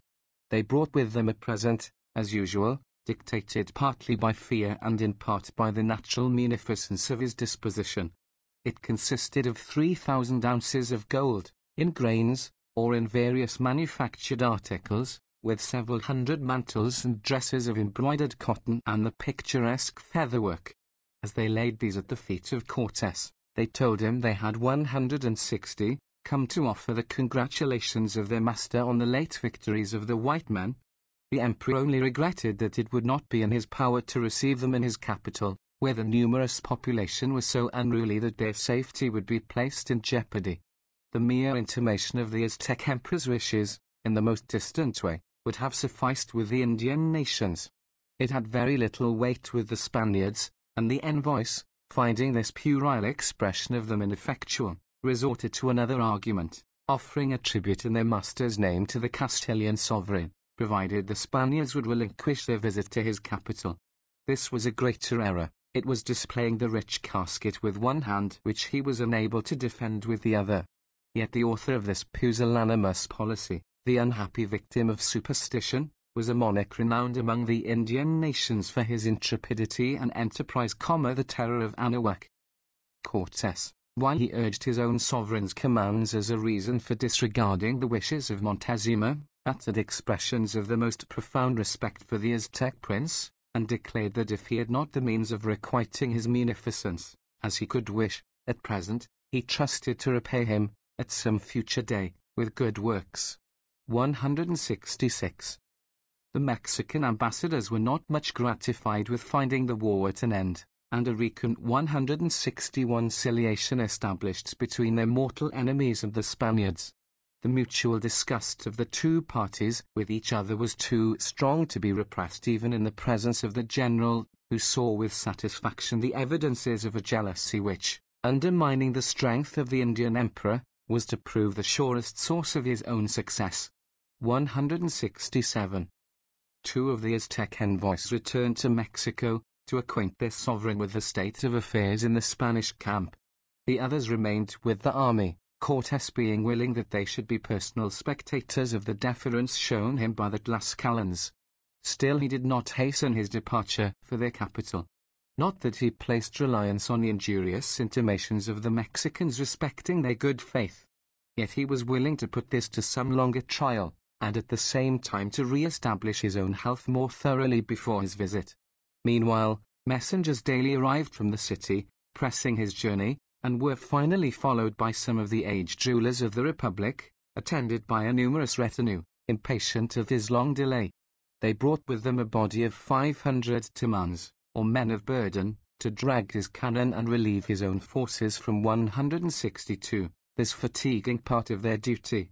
It was impossible to defer his departure longer, and after Mass, and a solemn thanksgiving to the great being who had crowned their arms with triumph, the Spaniards bade adieu to the quarters which they had occupied for nearly 3 weeks on the hill of Xompark. The strong tower, or Tocoli, which commanded it, was called, in commemoration of their residence, the Tower of Victory, and the few stones which still survive of its ruins point out to the eye of the traveller a spot ever memorable in history for the courage and constancy of the early conquerors. 168-163. Chapter 5. Spaniards enter Tlaxcala, description of the capital, attempted conversion, Aztec embassy, invited to Colila. 1519. The city of Tlaxcala, the capital of the Republic of the same name, lay at the distance of about 6 leagues from the Spanish camp. The road led into a hilly region, exhibiting in every arable patch of ground the evidence of laborious cultivation. Over a deep barranca, or ravine, they crossed on a bridge of stone, which, according to tradition, a slippery authority, is the same still standing, and was constructed originally for the passage of the army. 169. They passed some considerable towns on their route, where they experienced a full measure of Indian hospitality. As they advanced, the approach to a populous city was intimated by the crowds who flocked out to see 164, and to welcome the strangers, men and women in their picturesque dresses, with bunches and wreaths of roses, which they gave to the Spaniards, or fastened to the necks and caparisons of their horses, in the same manner as at Zempoala. Priests, with their white robes, and long matted dresses floating over them, mingled in the crowd, scattering volumes of incense from their burning censers. In this way, the multitudinous and motley procession defiled through the gates of the ancient capital of Tlaxcala. It was the 23rd of September, 1519, the anniversary of which is still celebrated by the inhabitants as a day of jubilee. 170. The press was now so great that it was with difficulty the police of the city could clear a passage for the army, while the azoteas, or flat terraced roofs of the buildings, were covered with spectators, eager to catch a glimpse of the wonderful strangers. The houses were hung with festoons of flowers, and arches of verdant boughs, intertwined with roses and honeysuckle, were thrown across the streets. The whole population abandoned itself to rejoicing, and the air was rent with songs and shouts of triumph, mingled with the wild music of the national instruments, that might have excited apprehensions in the breasts of the soldiery had they not gathered their peaceful import from the 165 assurance of Marina and the joyous countenances of the natives. With these accompaniments, the procession moved along the principal streets to the mansion of PRESCOTT, the aged father of the Tlascalan general, and one of the 4 rulers of the Republic. Cortes dismounted from his horse to receive the old chieftain's embrace. He was nearly blind, and satisfied, as far as he could, a natural curiosity respecting the person of the Spanish general, by passing his hand over his features. He then led the way to a spacious hall in his palace, where a banquet was served to the army. In the evening they were shown to their quarters, in the buildings and open grounds surrounding one of the principal turquoise, while the Mexican ambassadors, at the desire of Cortes, had apartments assigned them next to his own, that he might the better watch over their safety in this city of their enemies. 171. Tlaxcala was one of the most important and populous towns on the tableland. Cortes, in his letter to the emperor, compares it to Granada, affirming that it was larger, stronger, and more populous than the Moorish capital at the time of the conquest, and quite as well built. 172, but not 166, withstanding we are assured by a most respectable writer at the close of the last century that its remains justify the assertion. 173, we shall be slow to believe that its edifices could have rivaled those monuments of oriental magnificence, whose light, aerial forms still survive after the lapse of ages, the admiration of every traveller of sensibility and taste. The truth is, that Cortes, like Columbus, saw objects through the warm medium of his own fond imagination, giving them a higher tone of colouring and larger dimensions than was strictly warranted by the fact. It was natural that the man who had made such rare discoveries should unconsciously magnify their merits to his own eyes and to those of others, so Coronado compared Zuni and Granada. What both meant was probably that the cities, if properly defended, would be as hard to capture as Granada. The houses were built, for the most part, of mud or earth, the better sort of stone and lime, or bricks dried in the sun. They were unprovided with doors or windows, but in the apertures for the former hung mats fringed with pieces of copper or something which, by its tinkling sound, would give notice of any one's entrance. The streets were narrow and dark. The population must have been considerable, if, as Cortes asserts, 30,000 souls were often gathered in the market on a public 167 day. These meetings were a sort of fairs, held, as usual in all the great towns, every 5th day, and attended by the inhabitants of the adjacent country, who brought for sale every description of domestic produce and manufacture with which they were acquainted. They peculiarly excelled in pottery, which was considered as equal to the best in Europe. 174. It is a further proof of civilized habits that the Spaniards found barbers' shops, and baths both of vapor and hot water, familiarly used by the inhabitants. A still higher proof of refinement may be discerned in a vigilant police which repressed everything like disorder among the people. 175, about the same as that of Colula, which Bandelier estimated at 30,000 m. The city was divided into 4 quarters, which might rather be called so many separate towns, since they were built at different times, and separated from each other by high stone walls, defining their respective limits. Over each of these districts ruled one of the 4 great chiefs of the Republic, occupying his own spacious mansion, and surrounded by his own immediate vassals. Strange arrangement, and more strange that it should have been compatible with social order and tranquility. The ancient capital, through one quarter of which flowed the rapid current of the Zuatl, 168, stretched along the summits and sides of hills, at whose base are now gathered the miserable remains of its once flourishing population. 176, far beyond, to the southeast, extended the bold Sierra of Tlaxcala, and the huge Malinche, crowned with the usual silver diadem of the highest Andes, having its shaggy sides clothed with dark green forests of firs, gigantic sycamores, and oaks whose towering stems rose to the height of 40 or 50 feet, unencumbered by a branch. The clouds, which sailed over from the distant Atlantic, gathered round the lofty peaks of the Sierra, and, settling into torrents, poured over the plains in the neighborhood of the city, converting them, at such seasons, into swamps. Thunderstorms, more frequent and terrible here than in other parts of the tableland, swept down the sides of the mountains and shook the frail tenements of the capital to their foundations. But, although the bleak winds of the Sierra gave an austerity to the climate, unlike the sunny skies and genial temperature of the lower regions, it was far more favorable to the development of both the physical and moral energies. A bold and hardy peasantry was nurtured among the recesses of the hills, fit equally to cultivate the land in peace and to defend it in war. Unlike the spoiled child of nature, who derives such facilities of subsistence from her too prodigal hand as supersede the necessity of exertion on his own part, the 169, Tlascalan earned his bread, from a soil not ungrateful, it is true, by the sweat of his brow. He led a life of temperance and toil. Cut off by his long wars with the Aztecs from commercial intercourse, he was driven chiefly to agricultural labor, the occupation most propitious to purity of morals and sinewy strength of constitution. His honest breast glowed with the patriotism, or local attachment to the soil, which is the fruit of its diligent culture, while he was elevated by a proud consciousness of independence, the natural birthright of the child of the mountains. Such was the race with whom Cortes was now associated for the achievement of his great work, one of the great communal houses. Some days were given by the Spaniards to festivity, in which they were successively entertained at the hospitable boards of the four great nobles, in their several quarters of the city.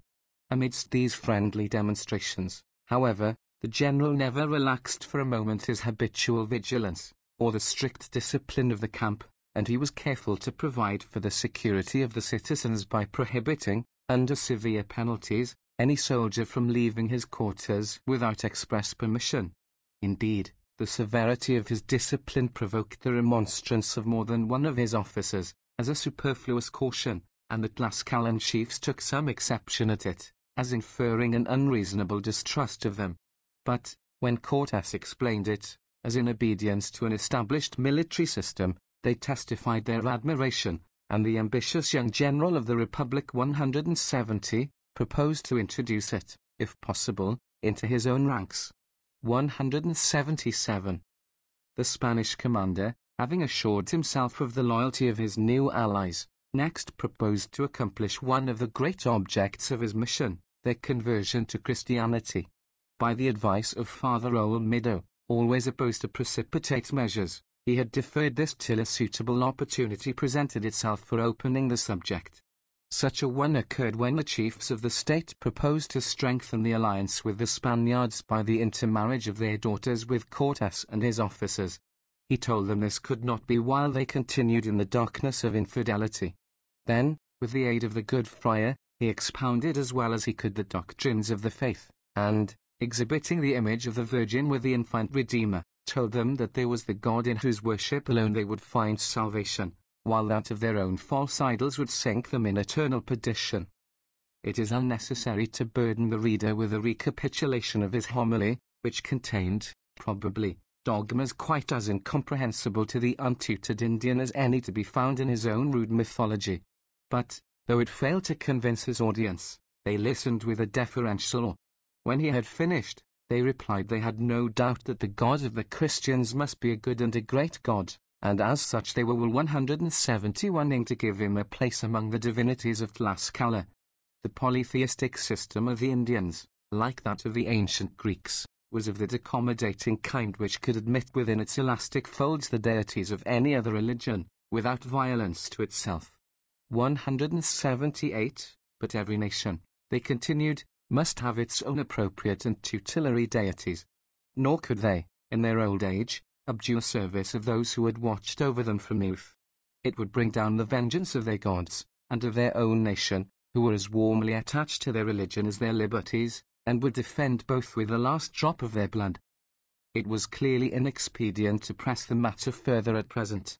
But the zeal of Cortes, as usual, waxing warmed by opposition, had now mounted too high for him to calculate obstacles, nor would he have shrunk, probably, from the crown of martyrdom in so good a cause. But, fortunately, at least for the success of his temporal cause, this crown was not reserved for him. The good monk, his ghostly adviser, seeing the course things were likely to take, with better judgment interposed to prevent it. He had no desire, he said, to see the same scenes acted over again as at Sempoala. He had no relish for forced 172 versions. They could hardly be lasting. The growth of an hour might well die with the hour. Of what use was it to overturn the altar, if the idol remained enthroned in the heart? Or to destroy the idol itself, if it were only to make room for another? Better to wait patiently the effect of time and teaching to soften the heart and open the understanding, without which there could be no assurance of a sound and permanent conviction.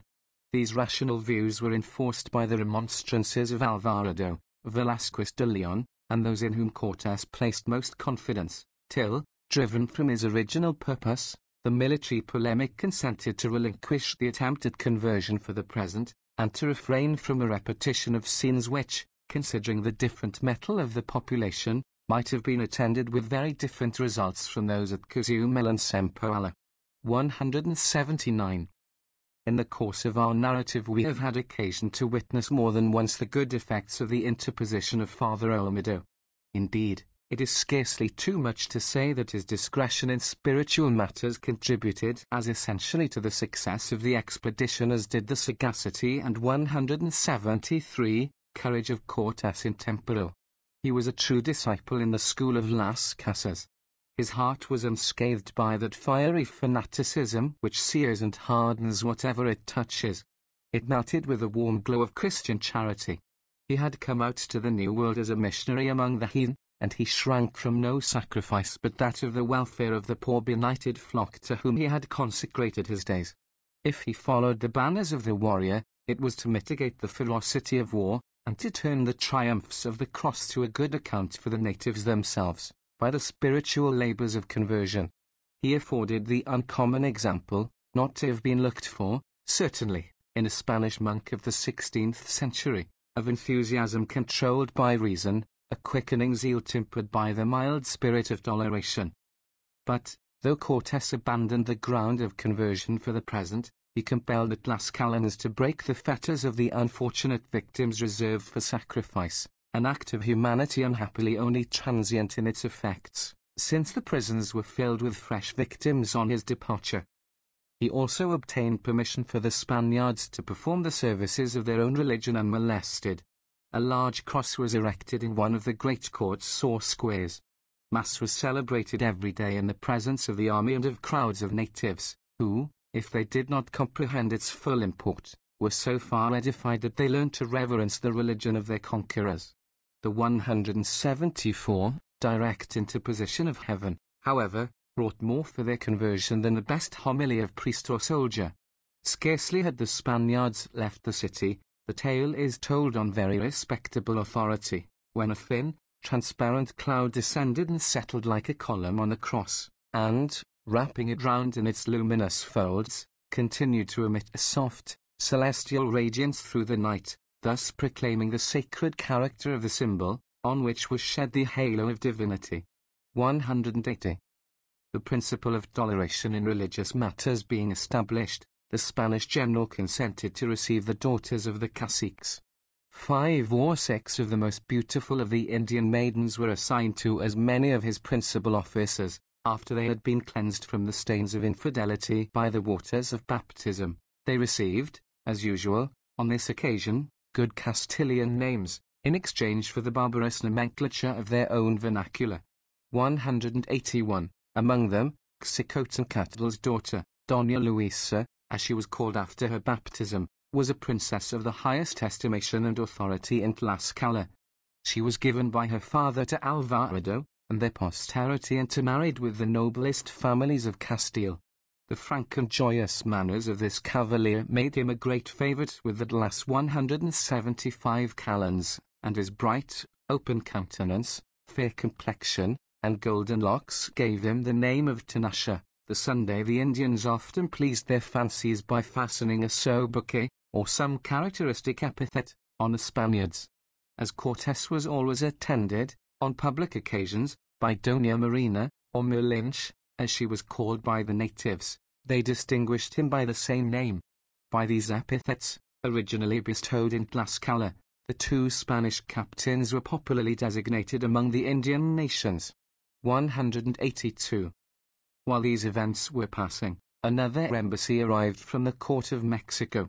It was charged, as usual, with a costly donative of embossed gold plate, and rich embroidered stuffs of cotton and featherwork. The terms of the message might well argue a vacillating and timid temper in the monarch, did they not mask a deeper policy. He now invited the Spaniards to his capital, with the assurance of a cordial welcome. He besought them to enter into no alliance with the base and barbarous Tlaxcalans, and he invited them to take the route of the friendly city of Colula, where arrangements, according to his orders, were made for their reception. 183, 176. The Tlaxcalans viewed with deep regret the general's proposed visit to Mexico. Their reports fully confirmed all he had before heard of the power and ambition of Montezuma. His armies, they said, were spread over every part of the continent. His capital was a place of great strength, and as, from its insular position, all communication could be easily cut off with the adjacent country, the Spaniards, once entrapped there, would be at his mercy. His policy, they represented, was as insidious as his ambition was boundless. Trust not his fair words, they said, his courtesies, and his gifts. His professions are hollow, and his friendships false. When Cortes remarked that he hoped to bring about a better understanding between the emperor and them, they replied it would be impossible, however smooth his words, he would hate them at heart. They warmly protested, also, against the generals taking the route of Colula. The inhabitants, not brave in the open field, were more dangerous from their perfidy and craft. They were Montezuma's tools, and would do his bidding. The Tlaxcalans seemed to combine with this distrust a superstitious dread of the ancient city, the headquarters of the religion of Anahuac. It was here that the god Quetzalcoatl held the pristine seat of his empire. His temple was celebrated 177 throughout the land, and the priests were confidently believed to have the power, as they themselves boasted, of opening an inundation from the foundations of his shrine, which should bury their enemies in the deluge. The Tlaxcalans further reminded Cortes that, while so many other and distant places had sent to him at Tlaxcala to testify their goodwill and offer their allegiance to his sovereigns, Colula, only 6 leagues distant, had done neither. The last suggestion struck the general more forcibly than any of the preceding. He instantly dispatched a summons to the city, requiring a formal tender of its submission. Among the embassies from different quarters which had waited on the Spanish commander, while at Tlaxcala, was one from Ixtlaxochitl, son of the great Nazalpili, and an unsuccessful competitor with his elder brother, as noticed in a former part of our narrative, for the crown of Tezcuco. 184, though defeated in his pretensions, he had obtained a part of the kingdom, over which he ruled with a deadly feeling of animosity towards his rival, and to Montezuma, who had sustained him. He now offered his services to Cortes, asking his aid, in return, to place him on the throne of his ancestors. The politic general returned such an answer to the aspiring young prince as might encourage his expectations and attach him to his interests. It was his aim to strengthen his cause by attracting to himself every particle of disaffection that was floating through the land. 178. It was not long before deputies arrived from Colula, profuse in their expressions of goodwill, and inviting the presence of the Spaniards in their capital. The messengers were of low degree, far beneath the usual rank of ambassadors. This was pointed out by the Tlaxcalans, and Cortes regarded it as a fresh indignity. He sent in consequence a new summons, declaring if they did not instantly send him a deputation of their principal men he would deal with them as rebels to his own sovereign, the rightful lord of these realms. 185. The menace had the desired effect. The Colulans were not inclined to contest, at least for the present, his magnificent pretensions. Another embassy appeared in the camp, consisting of some of the highest nobles, who repeated the invitation for the Spaniards to visit their city, and excused their own tardy appearance by apprehensions for their personal safety in the capital of their enemies. The explanation was plausible. and was admitted by Cortes. The Tlaxcalans were now more than ever opposed to his projected visit. A strong Aztec force, they had ascertained, lay in the neighborhood of Colula, and the people were actively placing their city in a posture of defense. They suspected 179, some insidious scheme concerted by Montezuma to destroy the Spaniards. These suggestions disturbed the mind of Cortes, but did not turn him from his purpose. He felt a natural curiosity to see the venerable city so celebrated in the history of the Indian nations. He had, besides, gone too far to recede, too far, at least, to do so without a show of apprehension implying a distrust in his own resources which could not fail to have a bad effect on his enemies, his allies, and his own men. After a brief consultation with his officers, he decided on the route to Colula. 186. It was now 3 weeks since the Spaniards had taken up their residence within the hospitable walls of Tlaxcala, and nearly 6 since they entered her territory. They had been met on the threshold as enemies, with the most determined hostility. They were now to part with the same people as friends and allies, fast friends, who were to stand by them, side by side, through the whole of their arduous struggle. The result of their visit, therefore, was of the last importance, since on the cooperation of these brave and warlike republicans greatly depended the ultimate success of the expedition. 180. Chapter 6. City of Colula, Great Temple, March to Colula, Reception of the Spaniards, Conspiracy detected. 1519. The ancient city of Colula, capital of the republic of that name, lay nearly 6 leagues south of Tlaxcala, and about 20 east, or rather southeast, of Mexico. It was said by Cortes to contain 20,000 houses within the walls, and as many more in the environs, 187, though now dwindled to a population of less than 16,000 souls. 188, whatever was its real number of inhabitants, it was unquestionably, at the time of the conquest, one of the most populous and flourishing cities in New Spain. It was of great antiquity, and was founded by the primitive races who overspread the land before the Aztecs. 189, we have few particulars of its form. 181, of government, which seems to have been cast on a republican model similar to that of Tlaxcala. This answered so well that the state maintained its independence down to a very late period, when, if not reduced to vassalage by the Aztecs, it was so far under their control as to enjoy few of the benefits of a separate political existence. Their connection with Mexico brought the Colulans into frequent collision with their neighbors and kindred the Tlaxcalans. But, although far superior to them in refinement and the various arts of civilization, they were no match in war for the bold mountaineers, the Swiss of Anahuac. The Colulan capital was the great commercial emporium of the plateau. The inhabitants excelled in various mechanical arts, especially that of working in metals, the manufacture of cotton and agave cloths, and of a delicate kind of pottery, rivaling, it was said, that of Florence in beauty. 190, but such 182, attention to the arts of a polished and peaceful community naturally indisposed them to war, and disqualified them for coping with those who made war a great business of life. The Colulans were accused of effeminacy, and were less distinguished, it is the charge of their rivals, by their courage than their cunning. 191. The older authorities agree in stating that Colula was democratically governed. Bandolera, Studies about Colula and its vicinity, in his report of an archaeological tour in Mexico in 1881, concludes that there were in the community 6 kins. Torquemada says the tribal council consisted of 6 speakers. The tribe was governed by 2 chief executives, called Aquiach and Tlalquiach.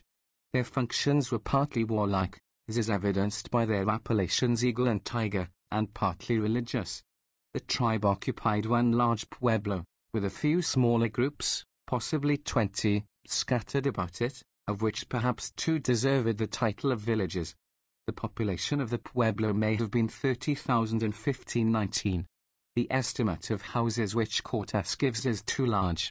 Moreover, a large number of houses in each pueblo was always unoccupied. But the capital, so conspicuous for its refinement and its great antiquity, was even more venerable for the religious traditions which invested it.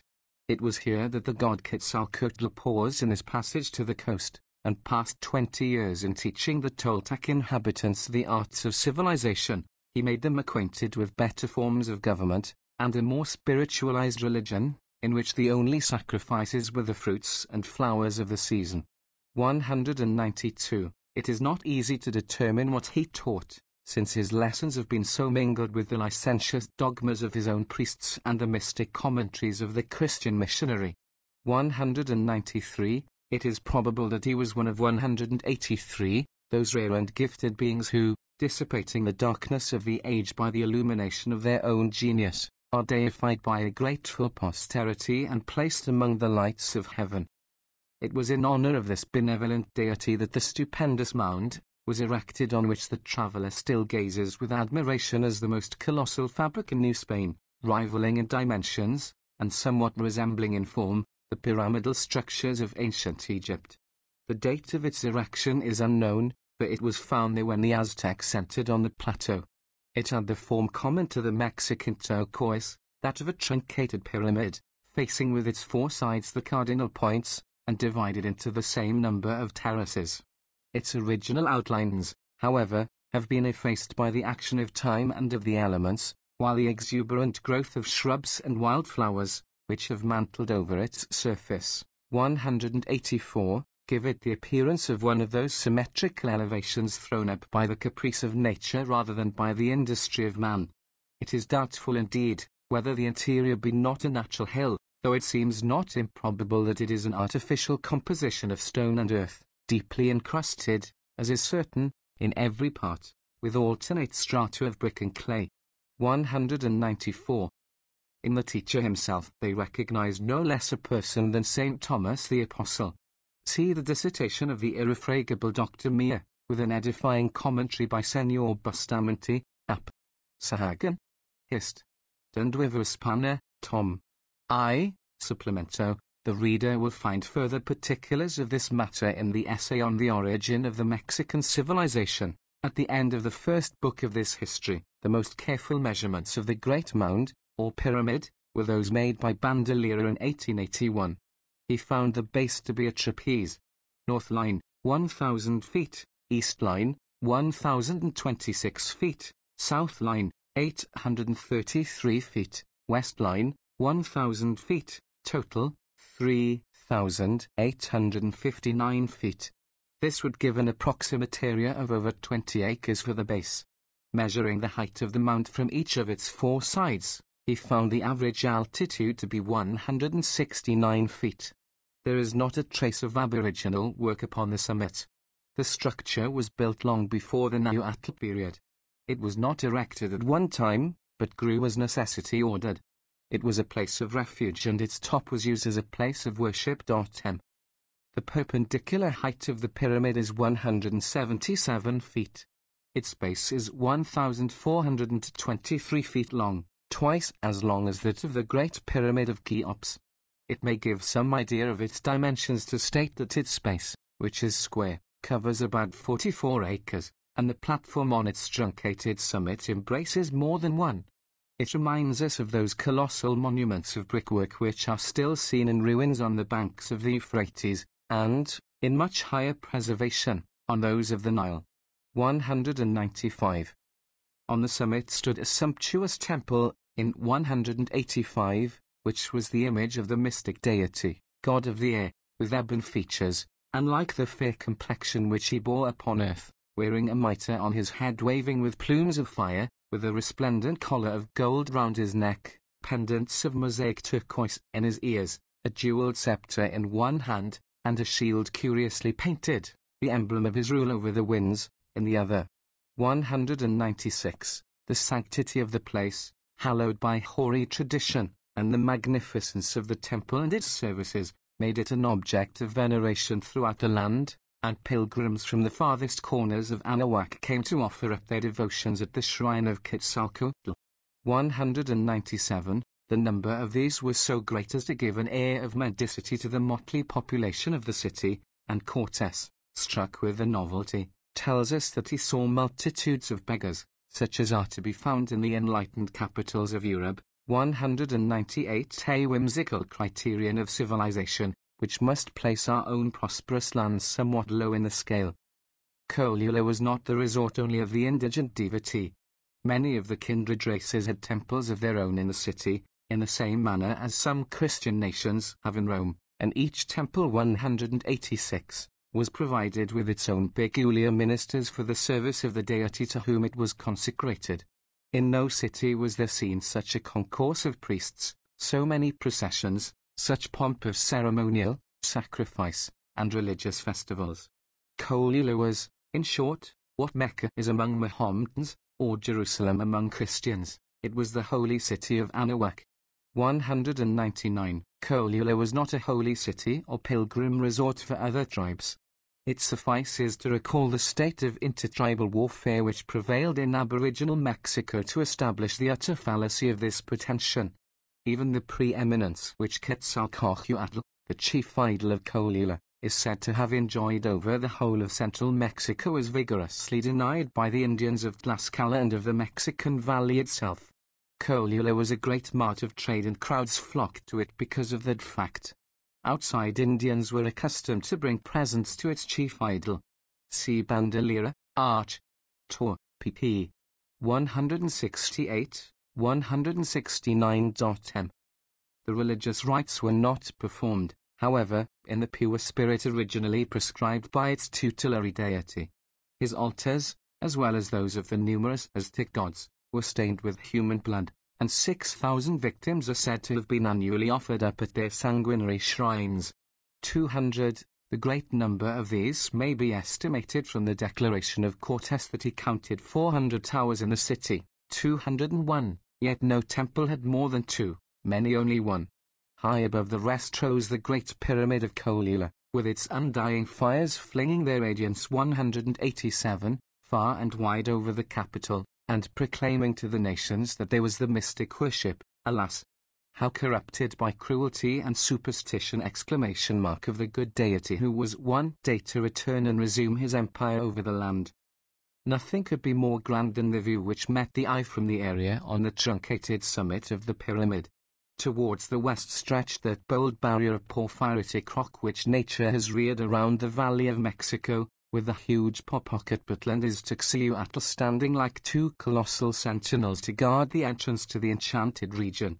Far away to the east was seen the conical head of Orizaba soaring high into the clouds, and nearer, the barren though beautifully shaped Sierra de la Malinche, throwing its broad shadows over the plains of Tlaxcala. 3 of these are volcanoes higher than the highest mountain peak in Europe, and shrouded in snows which never melt under the fierce sun of the tropics. At the foot of the Spectator lay the sacred city of Kolula, with its bright towers and pinnacles sparkling in the sun, reposing amidst gardens and verdant groves, which then thickly studded the cultivated environs of the Carpi 188 Tal. Such was the magnificent prospect which met the gaze of the conquerors, and may still, with slight change, meet that of the modern traveller, as from the platform of the Great Pyramid his eye wanders over the fairest portion of the beautiful plateau of Puebla. 202. Bandolera, Gilded Man, p. 259, shows that the spectator who stood on the truncated summit of the pyramid was standing upon a structure which had long been in ruins, and which was covered with bushes when Cortes passed through the country. On the summit was a little ancient temple. There was no trace of a large building, and the pyramid looked so much like a wooded hill that the conquerors regarded it as a natural elevation. No pinnacles sparkled in the sun, because the architecture of the natives did not include those features. The houses were for the most part only 1 story high, and were whitewashed. But it is time to return to Tlaxcala. On the appointed morning the Spanish army took up its march to Mexico by the way of Kolula. It was followed by crowds of the citizens, filled with admiration at the intrepidity of men who, so few in number, would venture to brave the great Montezuma in his capital. Yet an immense body of warriors offered to share the dangers of the expedition, but Cortes, while he showed his gratitude for their goodwill, selected only 6,000 of the volunteers to bear him company. 203. He was 189, unwilling to encumber himself with an unwieldy force that might impede his movements, and probably did not care to put himself so far in the power of allies whose attachment was too recent to afford sufficient guarantee for their fidelity. After crossing some rough and hilly ground, the army entered on the wide plain which spreads out 4 miles around Kolila. At the elevation of more than 6,000 feet above the sea, they beheld the rich products of various climes growing side by side, fields of towering maize, the juicy aloe, the chili or Aztec pepper, and large plantations of the cactus, on which the brilliant cochineal is nourished. Not a rood of land but was under cultivation, 204, and the soil, an uncommon thing on the tableland, was irrigated by numerous streams and canals, and well shaded by woods, that have disappeared before the rude axe of the Spaniards. Towards evening they reached a small stream, on the banks of which Cortes determined to take up his quarters for the night, being unwilling to disturb the tranquillity of the city by introducing so large a force into it at an unseasonable hour. Here he was soon joined by a number of Colilan caciques and their attendants, who came to view and welcome the strangers. When they saw 190, their Tlascalan enemies in the camp, however, they exhibited signs of displeasure, and intimated an apprehension that their presence in the town might occasion disorder. The remonstrance seemed reasonable to Cortes, and he accordingly commanded his allies to remain in their present quarters, and to join him as he left the city on the way to Mexico. On the following morning he made his entrance at the head of his army into Colila, attended by no other Indians than those from Sempoala, and a handful of Tlascalans, to take charge of the baggage. His allies, at parting, gave him many cautions respecting the people he was to visit, who, while they affected to despise them as a nation of traders, employed the dangerous arms of perfidy and cunning. As the troops drew near the city, the road was lined with swarms of people of both sexes and every age, old men tottering with infirmity, women with children in their arms, all eager to catch a glimpse of the strangers, whose persons, weapons, and horses were objects of intense curiosity to eyes which had not hitherto ever encountered them in battle. The Spaniards, in turn, were filled with admiration at the aspect of the Coliolans, much superior in dress and general appearance to the nations they had hitherto seen. They were particularly struck with the costume of the higher classes, who wore fine embroidered mantles, resembling the graceful albornoz, or Moorish cloak, in their texture and fashion. 205, they showed 191, the same delicate taste for flowers as the other tribes of the plateau, decorating their persons with them, and tossing garlands and bunches among the soldiers. An immense number of priests mingled with the crowd, swinging their aromatic censers, while music from various kinds of instruments gave a lively welcome to the visitors, and made the whole scene one of gay, bewildering enchantment. If it did not have the air of a triumphal procession so much as at Tlaxcala, where the melody of instruments was drowned by the shouts of the multitude, it gave a quiet assurance of hospitality and friendly feeling not less grateful.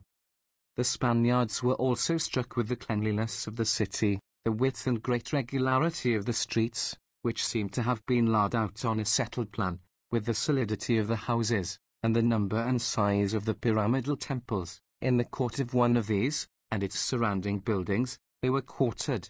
206. According to tradition, Cortes was lodged in the present southwestern quarter of the city, which is now called Santa Maria Tacpan, the Tacpan being the communal house where strange visitors were received.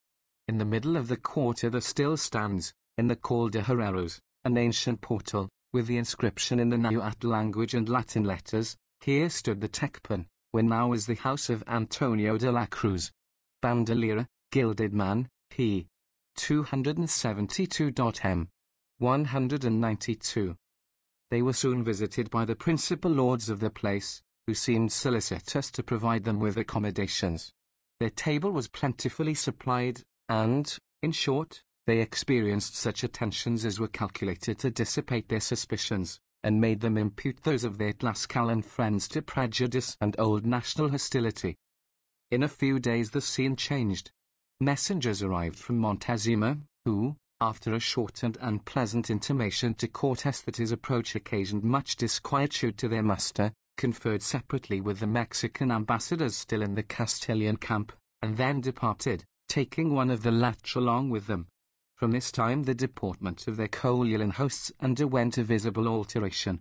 They did not visit the quarters as before, and, when invited to do so, excused themselves on pretence of illness. The supply of provisions was stinted, on the ground that they were short of maize. These symptoms of alienation, independently of temporary embarrassment, caused serious alarm in the breast of Cortes, for the future.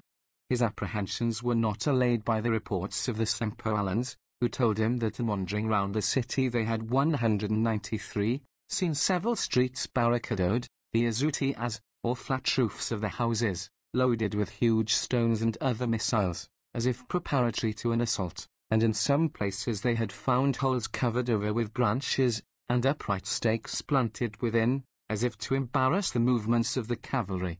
207. Some Tlascalans coming in, also, from their camp, informed the general that a great sacrifice, mostly of children, had been offered up in a distant quarter of the town, to propitiate the favor of the gods, apparently for some intended enterprise. They added that they had seen numbers of the citizens leaving the city with their women and children, as if to remove them to a place of safety. These tidings confirmed the worst suspicions of Cortes, who had no doubt that some hostile scheme was in agitation. If he had felt any, a discovery by Marina, the good angel of the expedition, would have turned these doubts into certainty, but they were always heaps of stones and other missiles kept for defense on the flat roofs of the houses in the unwalled cities. The amiable manners of the Indian girl had won her the regard of the wife of one of the caciques, who repeatedly urged Marina to visit her house, darkly intimating that in this way she would escape the fate that awaited the Spaniards. The interpreter, seeing the importance of obtaining further 194 intelligence at once, pretended to be pleased with the proposal, and affected, at the same time, great discontent with the white men, by whom she was detained in captivity. Thus, throwing the credulous Colian off her guard, Marina gradually insinuated herself into her confidence, so far as to draw from her a full account of the conspiracy. It originated, she said, with the Aztec emperor, who had sent rich bribes to the great caciques, and to her husband among others, to secure them in his views. The Spaniards were to be assaulted as they marched out of the capital, when entangled in its streets, in which numerous impediments had been placed to throw the cavalry into disorder. A force of 20,000 Mexicans was already quartered at no great distance from the city, to support the Colians in the assault. It was confidently expected that the Spaniards, thus embarrassed in their movements, would fall an easy prey to the superior strength of their enemy. A sufficient number of prisoners was to be reserved to grace the sacrifices of Colila, the rest were to be led in fetters to the capital of Montezuma. While this conversation was going on, Marina occupied herself with putting up such articles of value and wearing apparel as she proposed to take with her in the evening, when she could escape unnoticed from the Spanish quarters to the house of her Colian friend, who assisted her in the operation. Leaving her visitor thus employed, Marina found an opportunity to steal away for a few moments, and, going to the general's apartment, disclosed to him her discoveries. He immediately 195 caused the cacique's wife to be seized, and, on examination, she fully confirmed the statement of his Indian mistress. The intelligence thus gathered by Cortes filled him with the deepest alarm. He was fairly taken in the snare. To fight or to fly seemed equally difficult. He was in a city of enemies, where every house might be converted into a fortress, and where such embarrassments were thrown in the way as might render the manoeuvres of his artillery and horse nearly impracticable. In addition to the wily Coliolans, he must cope, under all these disadvantages, with the redoubtable warriors of Mexico.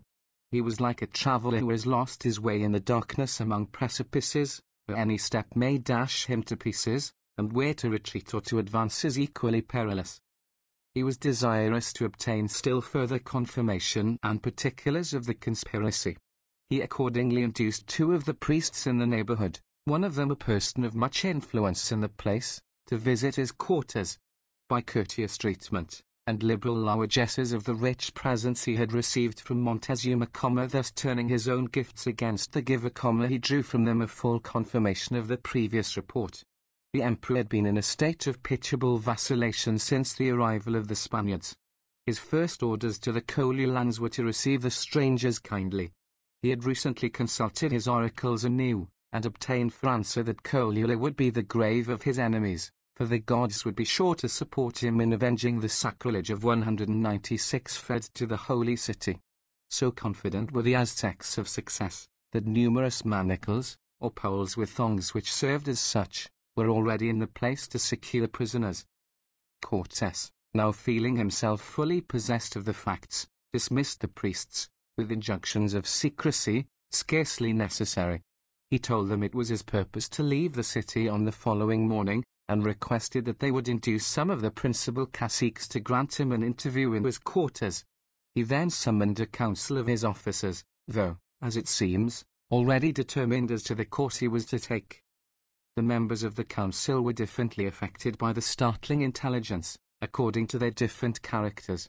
The more timid, disheartened by the prospect of obstacles which seemed to multiply as they drew nearer the Mexican capital, were for retracing their steps and seeking shelter in the friendly city of Tlaxcala. Others, more persevering, but prudent, were for taking the more northerly route, originally recommended by their allies. The greater part supported the general, who was ever of opinion that they had no alternative but to advance. Retreat would be ruin. Half-way measures were scarcely better, and would infer a timidity which must discredit them with both friend and foe. Their true policy was to rely on themselves, to strike such a blow as should intimidate their enemies and show them that the Spaniards were as incapable of being circumvented by artifice as of being crushed by weight of numbers and courage in the open field. 197. When the caciques, persuaded by the priests, appeared before Cortes, he contented himself with gently rebuking their want of hospitality, and assured them the Spaniards would be no longer a burden to their city, as he proposed to leave it early on the following morning. He requested, moreover, that they would furnish a reinforcement of 2,000 men to transport his artillery and baggage. The chiefs, after some consultation, acquiesced in a demand which might in some measure favor their own designs. On their departure, the general summoned the Aztec ambassadors before him. He briefly acquainted them with his detection of the treacherous plot to destroy his army, the contrivance of which, he said, was imputed to their master, Montezuma. It grieved him much, he added, to find the emperor implicated in so nefarious a scheme, and that the Spaniards must now march as enemies against the prince whom they had hoped to visit as a friend. The ambassadors, with earnest protestations, asserted their entire ignorance of the conspiracy, and their belief that Montezuma was equally innocent of a crime which they charged wholly on the Coliolans. It was clearly the policy of Cortes to keep on good terms with the Indian monarch, to profit as long as possible by his good offices, and to avail himself of his fancied security, such feelings of security as the general could inspire him with, to cover his own future operations. He affected to give credit, therefore, to the assertion of the envoys, and declared his unwillingness to be 198 leave that a monarch who had rendered the Spaniards so many friendly offices would now consummate the whole by a deed of such unparalleled baseness. The discovery of their twofold duplicity, he added, sharpened his resentment against the Coliolans, on whom he would take such vengeance as should amply requite the injuries done both to Montezuma and the Spaniards. He then dismissed the ambassadors, taking care, notwithstanding this show of confidence, to place a strong guard over them, to prevent communication with the citizens. 208. That night was one of deep anxiety to the army. The ground they stood on seemed loosening beneath their feet, and any moment might be the one marked for their destruction. Their vigilant general took all possible precautions for their safety, increasing the number of the sentinels, and posting his guns in such a manner as to protect the approaches to the camp. His eyes, it may well be believed, did not close during the night. Indeed, every Spaniard lay down in his arms, and every horse stood saddled and bridled, ready for instant service. But no assault was meditated by the Indians, and the stillness of the hour was undisturbed except by the occasional sounds, heard in a populous city, even when buried in slumber, and by the hoarse cries of the priests from the turrets of the 199 turquoise, proclaiming through their trumpets the watches of the night. 209-200. Chapter 7. Terrible Massacre, Tranquility Restored, Reflections on the Massacre, Further Proceedings, Envoys from Montezuma. 1519. With the first streak of morning light, Cortes was seen on horseback, directing the movements of his little band. The strength of his forces he drew up in a great square or court, surrounded partly by buildings, as before noticed, and in part by a high wall. There were 3 gates of entrance, at each of which he placed a strong guard. The rest of his troops, with his great guns, he posted without the enclosure, in such a manner as to command the avenues and secure those within from interruption in their bloody work. Orders had been sent the night before to the Tlascalan chiefs to hold themselves ready, at a concerted signal, to march into the city and join the Spaniards. The arrangements were hardly completed, before the Colilan caciques appeared, leading a body of levies, Timans, even more numerous than had been demanded. They were marched at once into the square, commanded, as we have seen, by the Spanish infantry, which was drawn up under the walls. Cortes then took some of the caciques 201 aside. With a stern air, he bluntly charged them with the conspiracy, showing that he was well acquainted with all the particulars. He had visited the city, he said, at the invitation of their emperor, had come as a friend, had respected the inhabitants and their property, and, to avoid all cause of umbrage, had left a great part of his forces without the walls. They had received him with a show of kindness and hospitality, and, reposing on this, he had been decoyed into the snare, and found this kindness only a mask to cover the blackest perfidy. The Colulans were thunderstruck at the accusation. An undefined awe crept over them as they gazed on the mysterious strangers and felt themselves in the presence of beings who seemed to have the power of reading the thoughts scarcely formed in their bosoms. There was no use in prevarication or denial before such judges. They confessed the whole, and endeavored to excuse themselves by throwing the blame on Montezuma. Cortes, assuming an air of higher indignation at this, assured them that the pretense should not serve, since, even if well-founded, it would be no justification, and he would now make such an example of them for their treachery that the report of it should ring throughout the wide borders of Anahuac. The fatal signal, the discharge of an arquebuse, was then given. In an instant every musket and crossbow was levelled at the unfortunate Colulans in the courtyard, and a frightful volley poured into them as they stood crowded together like a 202 herd of deer in the centre. They were taken by surprise, for they had not heard the preceding dialogue with the chiefs. They made scarcely any resistance to the Spaniards, who followed up the discharge of their pieces by rushing on them with their swords, and, as the half-naked bodies of the natives afforded no protection, they hewed them down with as much ease as the reaper mows down the ripe corn in harvest time. Some endeavoured to scale the walls, but only afforded a surer mark to the arquebusiers and archers. Others threw themselves into the gateways, but were received on the long pikes of the soldiers who guarded them. Some few had better luck in hiding themselves under the heaps of slain with which the ground was soon loaded.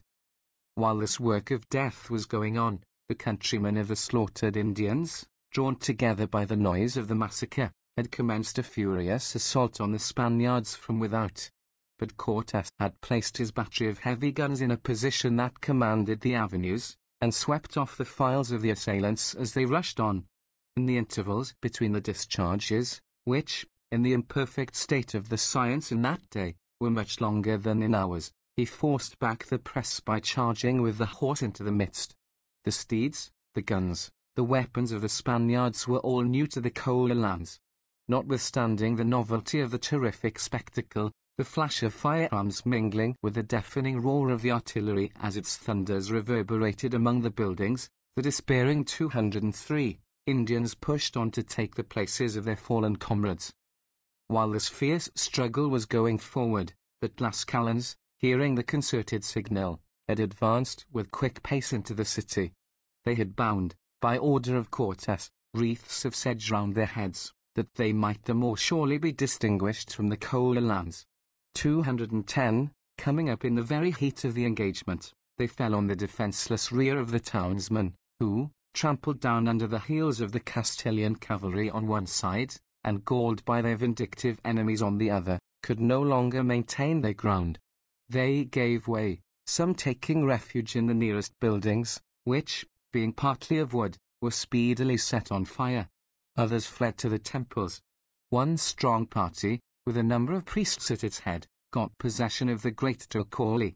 There was a vulgar tradition, already alluded to, that on removal of part of the walls the god would send forth an inundation to overwhelm his enemies.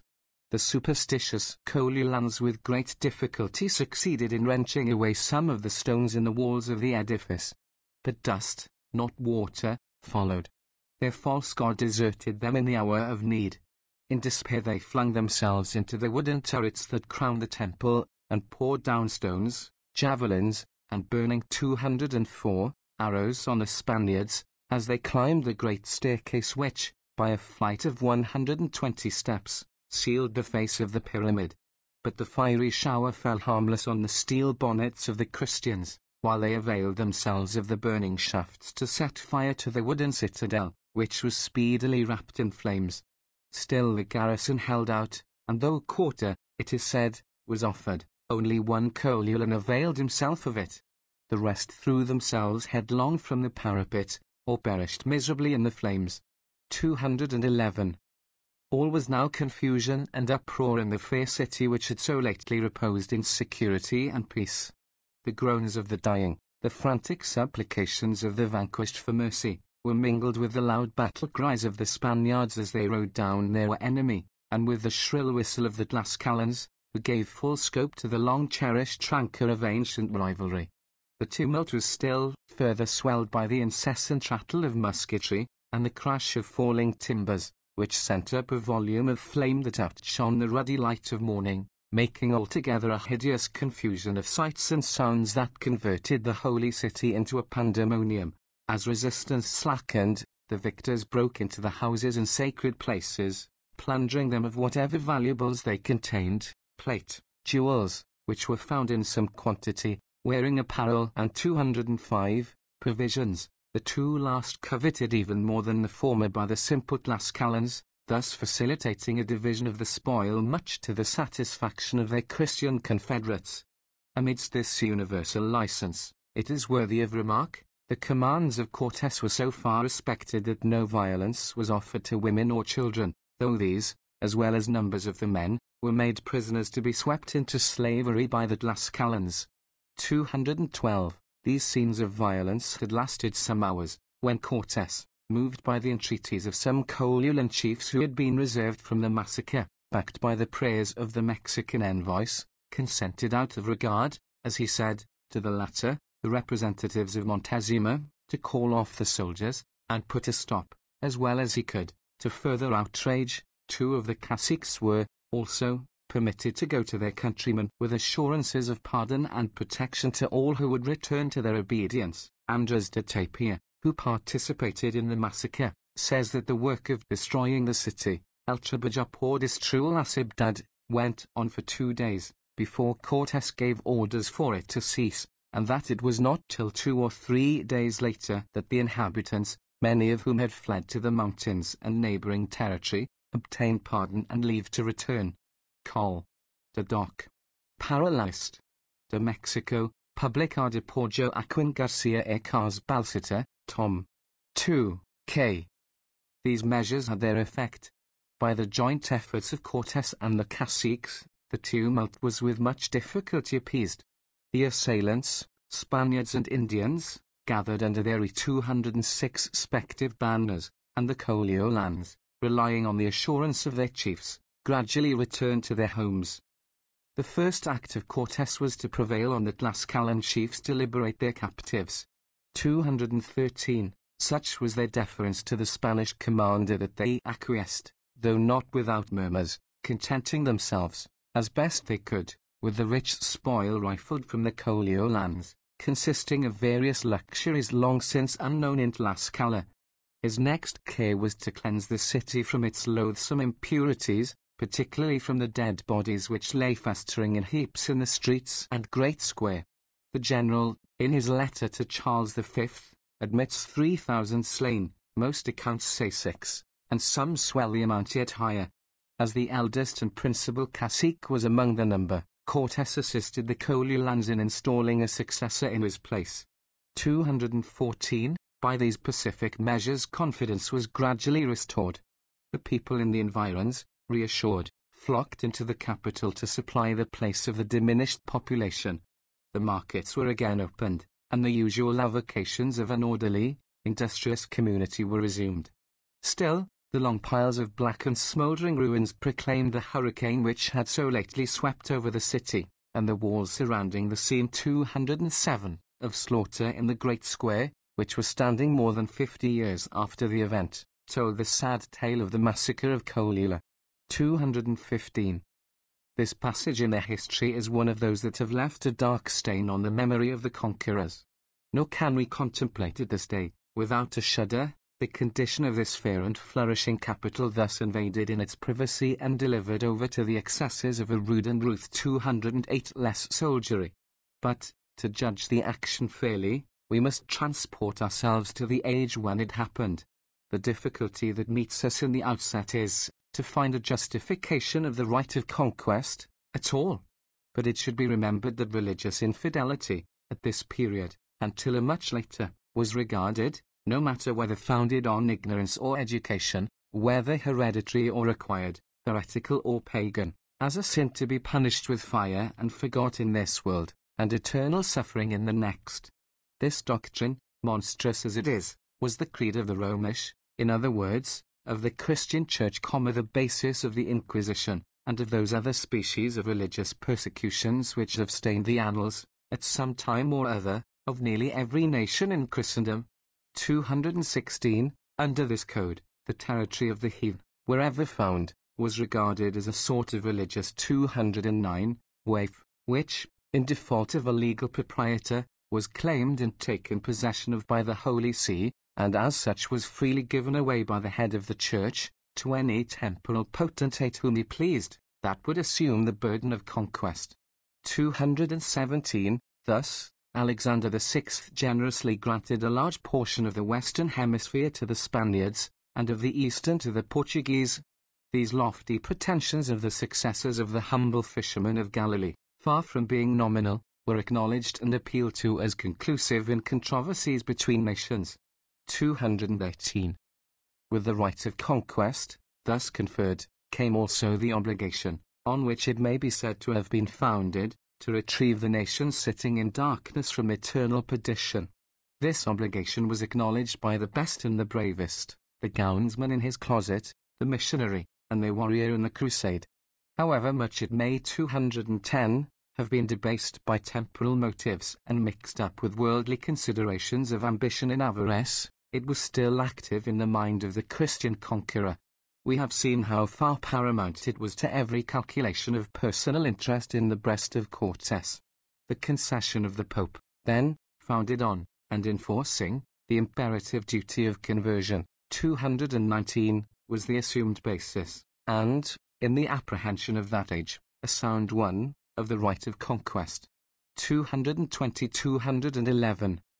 This right could not, indeed, be construed to authorize any unnecessary act of violence to the natives. The present expedition, up to the period of its history at which we are now arrived, had probably been stained with fewer of such acts than almost any similar enterprise of the Spanish discoverers in the New World. Throughout the campaigns, Cortes had prohibited all wanton injuries to the natives in person or property, and had punished the perpetrators of them with exemplary severity. He had been faithful to his friends, and, with perhaps a single exception, not unmerciful to his foes. Whether from policy or principle, it should be recorded to his credit, though, like every sagacious mind, he may have felt that principle and policy go together. He had entered Colula as a friend, at the invitation of the Indian emperor, who had a real, if not avowed, control over the state. He had been received as a friend, with every demonstration of goodwill, when, without any offence of his own or his followers, he found they were to be the victims of an insidious plot, that they were standing on a mine which might be sprung at any moment and bury them all in its ruins. His safety, as he 212, truly considered, left no alternative but to anticipate the blow of his enemies. Yet who can doubt that the punishment thus inflicted was excessive, that the same end might have been attained by directing the blow against the guilty chiefs, instead of letting it fall on the ignorant rabble who but obeyed the commands of their masters. But when was it ever seen that fear, armed with power, was scrupulous in the exercise of it? Or that the passions of a fierce soldiery, inflamed by conscious injuries, could be regulated in the moment of explosion? We shall, perhaps, pronounce more impartially on the conduct of the conquerors if we compare it with that of our own contemporaries under somewhat similar circumstances. The atrocities at Colula were not so bad as those inflicted on the descendants of these very Spaniards, in the late War of the Peninsula, by the most polished nations of our time, by the British at Badajoz, for example, at Tarragona, and 100 other places, by the French. The wanton butchery, the ruin of property, and, above all, those outrages worse than death, from which the female part of the population were protected at Colula, show a catalogue of enormities quite as black as those imputed to the Spaniards, and without the same apology for resentment, with no apology, indeed, but that afforded by a brave and patriotic resistance.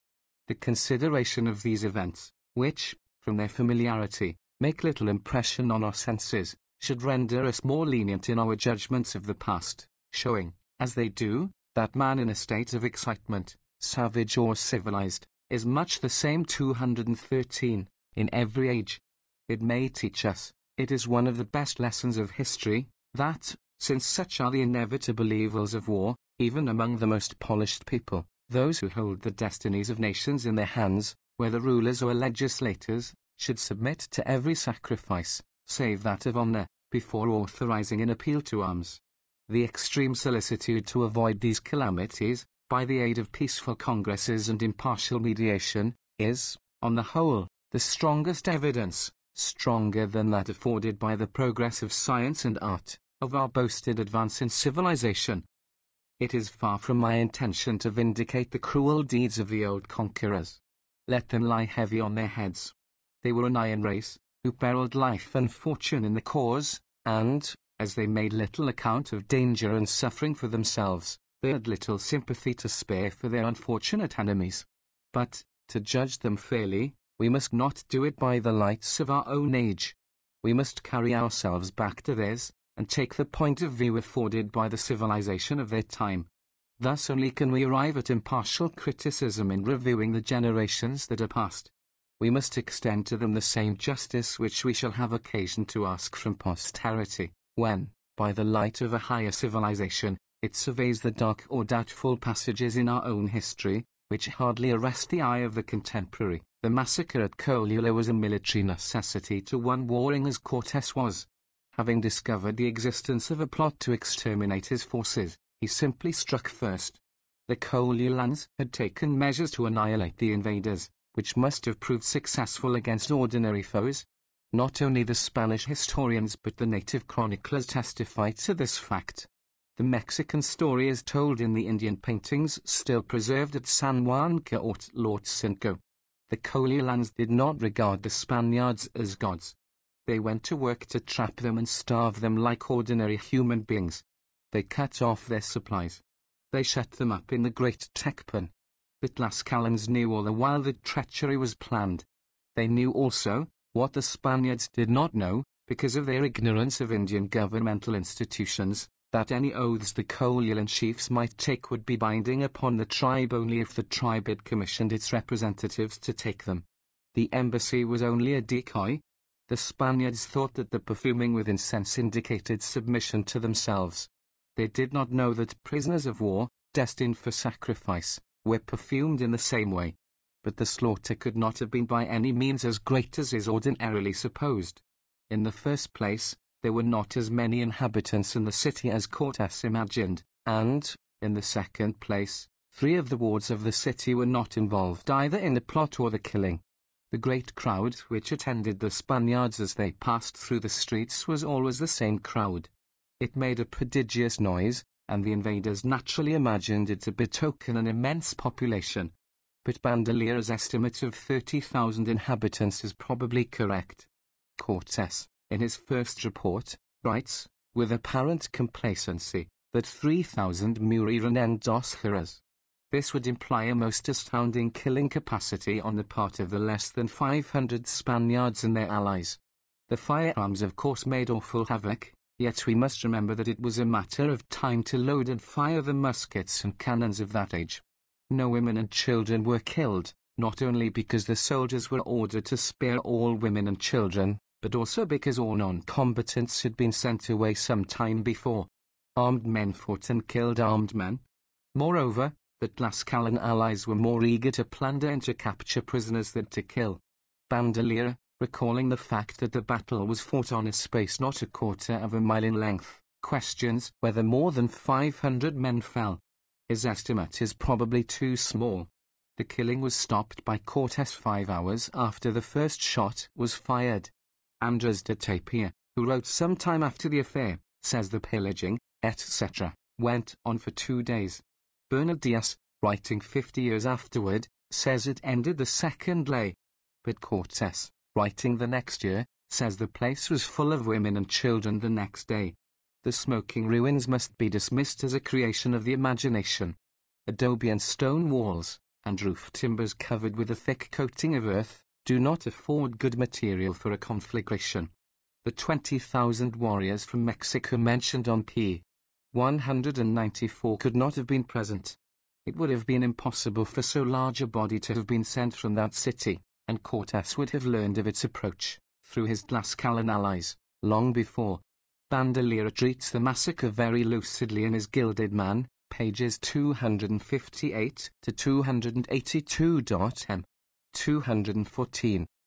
But, whatever be thought of this transaction in a moral view, as a stroke of policy it was unx 215 The nations of Anahuac had beheld, with admiration mingled with awe, the little band of Christian warriors steadily advancing along the plateau in face of every obstacle, overturning army after army with as much ease, apparently, as the good ship throws off the angry billows from her bows, or rather like the lava, which, rolling from their own volcanoes, holds on its course unchecked by obstacles, rock, tree, or building, bearing them along, or crushing and consuming them in its fiery path.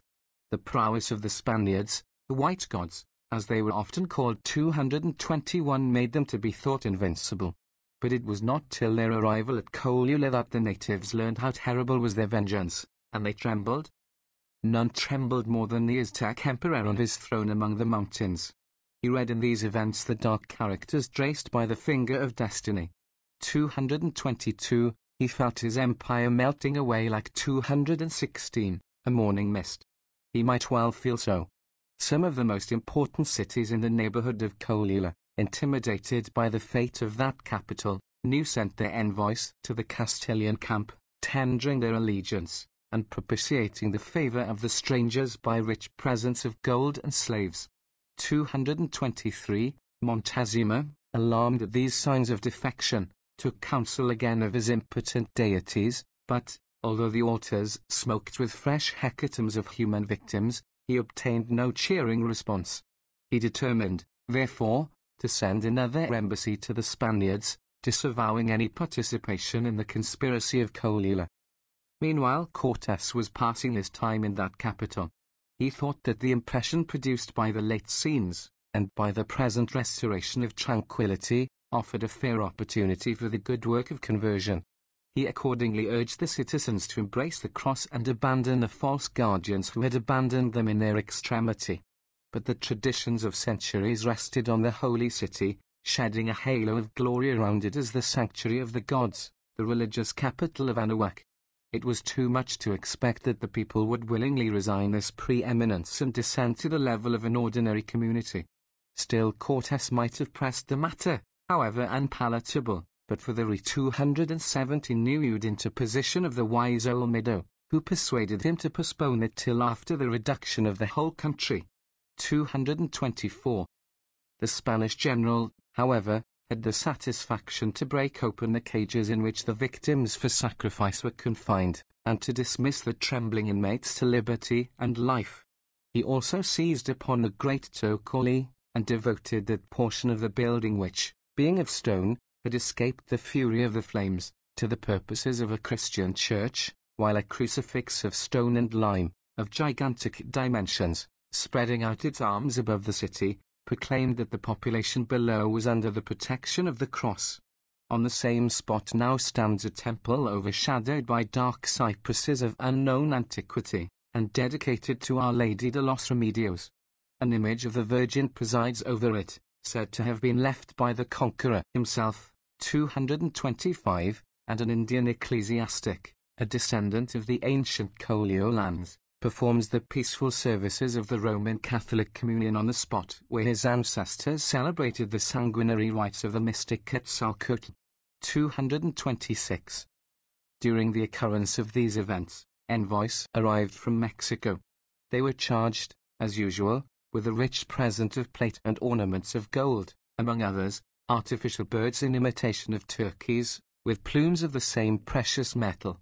To these were added 1,500 cotton dresses of delicate fabric. The Emperor even X218 pressed his regret at the catastrophe of Colula, vindicated himself from any share in the conspiracy which he said had brought deserved retribution on the heads of its authors, and explained the existence of an Aztec force in the neighborhood by the necessity of repressing some disorders there. 227.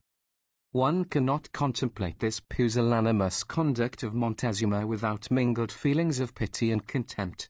It is not easy to reconcile his assumed innocence of the plot with many circumstances connected with it.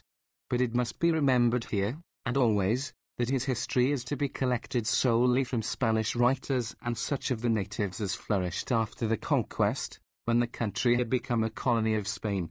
Not an Aztec record of the primitive age survives, in a form capable of interpretation. 228. It is the hard fate of this unfortunate monarch to be wholly in 219 indebted for his portraiture to the pencil of his enemies. More than a fortnight had elapsed since the entrance of the Spaniards into Colula, and Cortes now resolved without loss of time to resume his march towards the capital.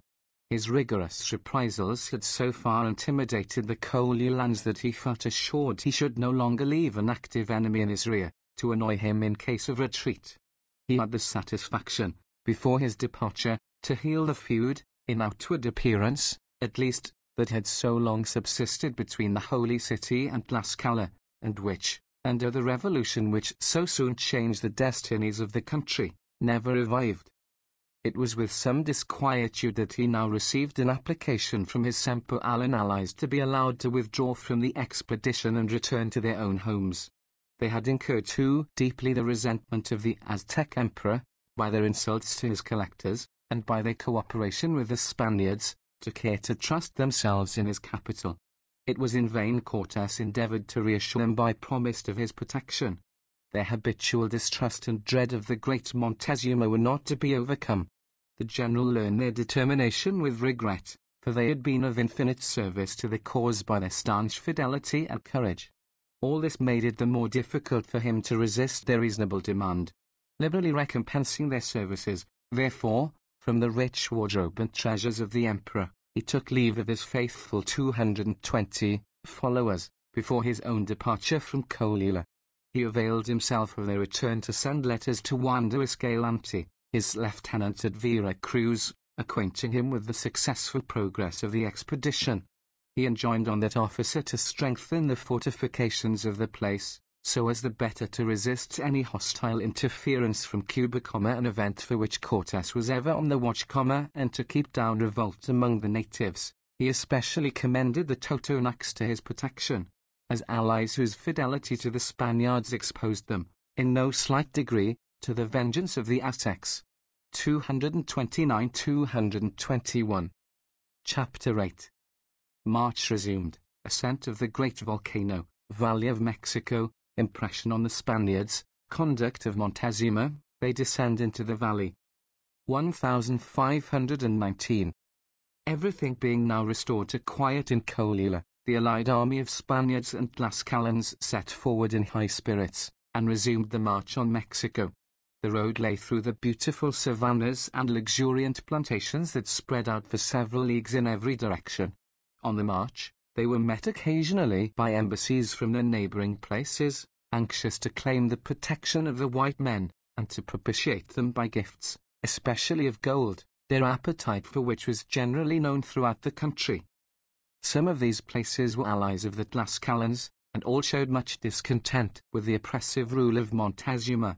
The natives cautioned the Spaniards against putting themselves in his power by entering his capital, and they stated, as evidence of his hostile disposition, that he had caused the direct road to it to be blocked up, that 222, the strangers might be compelled to choose another, which, from its narrow passes and strong positions, would enable him to take them at great disadvantage. The information was not lost on Cortes, who kept a strict eye on the movements of the Mexican envoys, and redoubled his own precautions against surprise. 230, cheerful and active, he was ever where his presence was needed, sometimes in the van, at others in the rear, encouraging the weak, stimulating the sluggish, and striving to kindle in the breasts of others the same courageous spirit which glowed in his own. At night he never omitted to go the rounds, to see that every man was at his post. On one occasion his vigilance had well nigh proved fatal to him. He approached so near a sentinel that the man, unable to distinguish his person in the dark, levelled his crossbow at him, when fortunately an exclamation of the general, who gave the watchword of the night, arrested a movement which might else have brought the campaign to a close and given a respite for some time longer to the empire of Montezuma.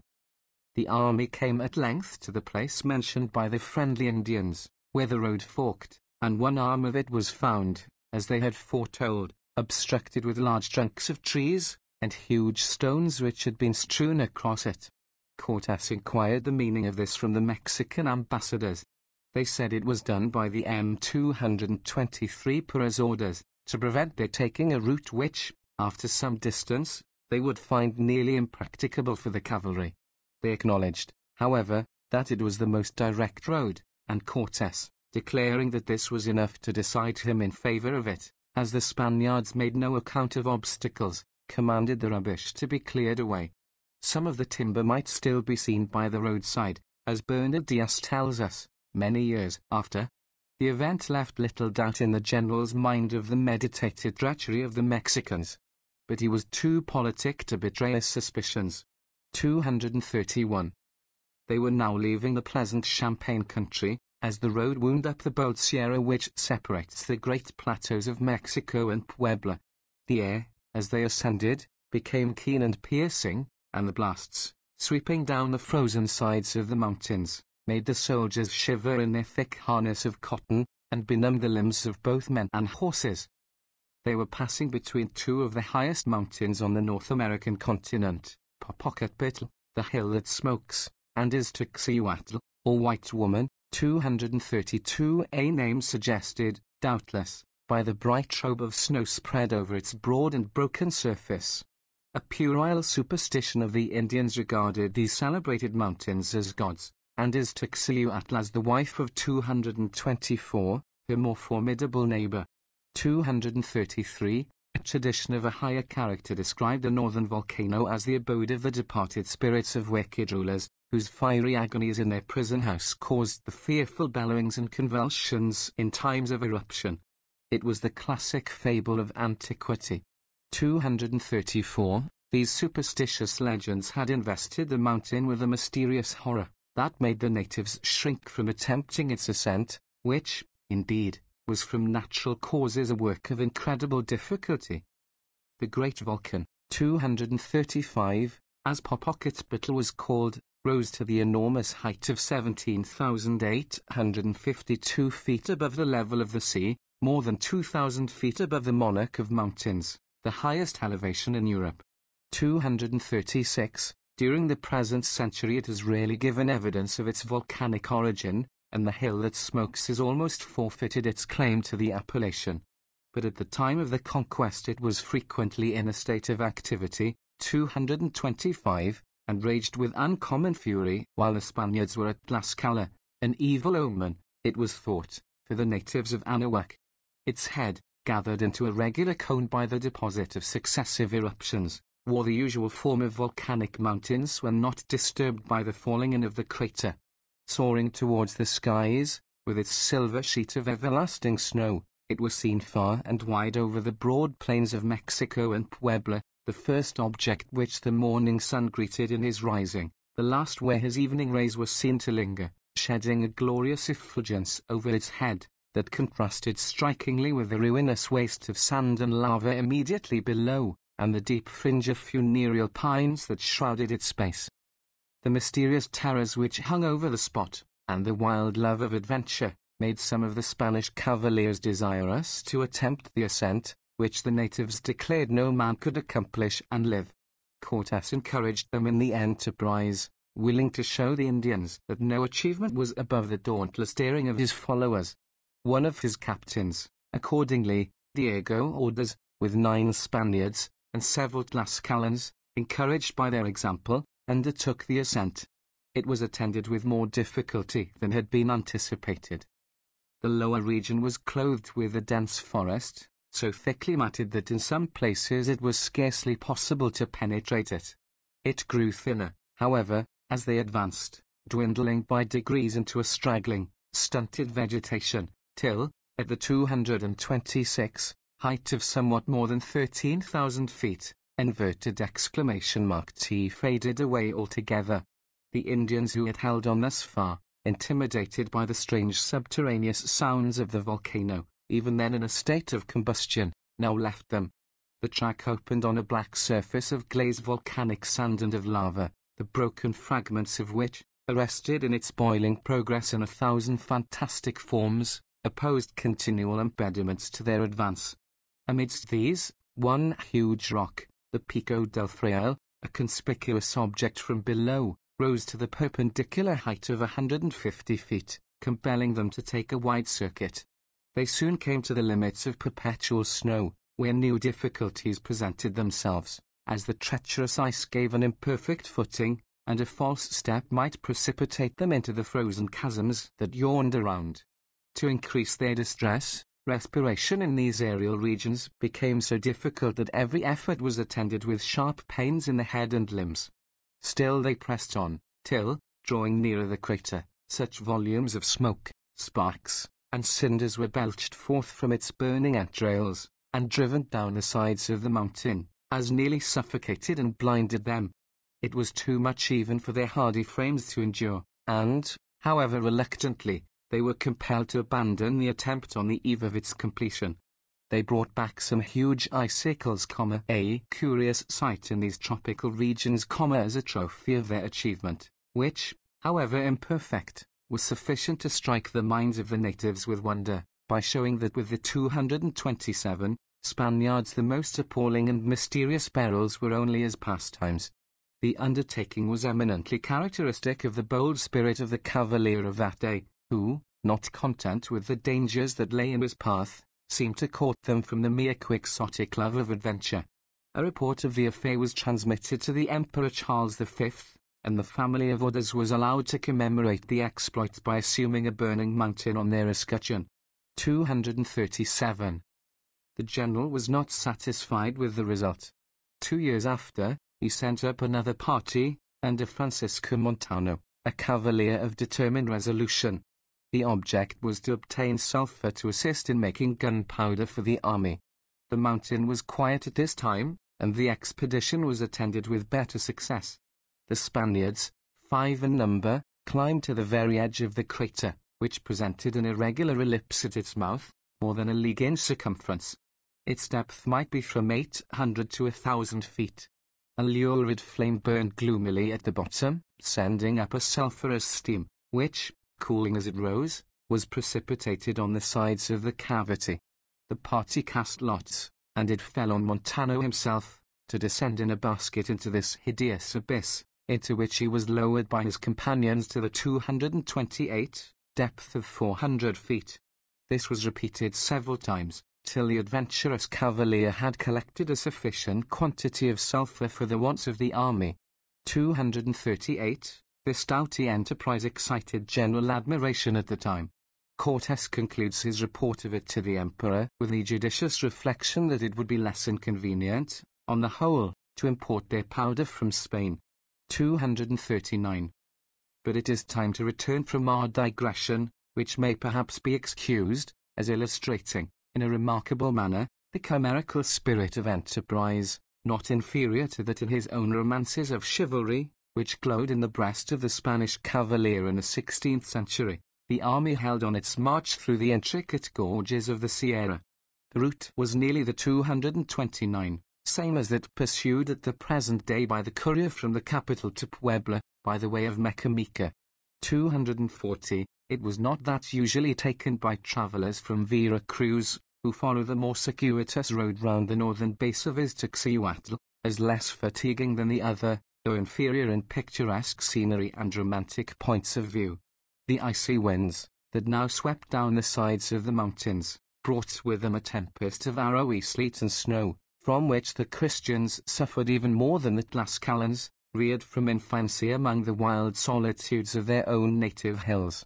As night came on, their sufferings would have been intolerable, but they luckily found a shelter in the commodious stone buildings which the Mexican government had placed at stated intervals along the roads for the accommodation of the traveler and their own couriers. It little dreamed it was providing a protection for its enemies.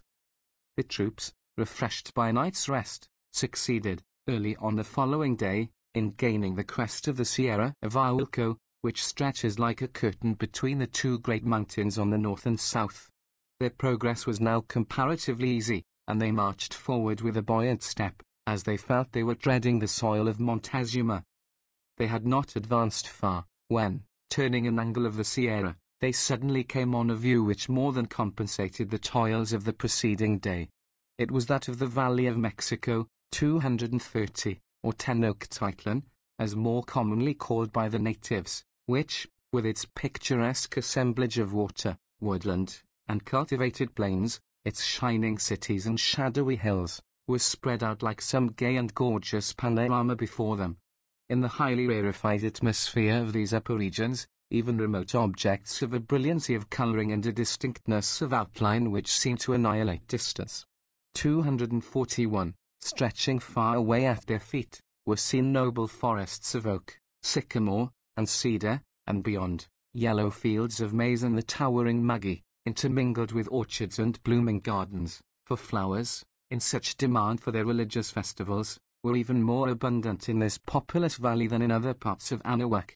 In the centre of the great basin were beheld lakes, occupying then a much larger portion of its surface than at present, their borders thickly studded with towns and hamlets, and, in the midst, like some Indian empress with her coronal of pearls, the fair city of Mexico, with her white towers and pyramidal temples, reposing, as it were, on the bosom of the waters, the far-famed Venice of the Aztecs.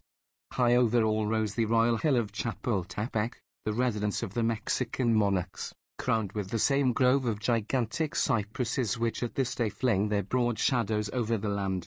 In the distance beyond the blue waters of the lake, and nearly screened by intervening foliage, was seen a shining speck, the 231, rival capital of Texcoco, and, still farther on, the dark belt of porphyry, girdling the valley around, like a rich setting which nature had devised for the fairest of her jewels.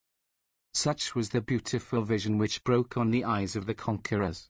And even now, when so sad a change has come over the scene, when the stately forests have been laid low, and the soil, unsheltered from the fierce radiance of a tropical sun, is in many places abandoned to sterility, when the waters have retired, leaving a broad and ghastly margin white with the incrustation of salts, while the cities and hamlets on their borders have mouldered into ruins. Even now that desolation broods over the landscape, so indestructible are the lines of beauty which nature has traced on its features, that no traveller, however cold, can gaze on them with any other emotions than those of astonishment and rapture.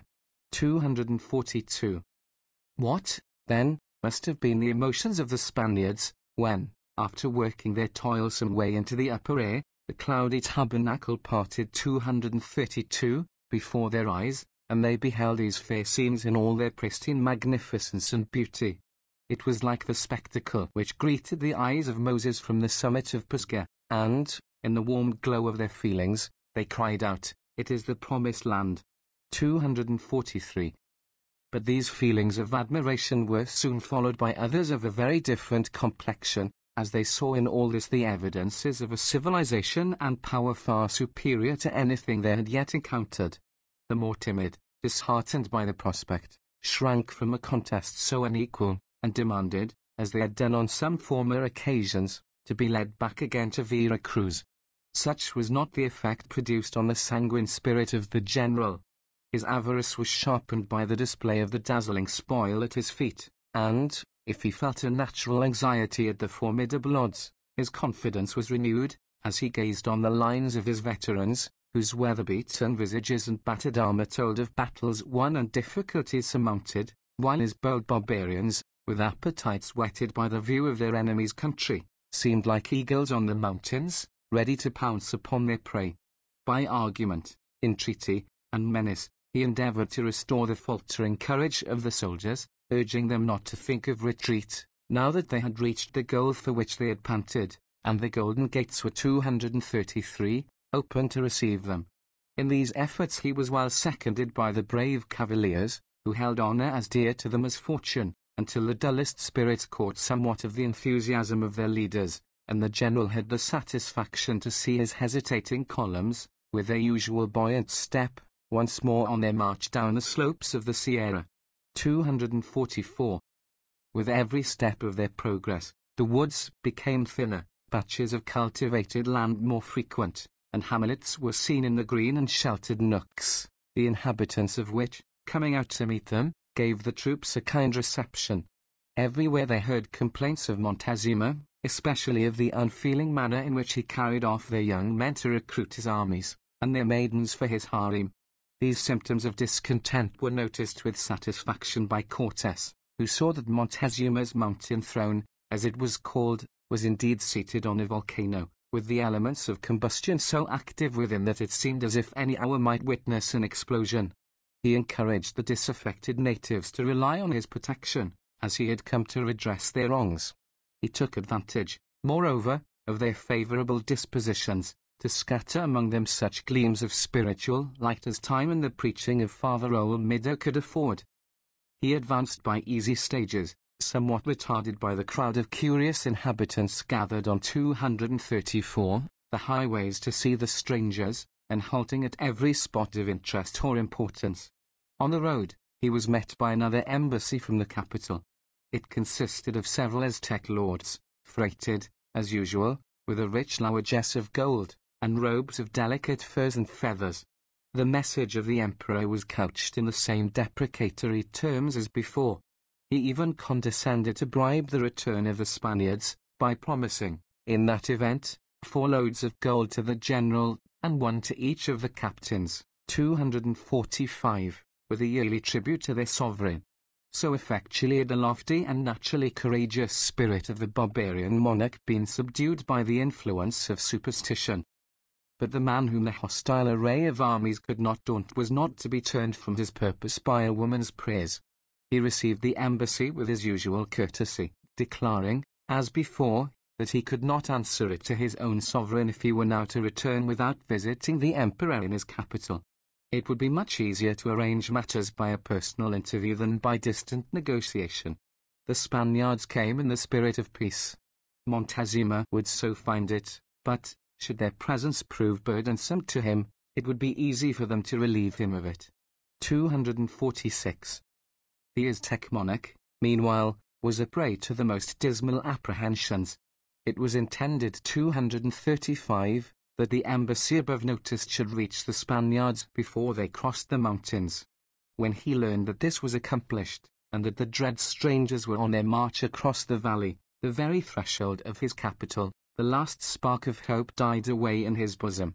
Like one who suddenly finds himself on the brink of some dark and yawning gulf, he was too much bewildered to be able to rally his thoughts, or even to comprehend his situation. He was the victim of an absolute destiny, against which no foresight or precautions could have availed.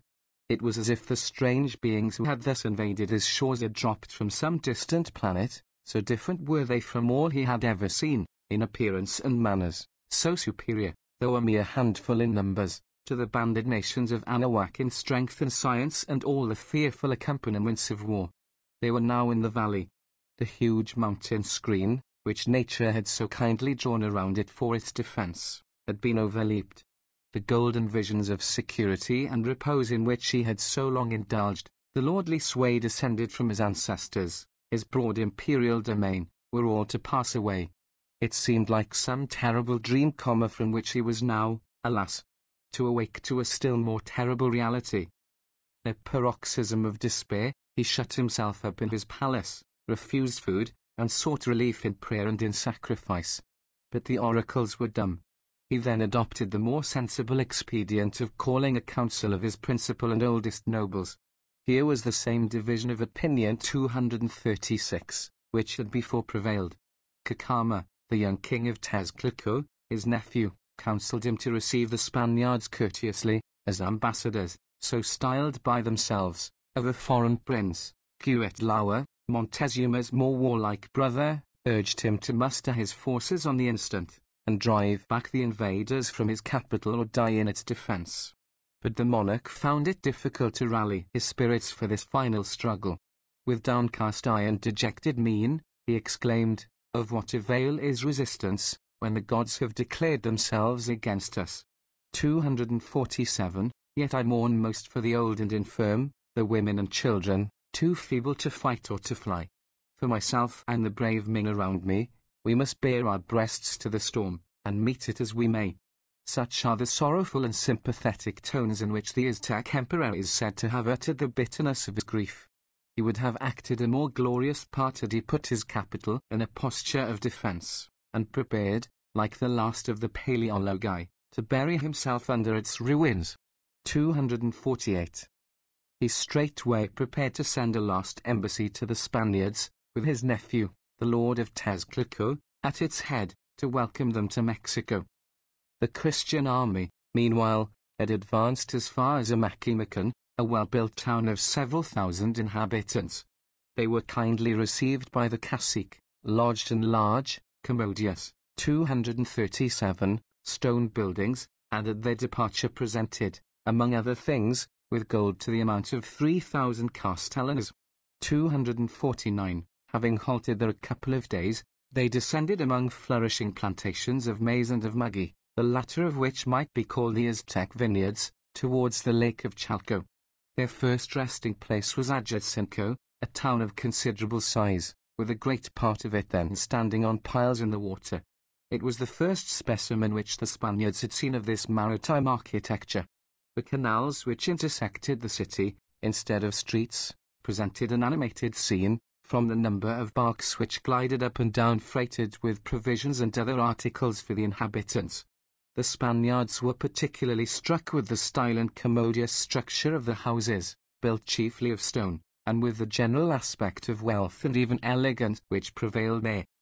Though received with the greatest show of hospitality, Cortes found some occasion for distrust in the eagerness manifested by the people to see and approach the Spaniards. 250. Not content with gazing at them in the roads, some even made their way stealthily into their quarters, and 15 or 20 unhappy Indians were shot down by the 238 sentinels as spies. Yet there appears, as well as we can judge, at this distance of time, to have been no real ground for such suspicion. The undisguised jealousy of the court, and the cautions he had received from his allies, while they very properly put the general on his guard, seem to have given an unnatural acuteness, at least in the present instance, to his perceptions of danger. 251. Early on the following morning, as the army was preparing to leave the place, a courier came, requesting the general to postpone his departure till after the arrival of the king of Tezcuco, who was advancing to meet him. It was not long before he appeared, borne in a palanquin or litter, richly decorated with plates of gold and precious stones, having pillars curiously wrought, supporting a canopy of green plumes, a favorite color with the Aztec princes. He was accompanied by a numerous suite of nobles and inferior attendants. 239. As he came into the presence of Cortes, the Lord of Tezcuco descended from his palanquin, and the obsequious officers swept the ground before him as he advanced. He appeared to be a young man of about 25 years of age, with a comely presence, erect and stately in his deportment. He made the Mexican salutation usually addressed to persons of high rank, touching the earth with his right hand, and raising it to his head. Cortes embraced him as he rose, when the young prince informed him that he came as the representative of Montezuma, to bid the Spaniards welcome to his capital. He then presented the general with 3 pearls of uncommon size and luster. Cortés, in return, threw over Cacama's neck a chain of cut glass, which, where glass was as rare as diamonds, might be admitted to have a value as real as the latter. After this interchange of courtesies, and the most friendly and respectful assurances on the part of Cortés, the Indian prince withdrew, leaving the Spaniards strongly impressed with the superiority of his state and bearing over anything they had hitherto seen in the country. 252. Resuming its march, the army kept along the southern borders of the Lake of Chalco, overshadowed, at that time, by noble woods, and by orchards glowing with autumnal fruits, of unknown names, but rich and tempting hues. More 240. It passed through cultivated fields waving with the yellow harvest, and irrigated by canals introduced from the neighboring lake, the whole showing a careful and economical husbandry, essential to the maintenance of a crowded population. Leaving the mainland, the Spaniards came on a great dike or causeway, which stretches some 4 or 5 miles in length and divides Lake Chalco from Xochicalco on the west. It was a lance in breadth in the narrowest part, and in some places wide enough for 8 horsemen to ride abreast. It was a solid structure of stone and lime running directly through the lake, and struck the Spaniards as one of the most remarkable works which they had seen in the country. As they passed along, they beheld a gay spectacle of multitudes of Indians darting up and down in their light pirogues, eager to catch a glimpse of the strangers, or bearing the products of the country to the neighboring cities. They were amazed, also, by the sight of the chinampas, or floating gardens, those wandering islands of verdure, to which we shall have occasion to return hereafter, teeming with flowers and vegetables, and moving like crafts over the waters. All round the margin, and occasionally far in the lake, they beheld little towns and villages, which, half concealed by the foliage, and gathered in white clusters round the shore, looked in the distance like companies of wild swans riding quietly on the waves. A scene so new and wonderful filled their rude hearts with amazement. It seemed like enchantment, and they 241 could find nothing to compare it with but the magical pictures in the Images de Gola. 253. Few pictures, indeed, in that or any other legend of chivalry, could surpass the realities of their own experience. The life of the adventurer in the New World was romance put into action.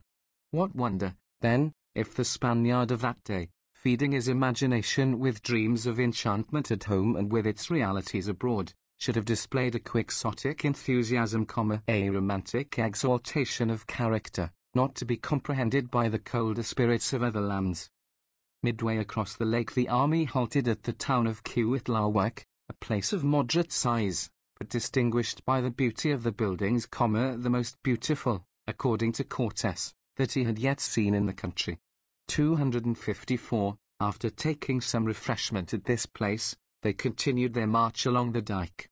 Though broader in this northern section, the troops found themselves much embarrassed by the throng of Indians, who, not content with gazing on them from the boats, climbed up the causeway and lined the sides of the road.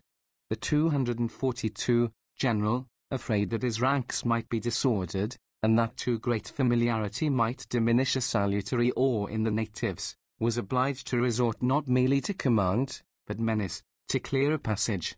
He now found, as he advanced, a considerable change in the feelings shown towards the government. He heard only of the pomp and magnificence, nothing of the oppressions, of Montezuma. Contrary to the usual fact, it seemed that the respect for the court was greatest in its immediate neighborhood. From the causeway, the army descended on that narrow point of land which divides the waters of the Chalco from the Tezcucan lake, but which in those days was overflowed for many a mile now laid bare. 255. Traversing this peninsula, they entered the royal residence of Iztapalapan, a place containing 12 or 15,000 houses, according to Cortés. 256. It was governed by Cuitlahua, the emperor's brother, who, to do greater 243 honor to the general, had invited the lords of some neighboring cities, of the royal house of Mexico, like himself, to be present at the interview.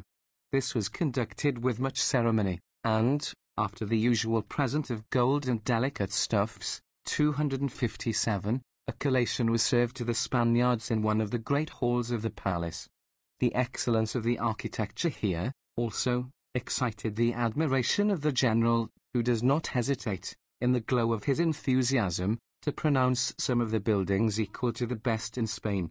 258, they were of stone, and the spacious apartments had roofs of odorous cedar wood, while the walls were tapestried with fine cotton stained with brilliant colours. But the pride of Iztapalapan, on which its lord had freely lavished his care and his revenues, was its celebrated gardens. They covered an immense tract of land, were laid out in regular squares, and the paths intersecting them were bordered with trellises, supporting creepers and aromatic shrubs that loaded the air with their perfumes. The gardens were stocked with fruit trees, imported from distant places, and with the gaudy family of flowers which belong to the Mexican flora, scientifically arranged, and growing luxuriant in the equable temperature of the tableland.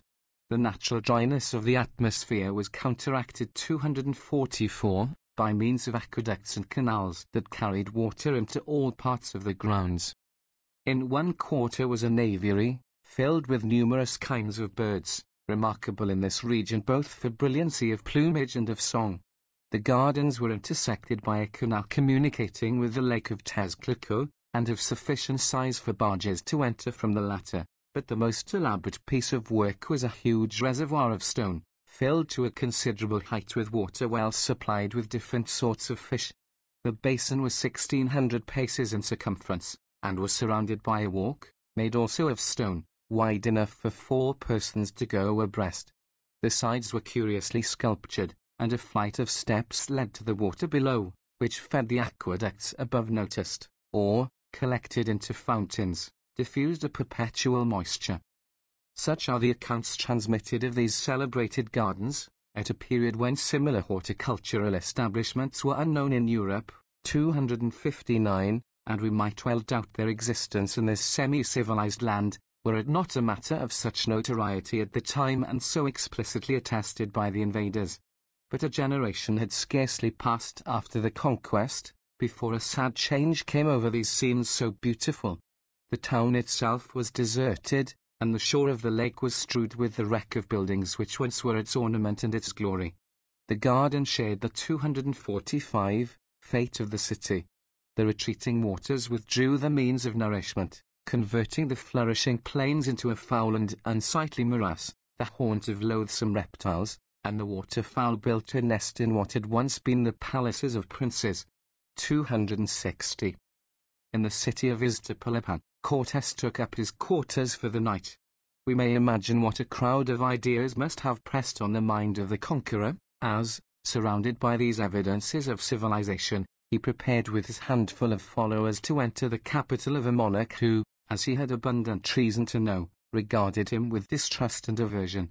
This capital was now but a few miles distant, distinctly visible from Iztapalapan, and as its long lines of glittering edifices, struck by the rays of the evening sun, trembled on the dark blue waters of the lake, it looked like a thing of fairy creation, rather than the work of mortal hands. Into this city of enchantment Cortes prepared to make his entry on the following morning. 246. Chapter 9. Environs of Mexico, interview with Montezuma, entrance into the capital, hospitable reception, visit to the emperor. 1519. With the first faint streak of dawn, the Spanish general was up, mustering his followers. They gathered, with beating hearts, under their respective banners, as the trumpet sent forth its spirit-stirring sounds across water and woodland, till they died away in distant echoes among the mountains. The sacred flames on the altars of numberless turquoise, dimly seen through the greyness of morning, 261, indicated the site of the capital, till temple, tower, and palace were fully revealed in the glorious illumination which the sun, as he rose above the eastern barrier, poured over the beautiful valley. It was the 8th of November, 1519, a conspicuous day in 247 history, as that on which the Europeans first set foot in the capital of the Western world. Cortes with his little body of horse formed a sort of advanced guard to the army. Then came the Spanish infantry, who in a summer's campaign had acquired the discipline and the weather-beaten aspect of veterans. The baggage occupied the centre, and the rear was closed by the dark files 262 of Tlascalan warriors. The whole number must have fallen short of 7,000, of which less than 400 were Spaniards. 263. For a short distance, the army kept along the narrow tongue of land that divides the Tezcucan from the Chalca waters, when it entered on the Great Dyke, which, with the exception of an angle near the commencement, stretches in a perfectly straight line across the salt floods of Tezcuco to the gates of the capital. It was the same causeway, or rather the basis of that, which still forms the Great Southern Avenue of Mexico.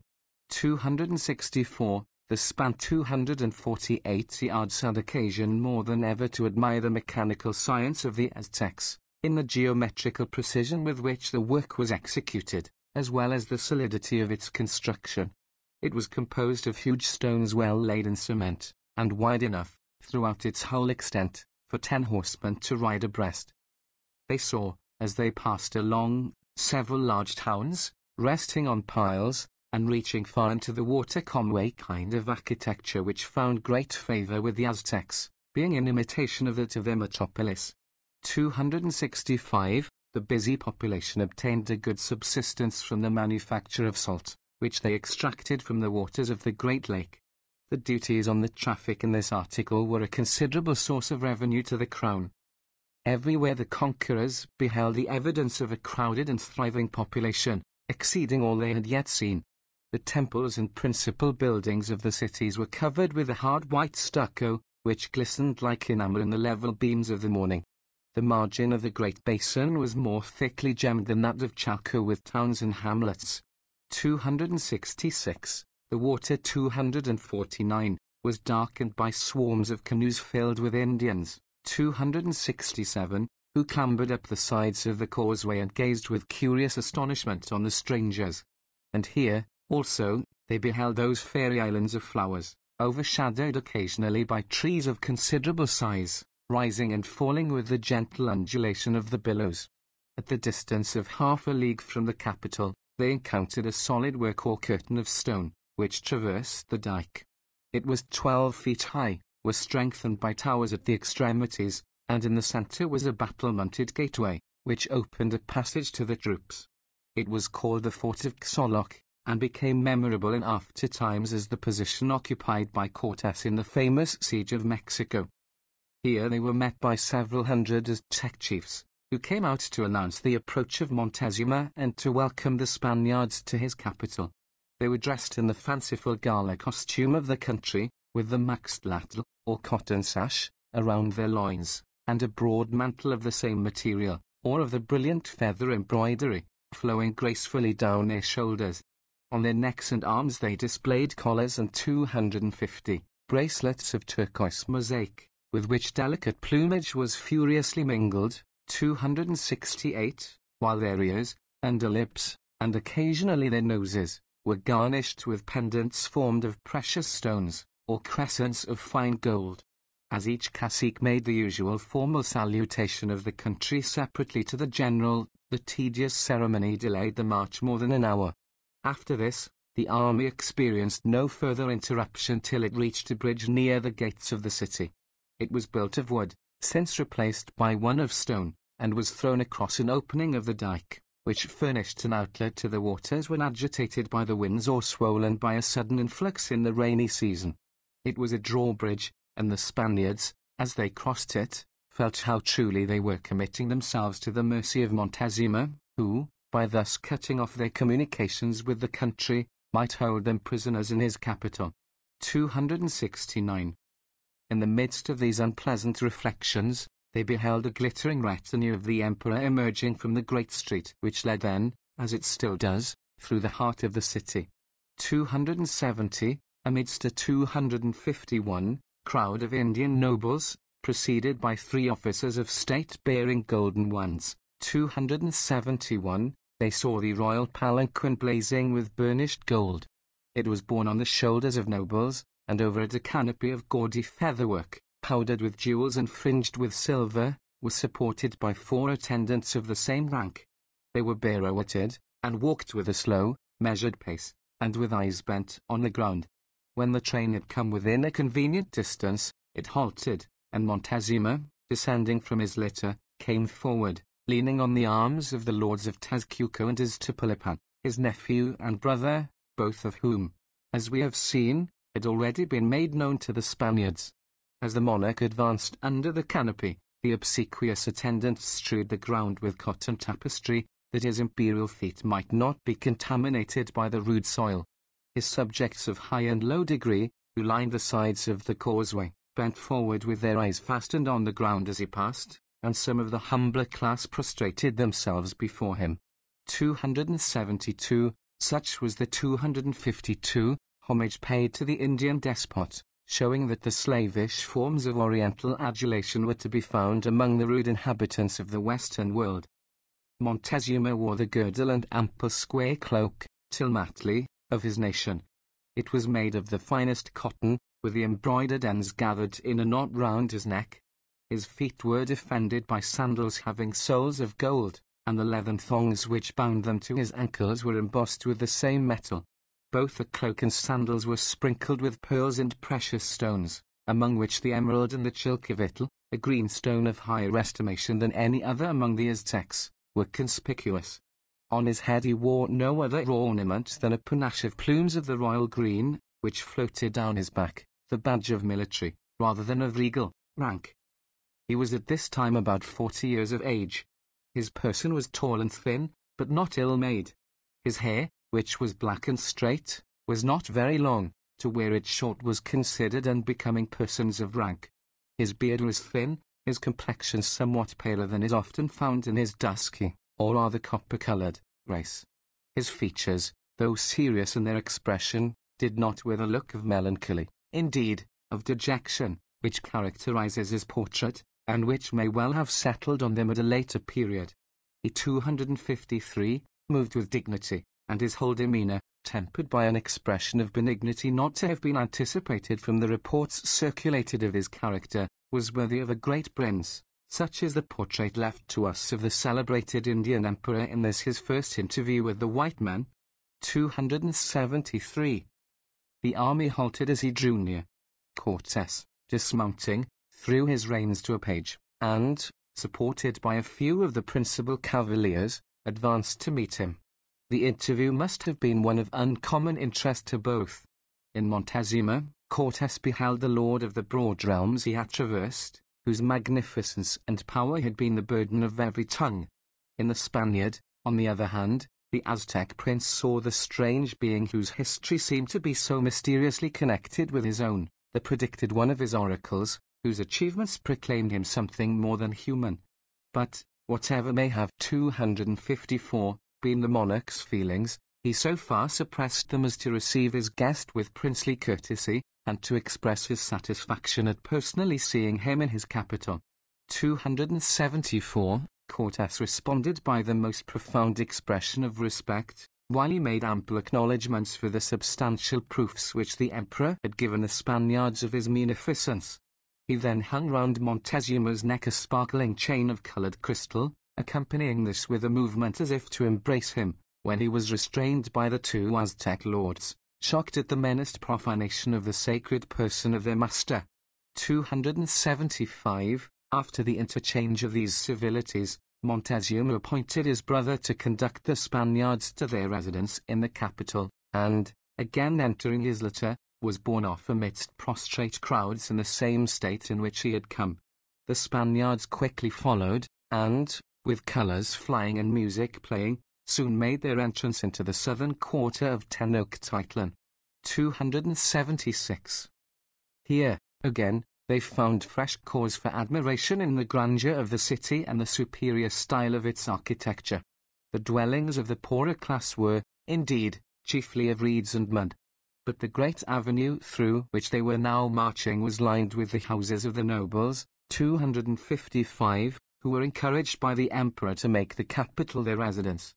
They were built of a red porous stone drawn from quarries in the neighbourhood, and, though they rarely rose to a second story, often covered a large space of ground. The flat roofs, as were protected by stone parapets, so that every house was a fortress. Sometimes these roofs resembled parterres of flowers, so thickly were they covered with them, but more frequently these were cultivated in broad terraced gardens, laid out between the edifices. 277. Occasionally a great square or marketplace intervened, surrounded by its porticos of stone and stucco, or a pyramidal temple reared its colossal bulk, crowned with its tapering sanctuaries, and altars blazing with inextinguishable fires.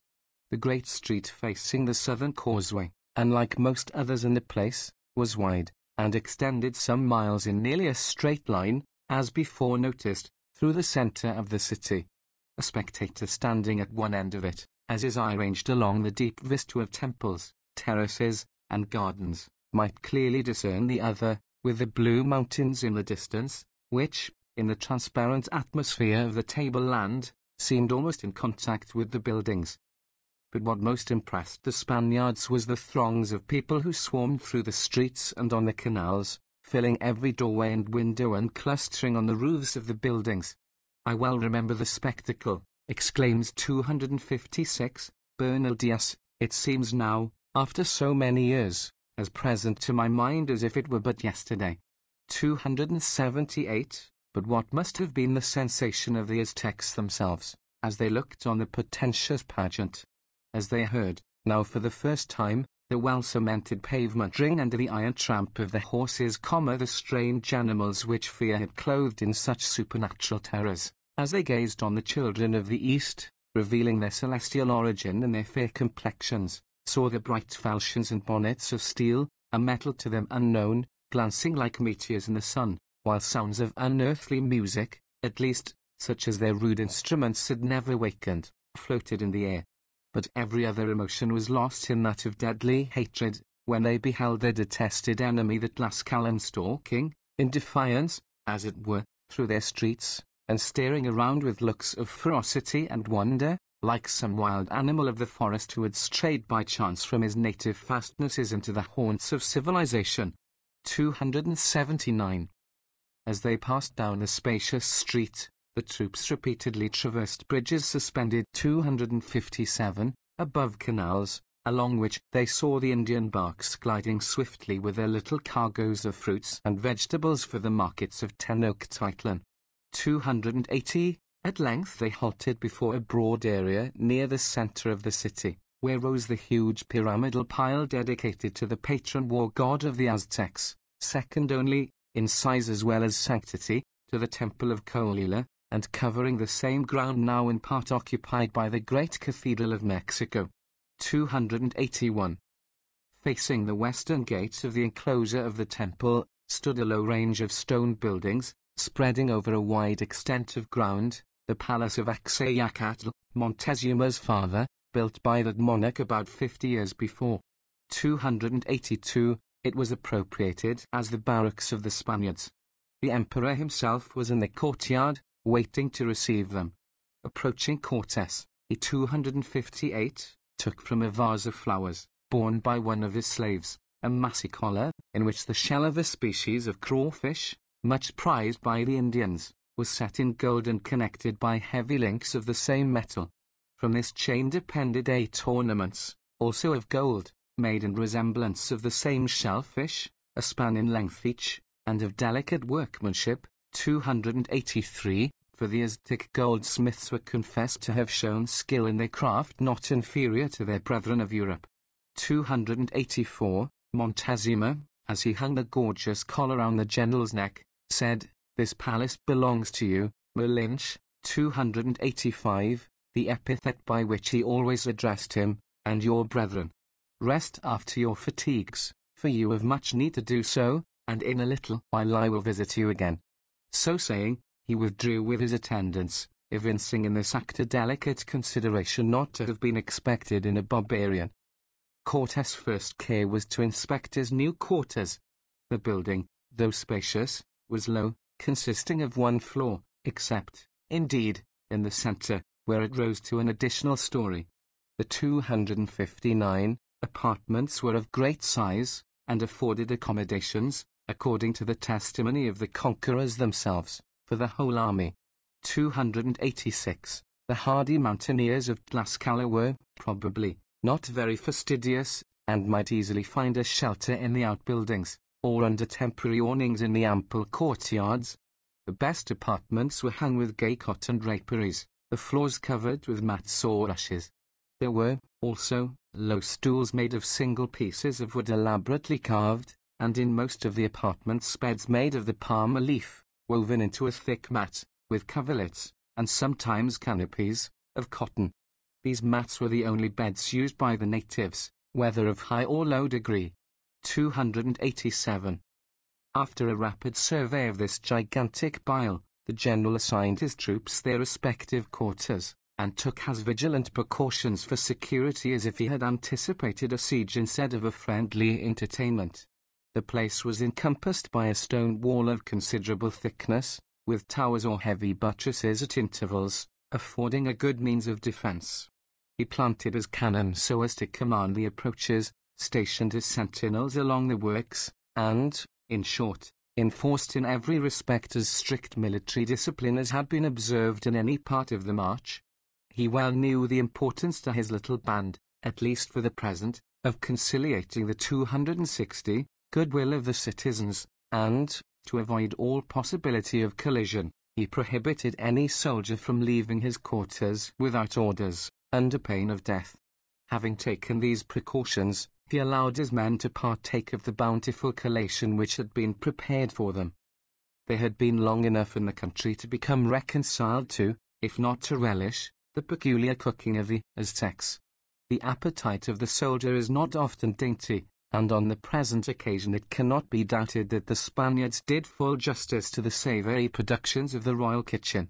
During the meal they were served by numerous Mexican slaves, who were, indeed, distributed through the palace, anxious to do the bidding of the strangers. After the repast was concluded, and they had taken their siesta, not less important to a Spaniard than food itself, the presence of the emperor was again announced. Montezuma was attended by a few of his principal nobles. He was received with much deference by Cortes, and, after the parties had taken their seats, a conversation commenced between them, through the aid of Doña Marina, while the cavaliers and Aztec chieftains stood around in respectful silence. Montezuma made many inquiries concerning the country of the Spaniards, their sovereign, the nature of his government, and especially their own motives in visiting Anahuac. Cortes explained these motives by the desire to see so distinguished a monarch and to declare to him the true faith professed by the Christians. With image unavailable. Audience of Cortes with Montezuma. Cupulin C. Superscript O. Paris. 261. Rare discretion. He contented himself with dropping this hint, for the present, allowing it to ripen in the mind of the emperor, till a future conference. The latter asked whether those white men who in the preceding year had landed on the eastern shores of his empire were their countrymen. He showed himself well informed of the proceedings of the Spaniards from their arrival in Tabasco to the present time, information of which had been regularly transmitted in the hieroglyphical paintings. He was curious, also, in regard to the rank of his visitors in their own country, inquiring if they were the kinsmen of the sovereign. Cortes replied, they were kinsmen of one another, and subjects of their great monarch, who held them all in peculiar estimation. Before his departure, Montezuma made himself acquainted with the names of the principal cavaliers, and the position they occupied in the army.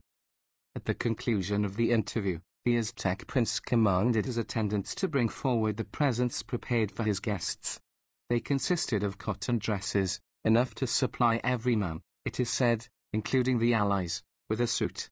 288, and he did not fail to add the usual AC 262 accompaniment of gold chains and other ornaments, which he distributed in profusion among the Spaniards. He then withdrew with the same ceremony with which he had entered, leaving every one deeply impressed with his munificence and his affability, so unlike what they had been taught to expect by what they now considered an invention of the enemy. 289. That evening the Spaniards celebrated their arrival in the Mexican capital by a general discharge of artillery. The thunders of the ordnance, reverberating among the buildings and shaking them to their foundations, the stench of the sulphurous vapor that rolled in volumes above the walls of the encampment, reminding the inhabitants of the explosions of the great volcano, filled the hearts of the superstitious Aztecs with dismay. It proclaimed to them that their city held in its bosom those dread beings whose path had been marked with desolation, and who could call down the thunderbolts to consume their enemies. It was doubtless the policy of Cortes to strengthen this superstitious feeling as far as possible, and to impress the natives, at the outset, with a salutary awe of the supernatural powers of the Spaniards. 290-263. On the following morning, the general requested permission to return the emperor's visit, by waiting on him in his palace. This was readily granted, and Montezuma sent his officers to conduct the Spaniards to his presence. Cortes dressed himself in his richest habit, and left the quarters attended by Alvarado, Sandoval, Velasquez, and others, together with 5 or 6 of the common file. The royal habitation was at no great distance. It stood on the ground, to the southwest of the cathedral, since covered in part by the Casa del Estado, the palace of the Dukes of Montleone, the descendants of Cortes. 291, it was a vast, irregular pile of low stone buildings, like that garrisoned by the Spaniards. 292, so spacious was it, indeed, that, as one of the conquerors assures us, although he had visited it more than once, for the express purpose, he had been too much fatigued each time by wandering through the apartments ever to see the whole of it. 293, it was built of the red porous stone of the country, Tezcatli, was ornamented 264, with marble, and on the façade over the principal entrance were sculptured the arms or device of Montezuma, an eagle bearing an ocelot in his talons.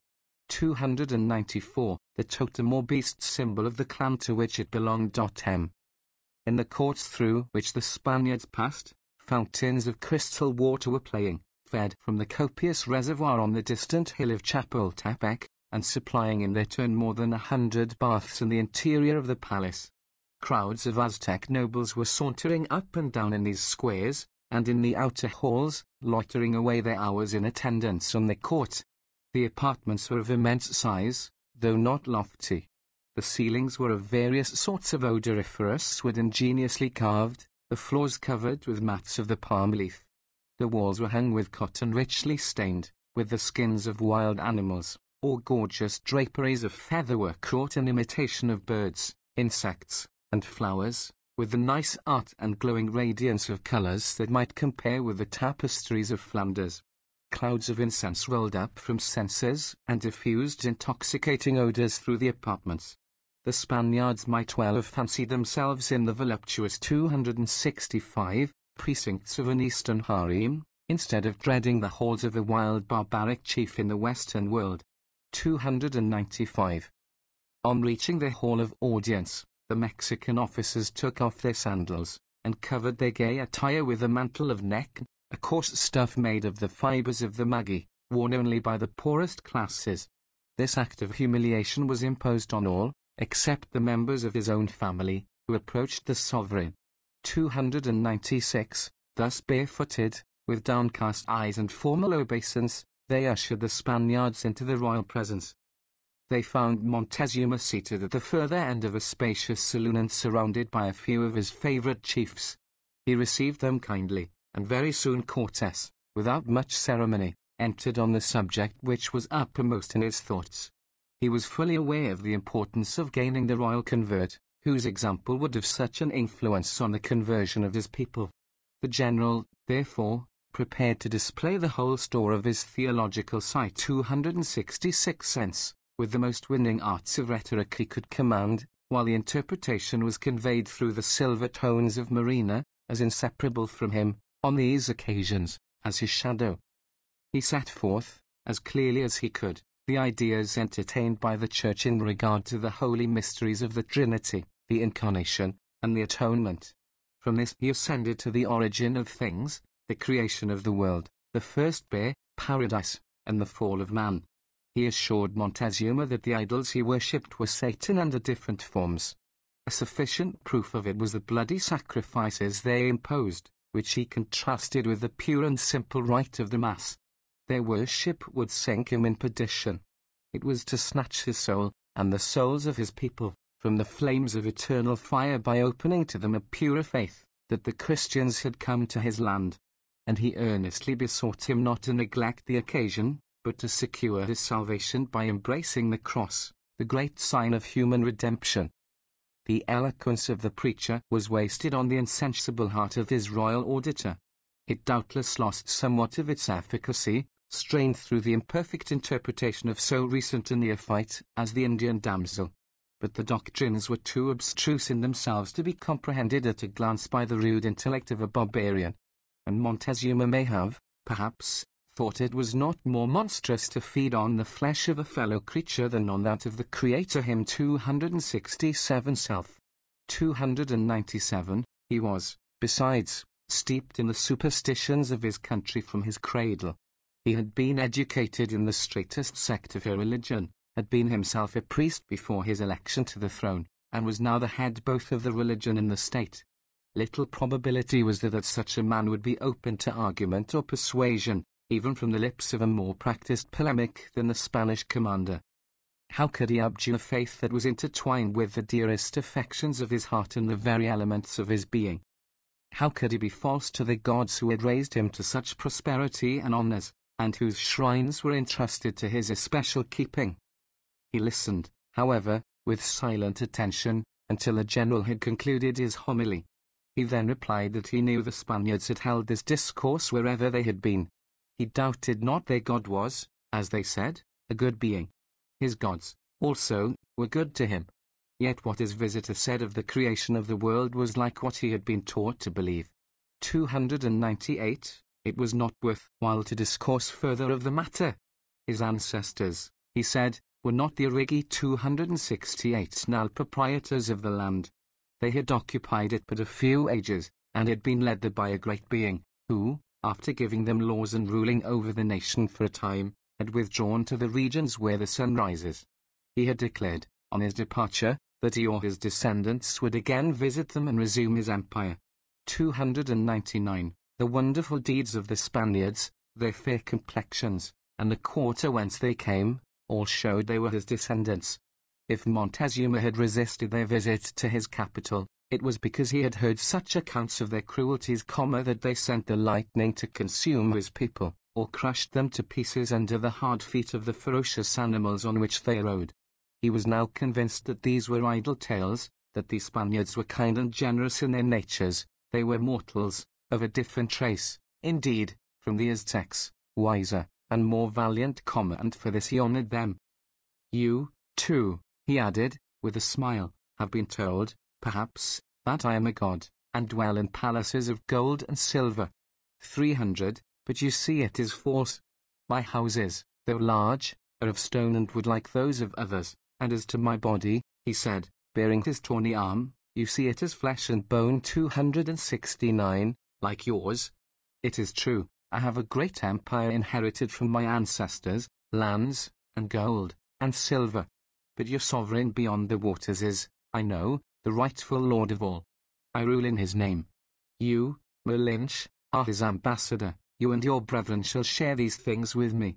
Rest now from your labors. You are here in your own dwellings, and everything shall be provided for your subsistence.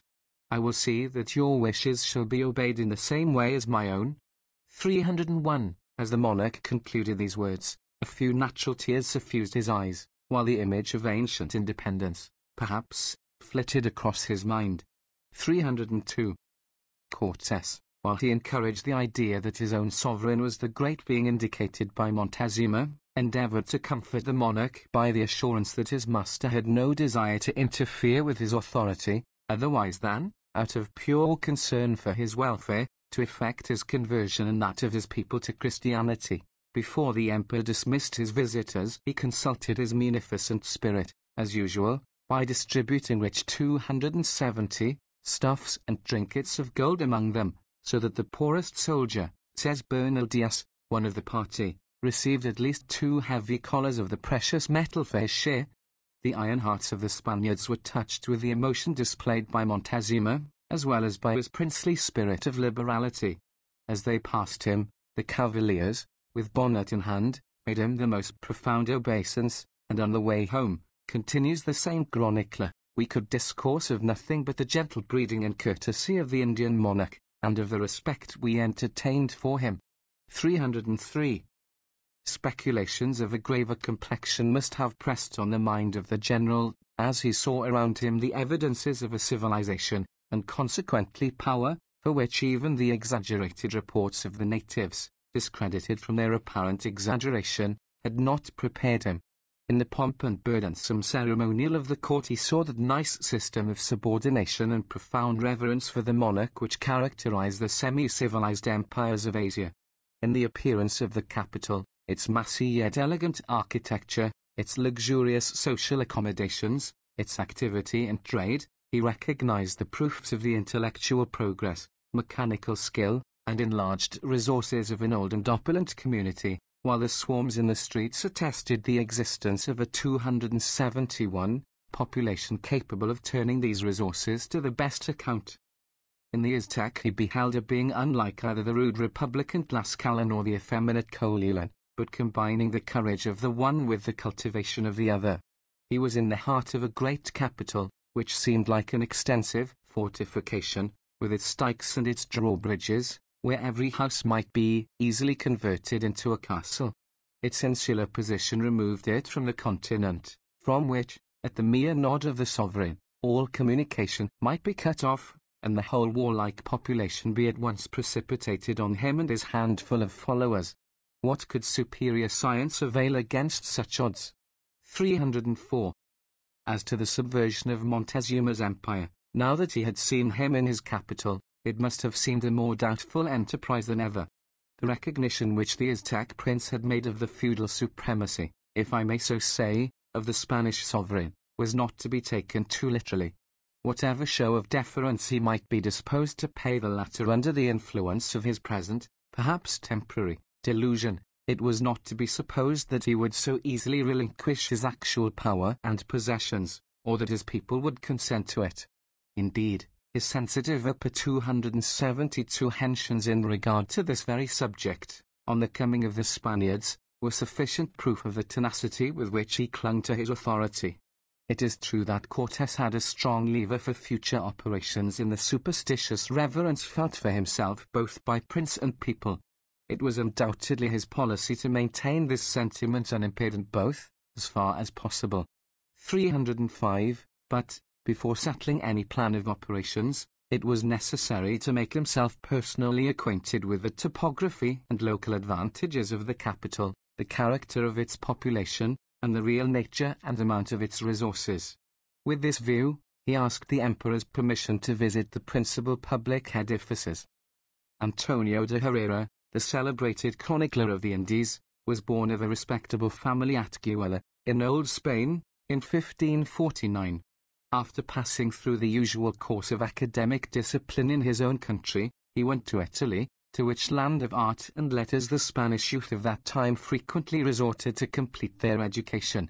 He there became acquainted with Vespasian Gonzaga, brother of the Duke of Mantua, and entered into his service. He continued with this prince after he was made Viceroy of Navarre, and was so highly regarded by him, that, on his deathbed, Gonzaga earnestly commended him to the protection of Philip II. This penetrating monarch soon discerned the excellent qualities of Herrera, and raised him to the post of historiographer of the Indies, an office for which Spain is indebted to Philip. Thus provided with a liberal salary, and with every facility for pursuing the historical researches to which his inclination led him, Herrera's days glided peacefully away in the steady, but silent, occupations of a man of letters. He continued to hold the office of historian of the colonies through Philip II's reign, and under his successors, Philip III and IV, till in 1625 he died at the advanced 273, age of 76, leaving behind him a high character for intellectual and moral worth. Herrera wrote several works, chiefly historical. The most important, that on which his reputation rests, is his Historia General de las Indias Occidentales. It extends from the year 1492, the time of the discovery of America, to 1554, and is divided into 8 decades. 4 of them were published in 1601, and the remaining 4 in 1615, making in all 5 volumes in folio. The work was subsequently republished in 1730, and has been translated into most of the languages of Europe. The English translator, Stevens, has taken great liberties with his original, in the way of abridgment and omission, but the execution of his work is, on the whole, superior to that of most of the Old English versions of the Castilian chroniclers. Herrera's vast subject embraces the whole colonial empire of Spain in the New World. The work is thrown into the form of annals, and the multifarious occurrences in the distant regions of which he treats are all marshalled with exclusive reference to their chronology, and made to move together pari passu. By means of this tasteless arrangement the thread of interest is perpetually snapped, the reader is hurried from one scene to another, without the opportunity of completing a survey of any.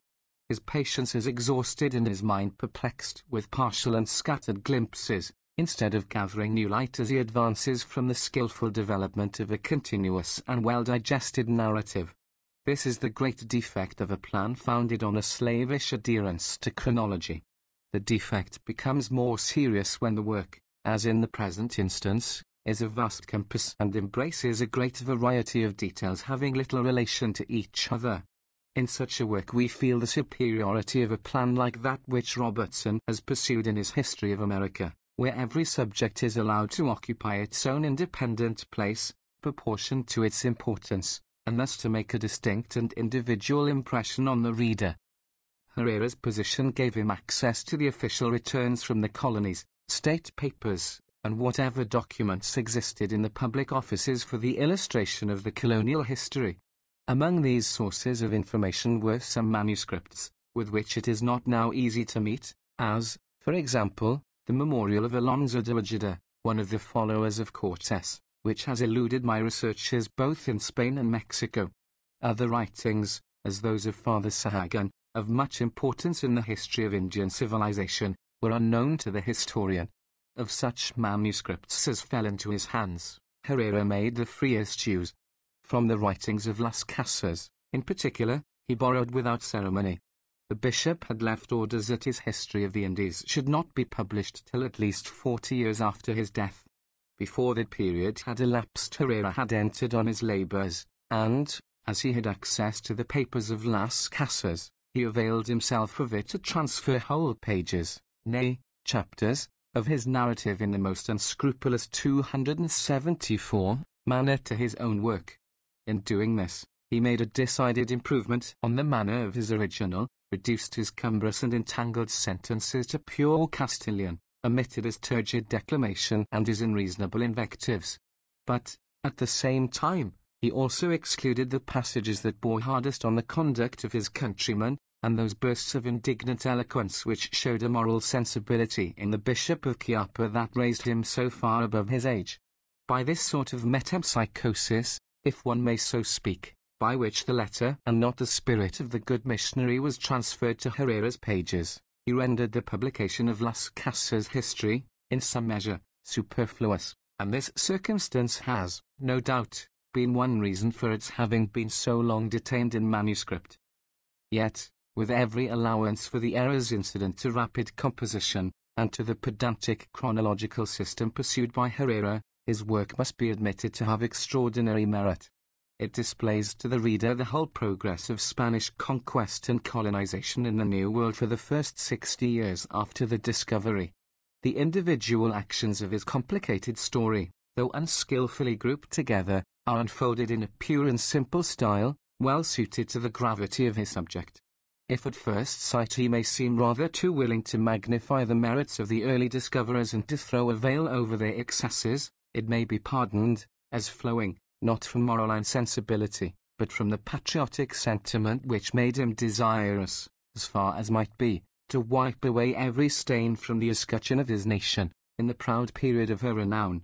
It is natural that the Spaniard who dwells on this period should be too much dazzled by the display of her gigantic efforts, scrupulously to weigh their moral character, or the merits of the cause in which they were made.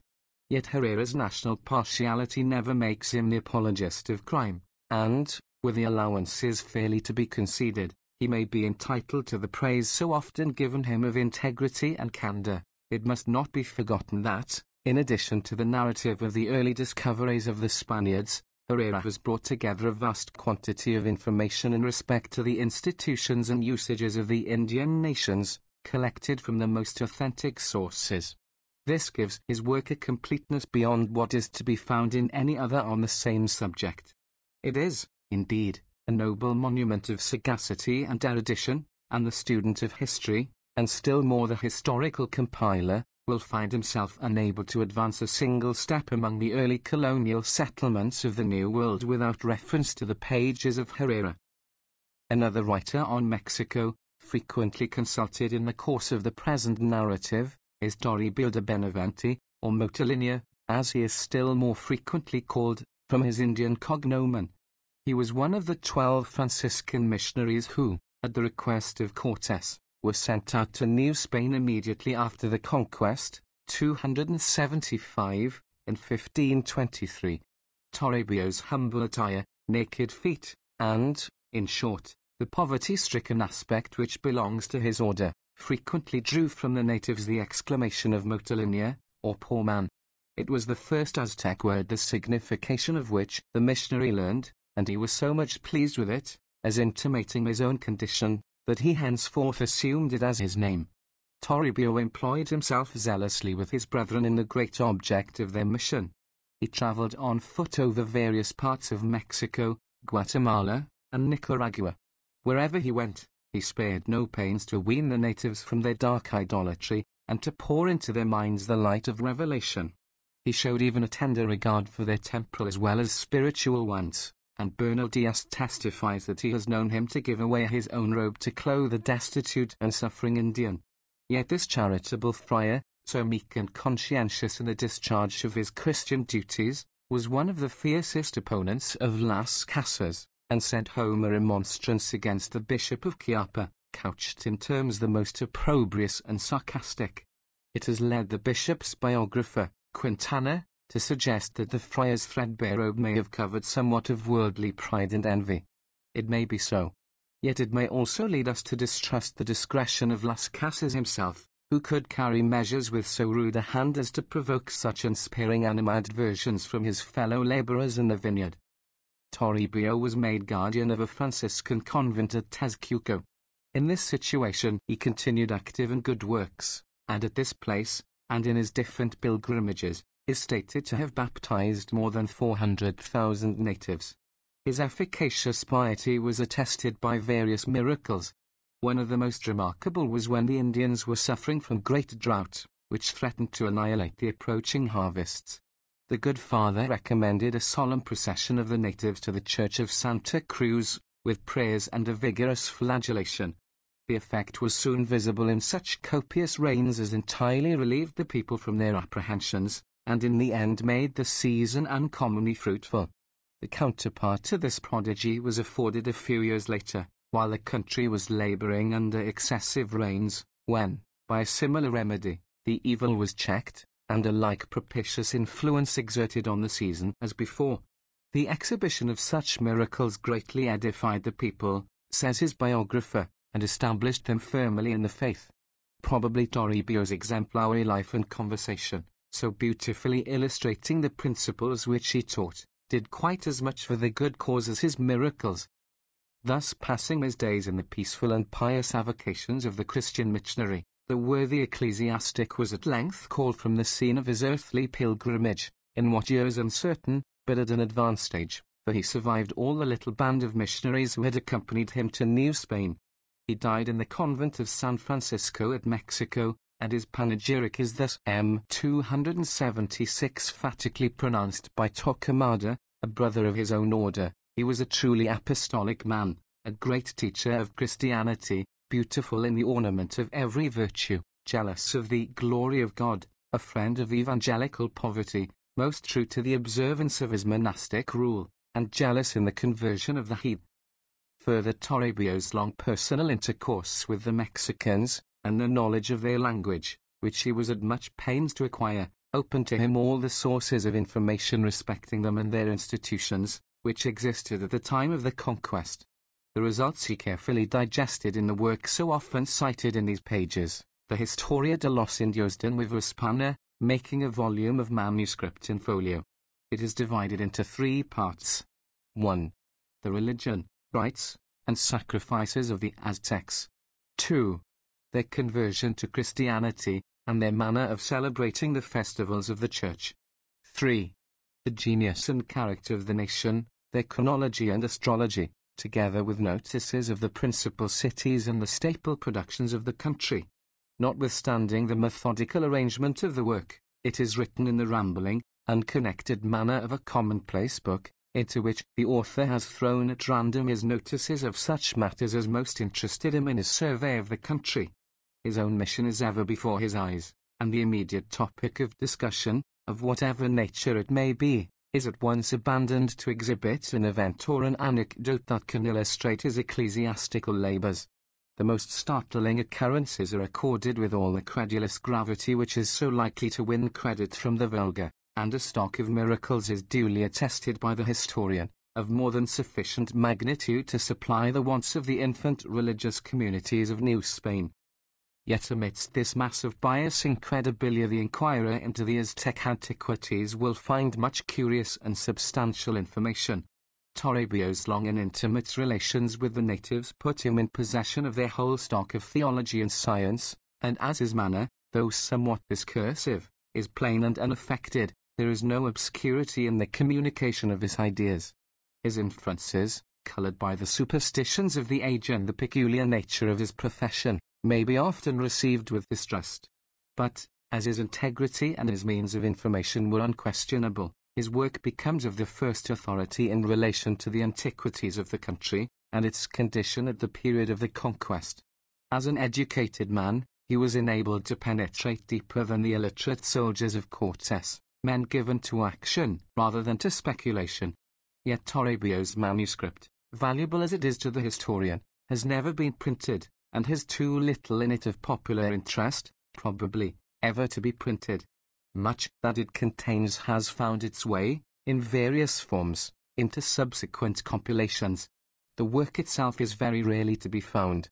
Dr. Robertson had a copy, as it seems from the catalogue of MSS, published with his History of America, 277, though the author's name is not prefixed to it. There is no copy, I believe, in the library of the Academy of History at Madrid, and for that in my possession I am indebted to the kindness of that curious bibliographer, Mr. O. Rich, now consul for the United States at Minorca. Pietro Martir da Angleria, or Peter Martyr, as he is called by English writers, belonged to an ancient and highly respectable family of Verona in the north of Italy. In 1487 he was induced by the Count of Tenda, the Spanish ambassador at Rome, to return with him to Castile. He was graciously received by Queen Isabella, always desirous to draw around her enlightened foreigners, who might exercise a salutary influence on the rough and warlike nobility of Castile. Martyr, who had been educated for the church, was persuaded by the Queen to undertake the instruction of the young nobles at the court. In this way he formed an intimacy with some of the most illustrious men of the nation, who seem to have cherished a warm personal regard for him through the remainder of his life. He was employed by the Catholic sovereigns in various concerns of public interest, was sent on a mission to Egypt, and was subsequently raised to a distinguished post in the Cathedral of Granada. But he continued to pass much of his time at court, where he enjoyed the confidence of Ferdinand and Isabella, and of their successor, Charles V, till in 1525 he died, at the age of 70. Martyr's character combined qualities not often found in the same individual, an ardent love of letters, with a practical sagacity that can only result from familiarity with men and affairs. Though passing his days in the gay and dazzling society of the capital, he preserved the simple tastes and dignified temper of a philosopher. His correspondence, as well as his more elaborate writings, if the term elaborate can be applied to any of his writings, manifests an enlightened and oftentimes independent spirit, though one would have been better pleased had he been sufficiently independent to condemn the religious intolerance of the government. But Martyr, though a philosopher, was enough for the courtier to look with a lenient eye on the errors of princes. Though deeply imbued with the learning of antiquity, and a scholar at heart, he had none of the feelings of the recluse, but took the most lively interest in the events that were passing around him. His various writings, including his copious correspondence, are for this reason the very best mirror of the age in which he lived. His inquisitive mind was particularly interested by the discoveries that were going on in the New World. He was allowed to be present at the sittings of the Council of the Indies when any communication of importance was made to it, and he was subsequently appointed a member of the body. All that related to the colonies passed through his hands. The correspondence of Columbus, Cortes, and the other discoverers with the court of Castile was submitted to his perusal. He became personally acquainted with these illustrious 278 persons on their return home, and frequently, as we find from his letters, entertained them at his own table. With these advantages, his testimony becomes but one degree removed from that of the actors themselves in the great drama. In one respect it is of a higher kind, since it is free from the prejudice and passion which a personal interest in events is apt to beget. The testimony of Martyr is that of a philosopher, taking a clear and comprehensive survey of the ground, with such lights of previous knowledge to guide him as none of the actual discoverers and conquerors could pretend to.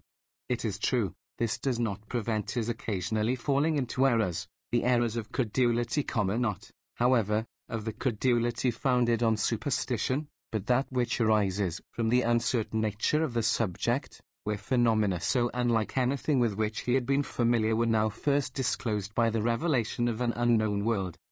He may be more fairly charged with inaccuracies of another description, growing out of haste and inadvertence of composition.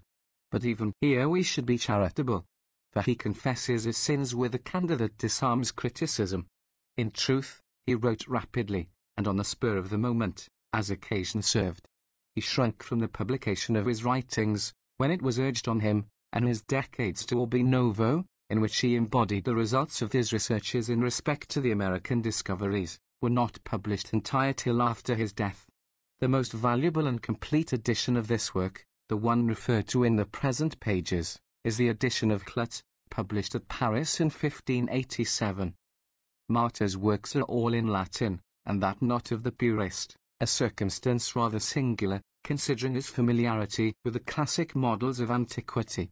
Yet he evidently handled the dead languages with the same facility as the living. Whatever defects may be charged on his manner, in the selection and management of his topics he shows the superiority of his genius. He passes over the trivial details which so often encumber the literal narratives of the Spanish voyagers, and fixes his attention on the great results of their discoveries, the products of the country, the history and institutions of the races, their character and advance in civilization. In one respect his writings are of peculiar value. They show the state of feeling which existed at the Castilian court during the progress of discovery. They furnish, in short, the reverse side of the picture, and, when we have followed the Spanish conquerors in their wonderful career of adventure in the New World, we have only to turn to the pages of Martyr to find the impression produced by them on the enlightened minds of the old. Such a view is necessary to the completeness of the historical picture. If the reader is curious to learn more of this estimable scholar, he will find the particulars given in the history of Ferdinand and Isabella, Part 1, Chap. 14, Postscript, and Chap. 19, for the illustration of whose reign his voluminous correspondence furnishes the most authentic materials. 279. Book 4. Residence in Mexico. 280. Image unavailable. Map of the Valley of Mexico, at the period of the Conquest.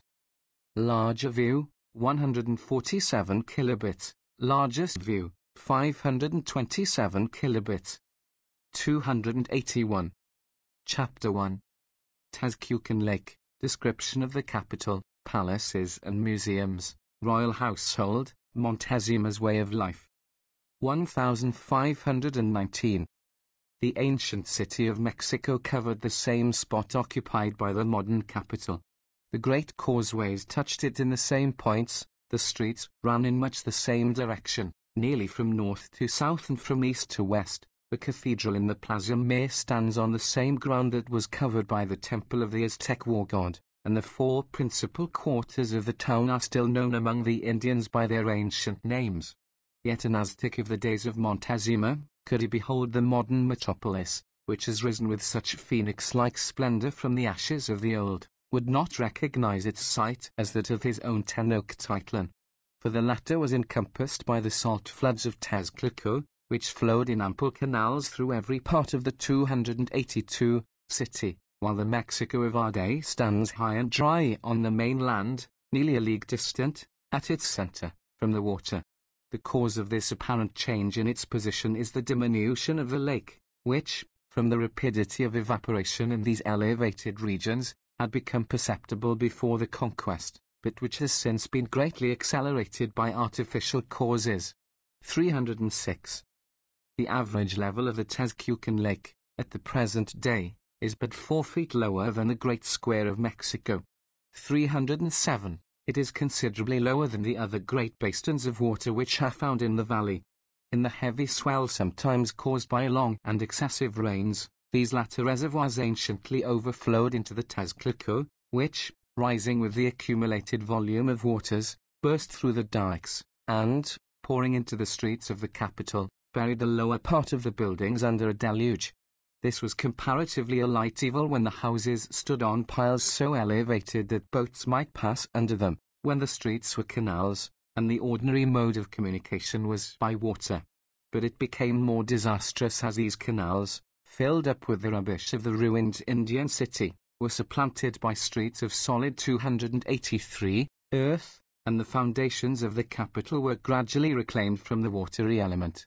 To obviate this alarming evil, the famous drain of Huatoca was opened, at an enormous cost, in the beginning of the 17th century, and Mexico, after repeated inundations, has been at length placed above the reach of the flood.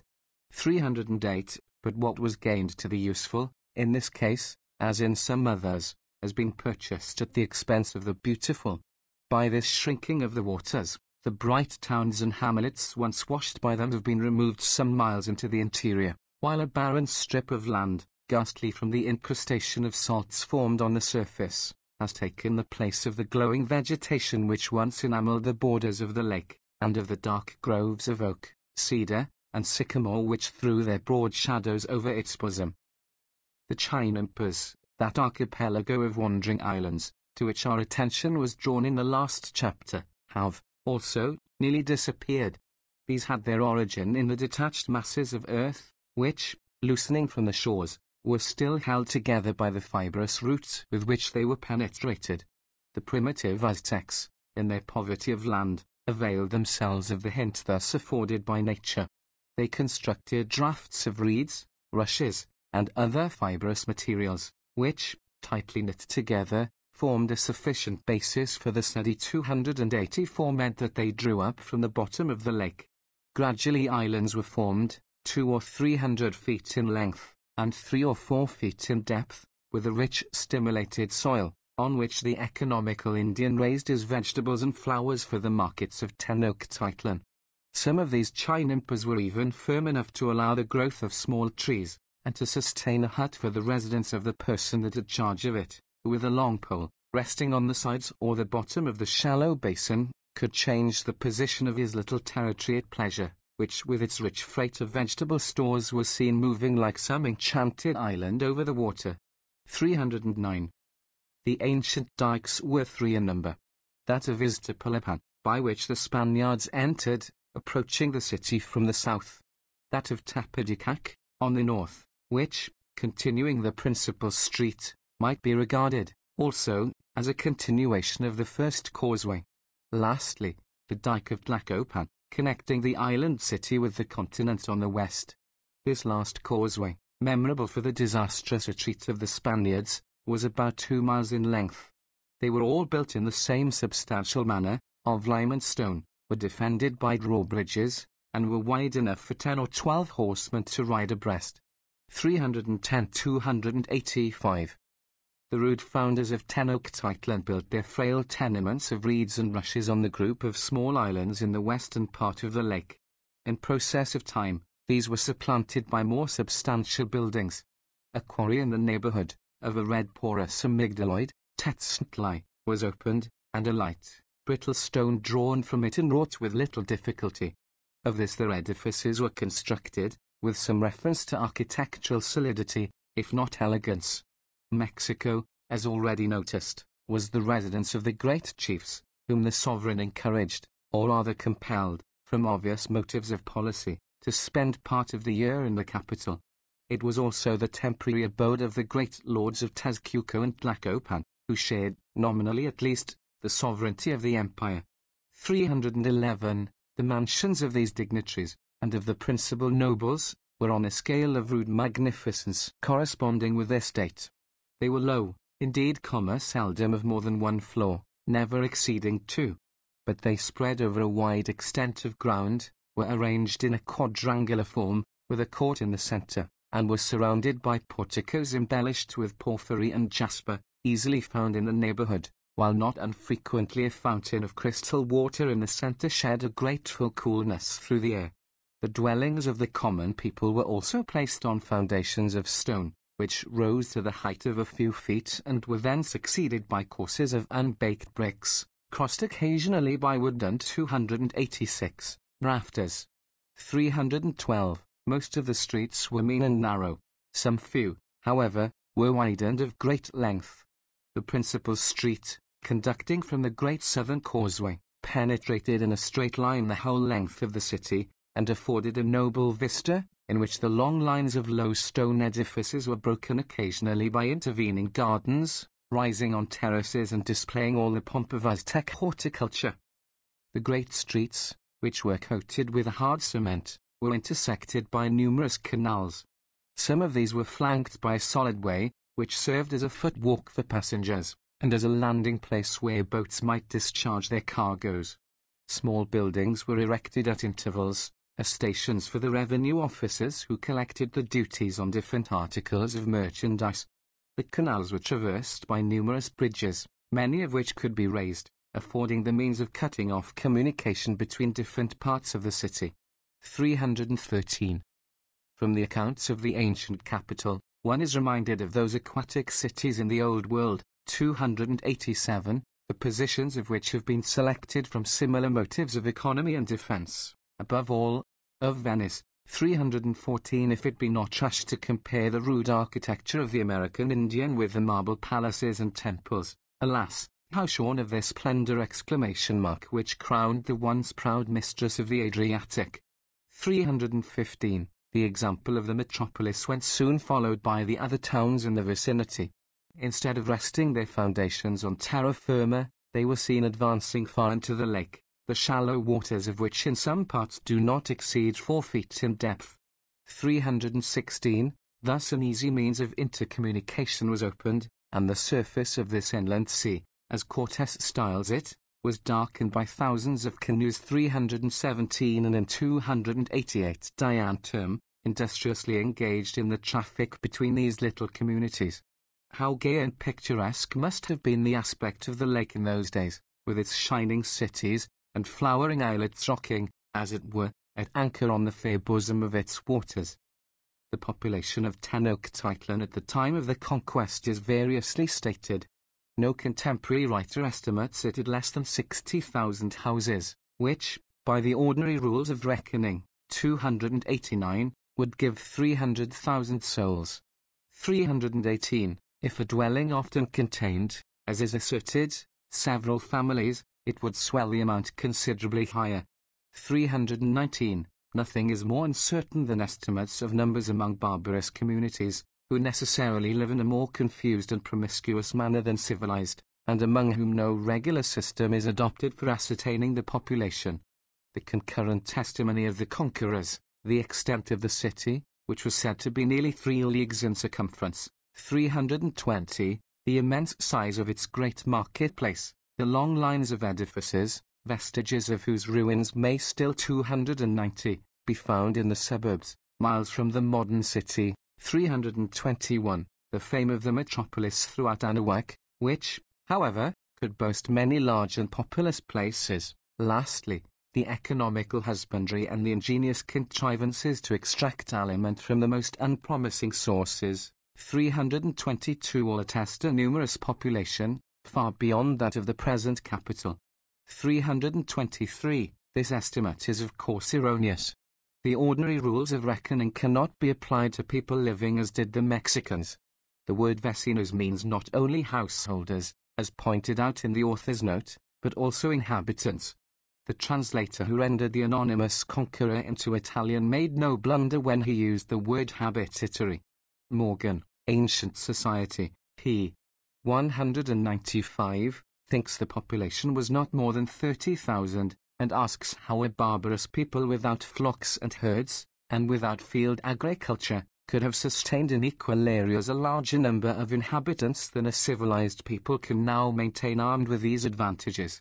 London at that time may have contained 145,000 inhabitants, but Morgan's estimate is without question too low.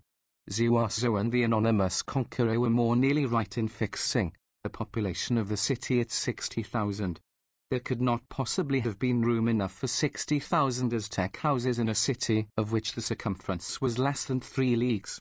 No one makes it at any time to have been more than 4 leagues in circumference. The houses in which the higher officials dwelt were spread over a wide extent of ground, were low, seldom of more than 1 floor, never exceeding 2. Ante, p. 285, public buildings and pleasure grounds took up much space. The great marketplace, Tangas, was thrice as large as the celebrated square of Salamanca, p. 312. No one states the number of visitors at less than 40,000, p. 317. According to Ford, Handbook of Spain, the plaza at Salamanca was the largest square inches Spain. From 16,000 to 20,000 spectators could be accommodated at the bullfights which took place there. The temple area also was enormous. On a map of the city of Mexico, in the edition of the Letters of Cortes published at Nuremberg, 1524, the temple's space is 20 times as great as that given to the marketplace. The large number of visitors to the plaza on market days is easily accounted for if we compare the thronged afternoon streets in the shopping districts of any large city with those same streets deserted at night when the visitors have returned to their homes. There were no shops in the Aztec capital and all the buying was done in the Tangas. 291.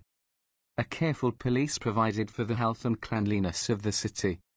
1,000 persons are said to have been daily employed in watering and sweeping the streets, 324, so that a man, to borrow the language of an old Spaniard, could walk through them with as little danger of soiling his feet as his hands.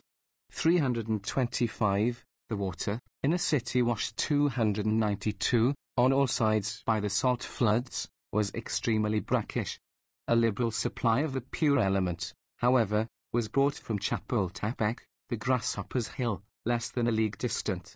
It was brought through an earthen pipe, along a dike constructed for the purpose. That there might be no failure in so essential an article when repairs were going on, a double course of pipes was laid. In this way a column of water of the size of a man's body was conducted into the heart of the capital, where it fed the fountains and reservoirs of the principal mansions. Openings were made in the aqueduct as it crossed the bridges, and thus a supply was furnished to the canoes below, by means of which it was transported to all parts of the city. 326. While Montezuma encouraged a taste for architectural magnificence in his nobles, he contributed his own share towards the embellishment of the city. It was in his reign that the famous calendar stone, weighing, probably, in its primitive state, nearly 50 tons, was transported from its native quarry, many leagues distant, to the capital, where it still forms one of the most curious monuments of Aztec science. Indeed, when we reflect on the difficulty of hewing such a stupendous mass from its hard basaltic bed without the aid of iron tools, and that of transporting it such a distance across land and water without the help of animals, we may well feel admiration at the mechanical 293 ingenuity and enterprise of the people who accomplished it. 327. Not content with the spacious residence of his father, Montezuma erected another on a yet more magnificent scale. It occupied, as before mentioned, the ground partly covered by the private dwellings on one side of the Plaza Mayor of the modern city. This building, or, as it might more correctly be styled, pile of buildings, spread over an extent of ground so vast that, as one of the conquerors assures us, its terraced roof might have afforded ample room for 30 knights to run their courses in a regular tourney. 328. I have already noticed its interior decorations, its fanciful draperies, its roofs inlaid with cedar and other odoriferous woods, held together without a nail, and, probably, without a knowledge of the arch. 329. Its numerous and spacious apartments, which Cortes, with enthusiastic hyperbole, does not hesitate to declare superior to anything of the kind in Spain. 330. Adjoining the principal edifice were others, the 294 voted to various objects.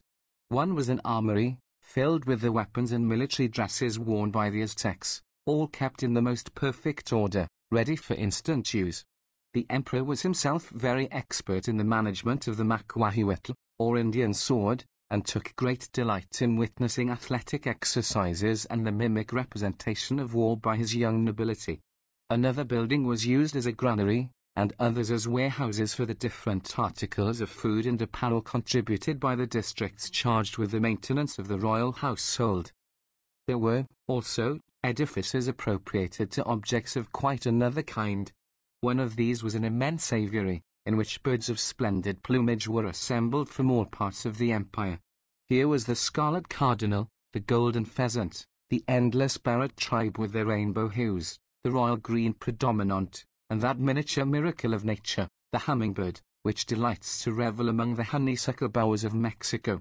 331. 300 attendants had charge of this aviary, who made themselves acquainted with the appropriate food of its inmates, oftentimes procured at great cost, and in the molting 295 season were careful to collect the beautiful plumage, which, with its many-colored tints, furnished the materials for the Aztec painter.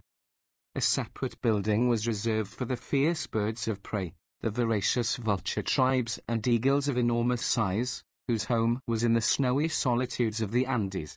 No less than 500 turkeys, the cheapest meat in Mexico, were allowed for the daily consumption of these tyrants of the feathered race. The turkey was introduced to Europe from Mexico, as has before been stated. M. Adjoining this aviary was a menagerie of wild animals, gathered from the mountain forests, and even from the remote swamps of the Tierra Caliente. The resemblance of the different species to those in the Old World, with which no one of them, however, was identical, led to a perpetual confusion in the nomenclature of the Spaniards, as it has since done in that of better instructed naturalists. The collection was still further swelled by a great number of reptiles and serpents remarkable for their size and venomous qualities, among which the Spaniards beheld the fiery little animal with the castanets in his tail, the terror of the American wilderness. 332. The serpents were confined in long cages lined with down or feathers, or in troughs of mud and water. The beasts and birds of prey were provided with apartments large enough to allow of 296, their moving about, and secured by a strong latticework, through which light and air were freely admitted. The whole was placed under the charge of numerous keepers, who acquainted themselves with the habits of their prisoners and provided for their comfort and cleanliness. With what deep interest would the enlightened naturalist of that day, an Oviedo, or a Martyr, for example, have surveyed this magnificent collection, in which the various tribes which roamed over the western wilderness, the unknown races of an unknown world, were brought into one view.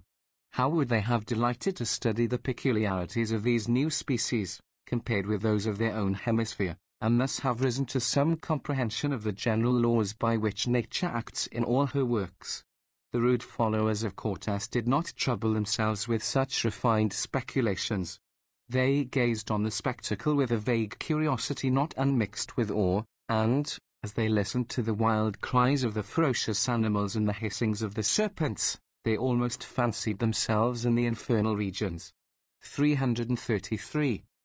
I must not omit to notice a strange collection of human monsters, dwarfs, and other unfortunate persons in whose organization nature had capriciously deviated from her regular laws. Such hideous anomalies were regarded by the Aztecs as a suitable appendage of state. It is even said 297, They were in some cases the result of artificial means, employed by unnatural parents desirous to secure a provision for their offspring by thus qualifying them for a place in the Royal Museum. 334. Extensive gardens were spread out around these buildings, filled with fragrant shrubs and flowers, and especially with medicinal plants. 335. No country has afforded more numerous species of these last than New Spain, and their virtues were perfectly understood by the Aztecs, with whom medical botany may be said to have been studied as a science. Amidst this labyrinth of sweet-scented groves and shrubberies, fountains of pure water might be seen throwing up their sparkling jets and scattering refreshing dews over the blossoms. 10 large tanks, well stocked with fish, afforded a retreat on their margins to various tribes of waterfowl, whose habits were so carefully consulted that some of these ponds were of salt water, as that which they most loved to frequent. A tessellated pavement of marble enclosed the ample basins, which were overhung by light and fanciful pavilions, that admitted the perfumed breezes of the gardens, and offered a grateful shelter to them and 298 arch and his mistresses in the sultry heats of summer. 336. But the most luxurious residence of the Aztec monarch, at that season, was the royal hill of Chapultepec, a spot consecrated, moreover, by the ashes of his ancestors. It stood in a westerly direction from the capital, and its base was, in his day, washed by the waters of the Tezcuco. On its lofty crest of porphyritic rock there now stands the magnificent, though desolate, castle erected by the young Viceroy Galvez at the close of the 17th century. 337. The view from its windows is one of the finest in the environs of Mexico. The landscape is not disfigured here, as in many other quarters, by the white and barren patches, so offensive to the sight, but the eye wanders over an unbroken expanse of meadows and cultivated fields, waving with rich harvests of European grain. Montezuma's gardens stretched for miles around the base of the hill. 2 statues of that monarch and his father, cut in bas-relief in the porphyry, were spared till the middle of the last century, 338, and the grounds are still shaded by gigantic cypresses, more than 50 feet in circumference, which were centuries old at the time of the Conquest. 339. The place is now a tangled wilderness of 299 wild shrubs, where the myrtle mingles its dark, glossy leaves with the red berries and delicate foliage of the pepper tree. Surely there is no spot better suited to awaken meditation on the past, none where the traveller, as he sits under those stately cypresses grey with the moss of ages, can so fitly ponder on the sad destinies of the Indian races and the monarch who once held his courtly revels under the shadow of their branches. The domestic establishment of Montezuma was on the same scale of barbaric splendour as everything else about him. He could boast as many wives as are found in the harem of an Eastern sultan. 340. They were lodged in their own apartments, and provided with every accommodation, according to their ideas, for personal comfort and cleanliness. They passed their hours in the usual feminine employments of weaving and embroidery, especially in the graceful feather work, for which such rich materials were furnished by the royal aviaries. They conducted themselves with strict decorum, under the supervision of certain aged females, who acted in the respectable capacity of duennas, in the same manner as in the religious houses attached to the turquoise. The palace was supplied with numerous baths, and Montezuma set the example, in his own person, of frequent ablutions. He bathed at least once, and changed his 300 dress 4 times, it is said, every day. 341. He never put on the same apparel a second time, but gave it away to his attendants. Queen Elizabeth, with a similar taste for costume, showed a less princely spirit in hoarding her discarded suits. Her wardrobe was, probably, somewhat more costly than that of the Indian emperor. Besides his numerous female retinue, the halls and antechambers were filled with nobles in constant attendance on his person, who served also as a sort of bodyguard. It had been usual for plebeians of merit to fill certain offices in the palace, but the haughty Montezuma refused to be waited upon by any but men of noble birth. They were not unfrequently the sons of the great chiefs, and remained as hostages in the absence of their fathers, thus serving the double purpose of security and state. 342. His meals the emperor took alone. The well-matted floor of a large saloon was covered with 301 hundreds of dishes. 343, sometimes Montezuma himself, but more frequently his steward, indicated those which he preferred, and which were kept hot by means of chafing dishes. 344, the royal bill of fare comprehended, besides domestic animals, game from the distant forests, and fish which, the day before, were swimming in the Gulf of Mexico. They were dressed in manifold ways, for the Aztec artistes, as we have already had occasion to notice, had penetrated deep into the mysteries of culinary science. 345. The meats were served by the attendant nobles, who then resigned the office of waiting on the monarch to maidens selected for their personal grace and beauty. A screen of richly gilt and carved wood was drawn around him, so as to conceal him from vulgar eyes during the repast. He was seated on a cushion, and the dinner was served 302, on a low table covered with a delicate cotton cloth. The dishes were of the finest ware of Kolila. He had a service of gold, which was reserved for religious celebrations. Indeed, it would scarcely have comported with even his princely revenues to have used it on ordinary occasions, when his table equipage was not allowed to appear a second time, but was given away to his attendants. The saloon was lighted by torches made of a resinous wood, which sent forth a sweet odour and, probably, not a little smoke, as they burned. At his meal, he was attended by 5 or 6 of his ancient councillors, who stood at a respectful distance, answering his questions, and occasionally rejoiced by some of the viands with which he complimented them from his table. This course of solid dishes was succeeded by another of sweetmeats and pastry, for which the Aztec cooks, provided with the important requisites of maize flour, eggs, and the rich sugar of the aloe, were famous. 2 girls were occupied at the farther end of the apartment, during dinner, in preparing fine rolls and wafers, with which they garnished the board from time to time. The emperor took no other beverage than the chocolate, a potation of chocolate, flavored with vanilla and other spices, and so prepared as to be reduced to a froth of the consistency of honey, which gradually dissolved in the mouth. This beverage, if so it could be called, was served in golden goblets, with spoons of the same metal or of tortoise-shell finely wrought. The emperor was exceedingly fond of it, to judge from the quantity, no less than 5,303 jars or pitchers, prepared for his own daily consumption. 346, 2,000 more were allowed for that of his household. 347. The general arrangement of the meal seems to have been not very unlike that of Europeans. But no prince in Europe could boast a dessert which could compare with it of the Aztec emperor.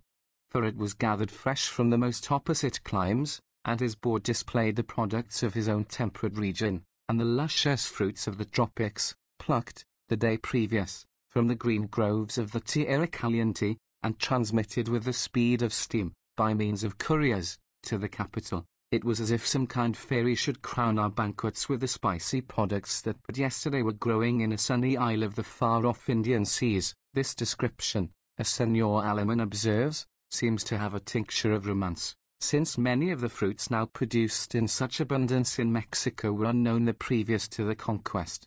Conquesta de Mexico, trad. De Vega, Tom. I.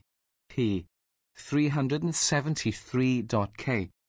After the emperor's appetite was appeased, water was handed to him by the female attendants in a silver basin, in the same manner as had been done before commencing his meal, for the Aztecs were as constant in their ablutions, at these times, as any nation of the East. Pipes were then brought, made of a varnished and richly gilt wood, from which he inhaled, sometimes through 304, the nose, at others through the mouth, the fumes of an intoxicating weed, called tobacco, 348, mingled with liquid amber. While the soothing process of fumigation was going on, the emperor enjoyed the exhibitions of his mountebanks and jugglers, of whom a regular corps was attached to the palace. No people, not even those of China or Hindustan, surpassed the Aztecs in feats of agility and legerdemain. 349. Sometimes he amused himself with his jester, for the Indian monarch had his jesters, as well as his more refined brethren of Europe, at that day. Indeed, He used to say that more instruction was to be gathered from them than from wiser men, for they dared to tell the truth. At other times he witnessed the graceful dances of his women, or took delight in listening to music, if the rude minstrelsy of the Mexicans deserve that name, accompanied by a chant, in slow and solemn cadence, celebrating the heroic deeds of great Aztec warriors, or of his own princely line. When he had sufficiently refreshed his spirits with these diversions, he composed himself to sleep, for in a siesta he was as regular as a Spaniard. On awaking, he gave audience to ambassadors from foreign states or his own tributary cities, or to such caciques as it suits to prefer to him. Image unavailable. Montezuma. Coupulin C. Superscript O. Paris. 305. They were introduced by the young nobles in attendance, and, whatever might be their rank, unless of the blood royal, they were obliged to submit to the humiliation of shrouding their rich dresses under the coarse mantle of neck, and entering barefooted, with downcast eyes, into the presence. The emperor addressed few and brief remarks to the suitors, answering them generally by his secretaries, and the parties retired with the same reverential obeisance, taking care to keep their faces turned towards their monarch.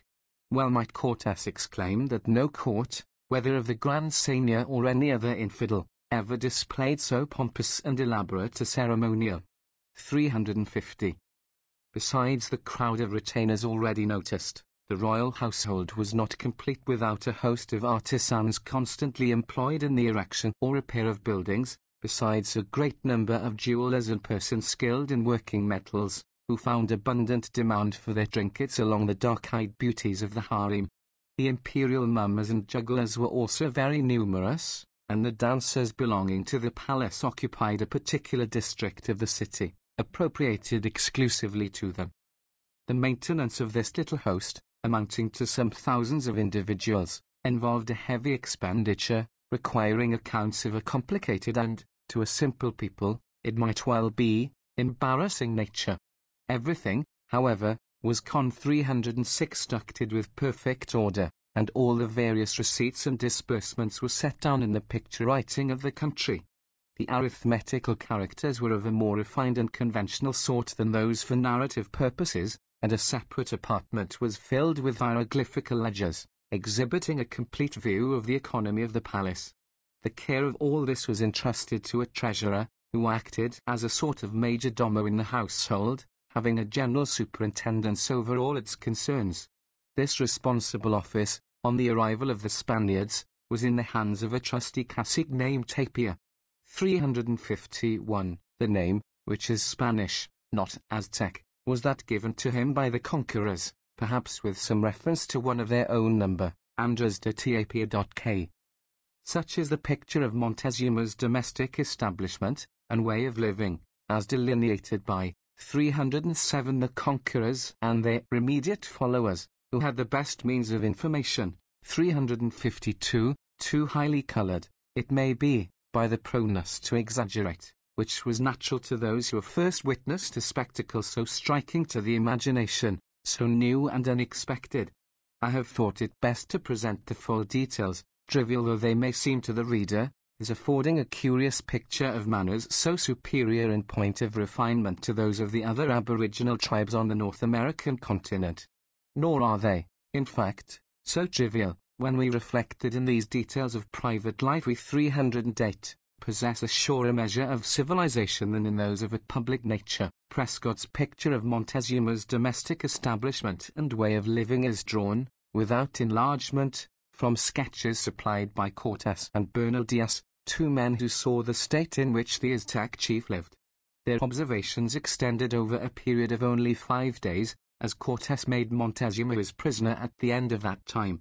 Subsequent historians, amplifying details only hinted at by the two eyewitnesses, have given free rein to the imagination.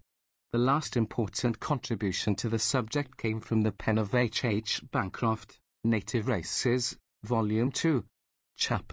4, Palaces and Households of the Naua Kings.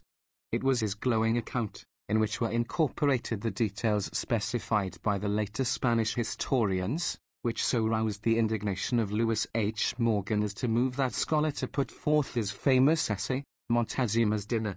This essay created an immense impression when it first appeared, but a careful examination will demonstrate the fact that it contains almost as many misstatements as do the pages of Bancroft. Mr. Morgan begins by saying that the histories of Spanish America may be trusted in whatever relates to the acts and personal characteristics of the Indians, in whatever relates to their weapons, implements, and utensils, fabrics, food, and raiment, and things of a similar character, and then entirely ignores the fact that Cortes and Bernal Diaz actually saw what they afterward described. He points out, what most men will at once admit, that the dinners the conquerors described were not repasts provided for a king alone, but that they represented the daily fare of a great communal household. Meals prepared on almost as large a scale were served in other great communal houses in Mexico. In fact, all the dinners served in the city were communal dinners, for all the authorities agree that even the smallest houses were inhabited by several families. But when, with fine scorn, he takes exception to the expression wine cellars, and claims, first, that cellars were impossible in a city where the level of the streets and courts was but 4 feet above the level of the water of the surrounding lake, and, second, that the Aztecs had no knowledge of wine, we feel that he is hypercritical. When he goes on to say that though an acid beer, pulque, was a common beverage of the Aztecs, yet it is hardly supposable that even this was used at dinner, one is inevitably led to the conclusion that Mr. Morgan had but little knowledge of the dinner habits of some of his contemporaries in the cities of western New York. It is not inconceivable that even in his own city of Rochester families can be found to take beer with their principal meal. In surveying them we are strongly reminded of the civilization of the East, not of that higher, intellectual kind which belonged to the more polished Arabs and the Persians, but that semi-civilization which has distinguished, for example, the Tartar races, among whom art, and even science, have made, indeed, some progress in the adaptation to material wants and sensual gratification, but little in reference to the higher and more ennobling interests of humanity. It is characteristic of such a people to find a puerile pleasure in a dazzling and ostentatious pageantry, to mistake show for substance, vain pomp for power, to hedge round the throne itself with a barren and burdensome ceremonial, the counterfeit of real majesty. Even this, however, was an advance in refinement, compared with the rude manners of the earlier Aztecs. The change may, doubtless, be referred in some degree to the personal influence of Montezuma. In his younger days he had tempered the fierce habits of the soldier with the milder profession of religion. In later life he had withdrawn himself still more from the brutalizing occupations of war, and his manners acquired a refinement, tinctured, it may be added, with an effeminacy, unknown to his martial predecessors. The condition of the empire, too, under his reign, was favorable to this change. The dismemberment of the Tezcucan kingdom on the death of the great Nizalpili had left the Aztec monarchy without a rival, and it soon spread its colossal arms 309, over the farthest limits of Anahuac. The aspiring mind of Montezuma rose with the acquisition of wealth and power, and he displayed the consciousness of new importance by the assumption of unprecedented state. He effected a reserve unknown to his predecessors, withdrew his person from the vulgar eye, and fenced himself round with an elaborate and courtly etiquette. When he went abroad, it was in state, on some public occasion, usually to the great temple, to take part in the religious services, and as he passed along he exacted from his people, as we have seen, the homage of an adulation worthy of an oriental despot. 353. His haughty demeanour touched the pride of his more potent vassals, particularly those who, at a distance, felt themselves nearly independent of his authority. His exactions, demanded by the profuse expenditure of his palace, scattered broadcast the seeds of discontent, and, while the empire seemed towering in its most palmy and prosperous state, the canker had eaten deepest into its heart. 310. Chapter 2. Market of Mexico, Great Temple, Interior Sanctuaries, Spanish Quarters. 1519. 4 days had elapsed since the Spaniards made their entry into Mexico. Whatever schemes their commander may have revolved in his mind, He felt that he could determine on no plan of operations till he had seen more of the capital and ascertained by his own inspection the nature of its resources. He accordingly, as was observed at the close of the last book, sent to Montezuma, asking permission to visit the great Tocoli, and some other places in the city. The friendly monarch consented without difficulty.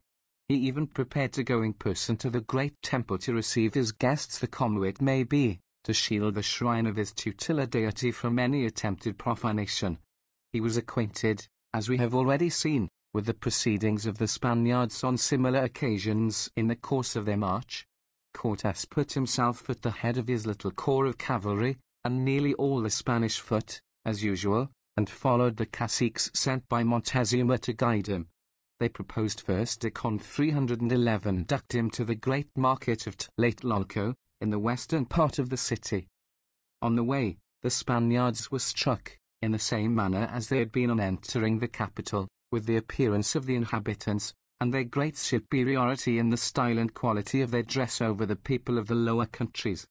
354, the tilmatli, or cloak thrown over the shoulders and tied round the neck, made of cotton of different degrees of fineness, according to the condition of the wearer, and the ample sash around the loins, were often wrought in rich and elegant figures and edged with a deep fringe or tassel. As the weather was now growing cool, mantles of fur or of the gorgeous feather work were sometimes substituted. The latter combine the advantage of great warmth with beauty. 355. The Mexicans had also the art of spinning a fine thread of the hair of the rabbit and other animals, which they wove into a delicate web that took a permanent dye. The women, as in other parts of the country, seemed to go about as freely as the men.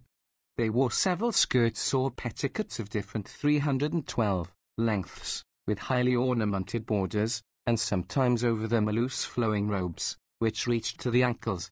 These, also, were made of cotton, for the wealthier classes, of a fine texture, prettily embroidered. 356. No veils were worn here, as in some other parts of Anahuac, where they were made of the aloe thread, or of the light web of hair, above noticed. The Aztec women had their faces exposed, and their dark, raven dresses floated luxuriantly over their shoulders, revealing features which, although of a dusky or rather cinnamon hue, were not infrequently pleasing, while touched with the serious, even sad expression characteristic of the national physiognomy. 357. On drawing near to the Tangas, or Great Market, the Spaniards were astonished at the throng of people pressing towards it, and on entering the place their surprise was still further heightened by the sight of the multitudes assembled there, and the dimensions of the enclosure, thrice as large as the celebrated square of Salamanca.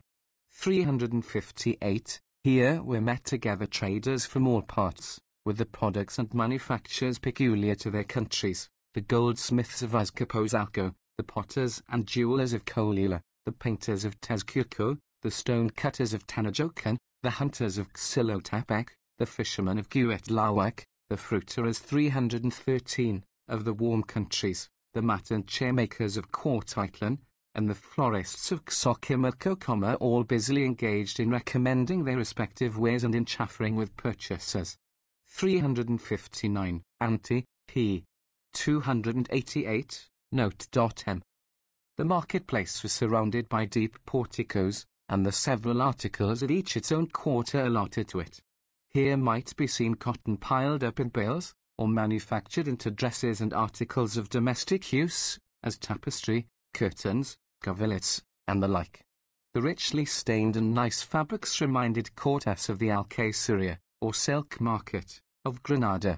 There was the quarter assigned to the goldsmiths, where the purchaser might find various articles of ornament or use formed of the precious metals, or curious toys, such as we have already had occasion to notice, made in imitation of birds and fishes, with scales and feathers alternately of gold and silver, and with movable heads and bodies. These fantastic little trinkets were often garnished with precious stones, and showed a patient, puerile ingenuity in the manufacture, like that of the Chinese. 360-314. In an adjoining quarter were collected specimens of pottery coarse and fine, vases of wood elaborately carved, varnished or gilt, of curious and sometimes graceful forms. There were also hatchets made of copper alloyed with tin, the substitute, and, as it proved, not a bad one, for iron. The soldier found here all the implements of his trade, the casque fashioned into the head of some wild animal, with its grinning defences of teeth, and bristling crest dyed with the rich tint of the cochineal. 361, the escorpil, or quilted doublet of cotton, the rich surcoat of feather mail, and weapons of all sorts, copper-headed lances and arrows, and the broad macuahuitl, the Mexican sword, with its sharp blades of itztli. Here were razors and mirrors of this same hard and polished mineral, which served so many of the purposes of steel with the Aztecs.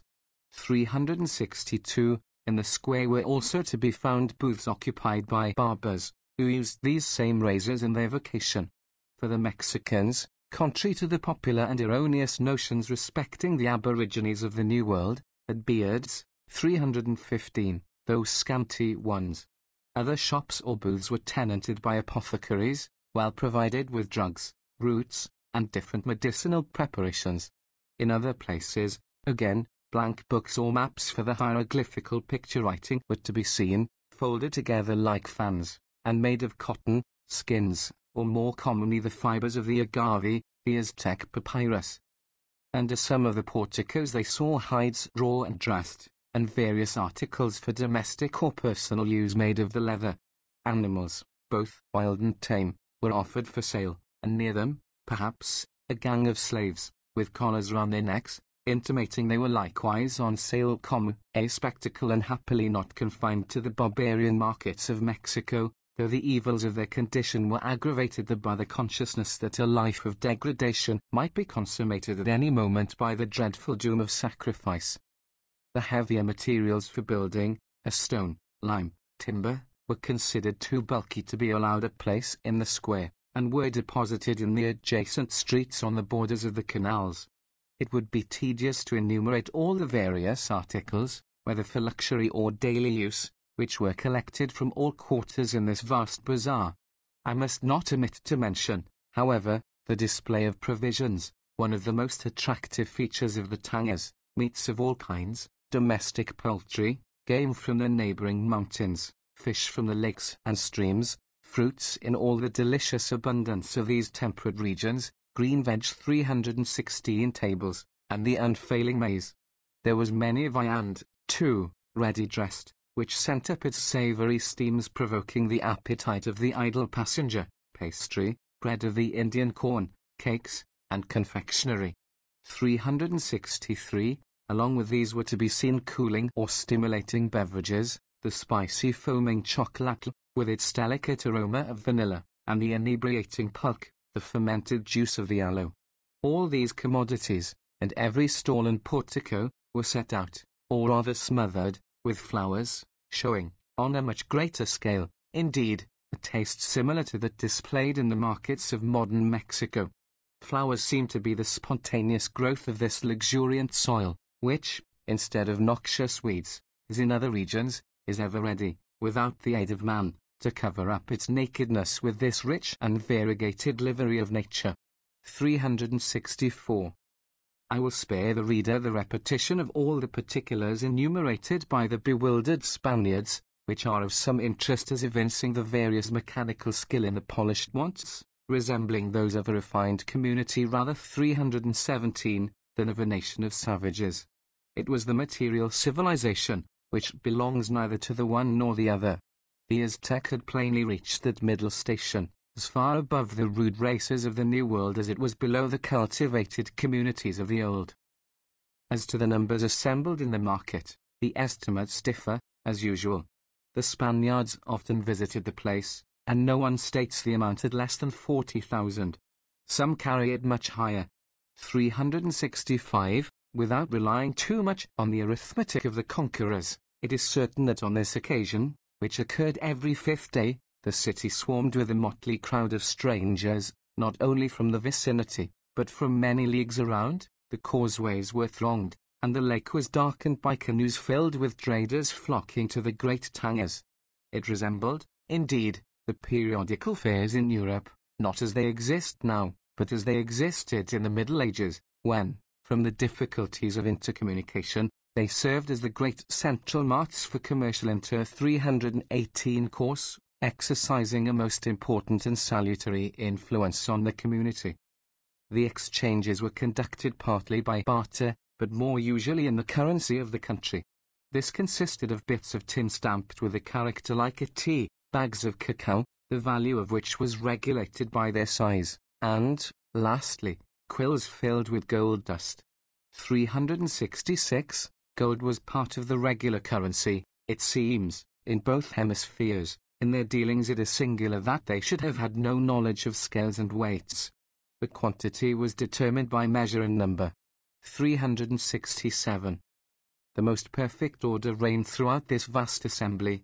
Officers patrolled the square, whose business it was to keep the peace, to collect the duties imposed on the different articles of merchandise, to see that no false measures or fraud of any kind were used, and to bring offenders at once to justice.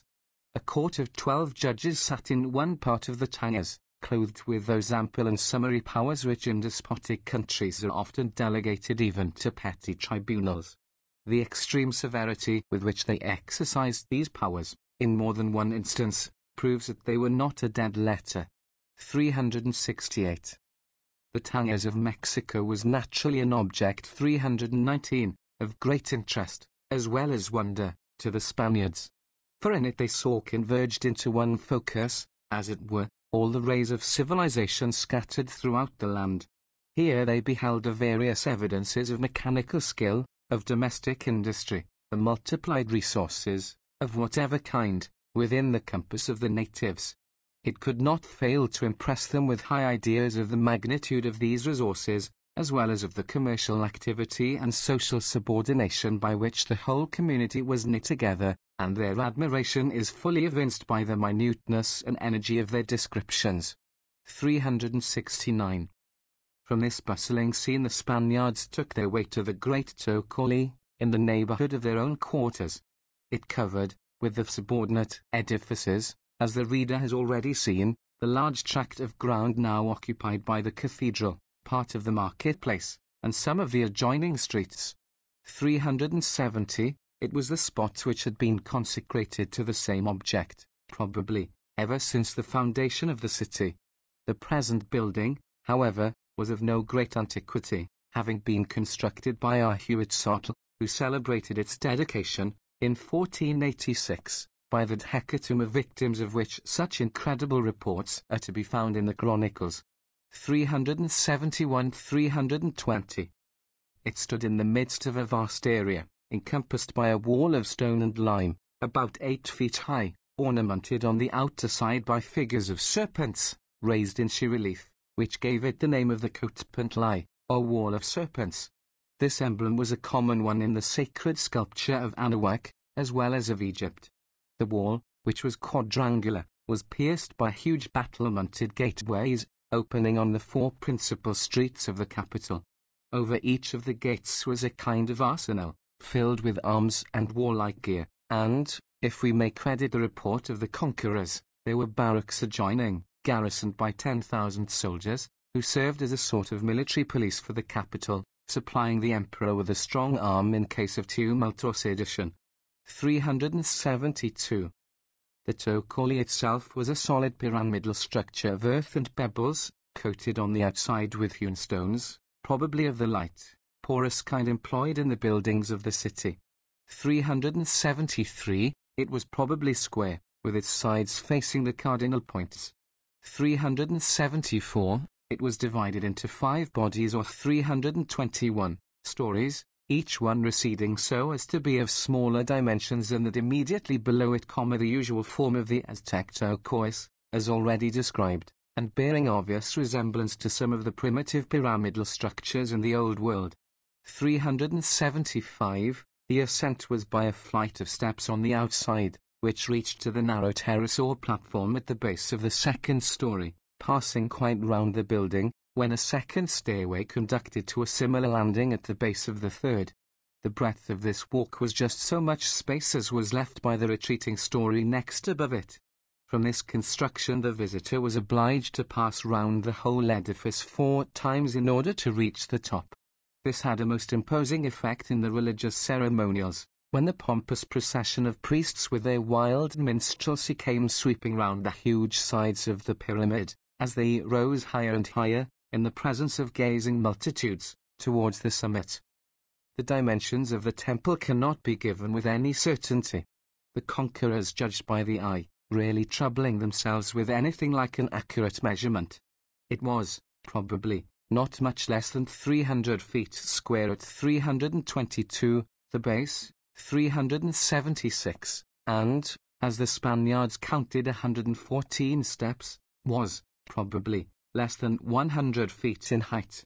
377. When Cortes arrived before the Tocoli, he found 2 priests and several caciques commissioned by Montezuma to save him the fatigue of the ascent by bearing him on their shoulders, in the same manner as had been done to the emperor. But the general declined the compliment, preferring to march up at the head of his men. On reaching the summit, they found it a vast area, paved with broad flat stones. The first object that met their view was a large block of jasper, the peculiar shape of which showed it was the stone on which the bodies of the unhappy victims were stretched 323, for sacrifice.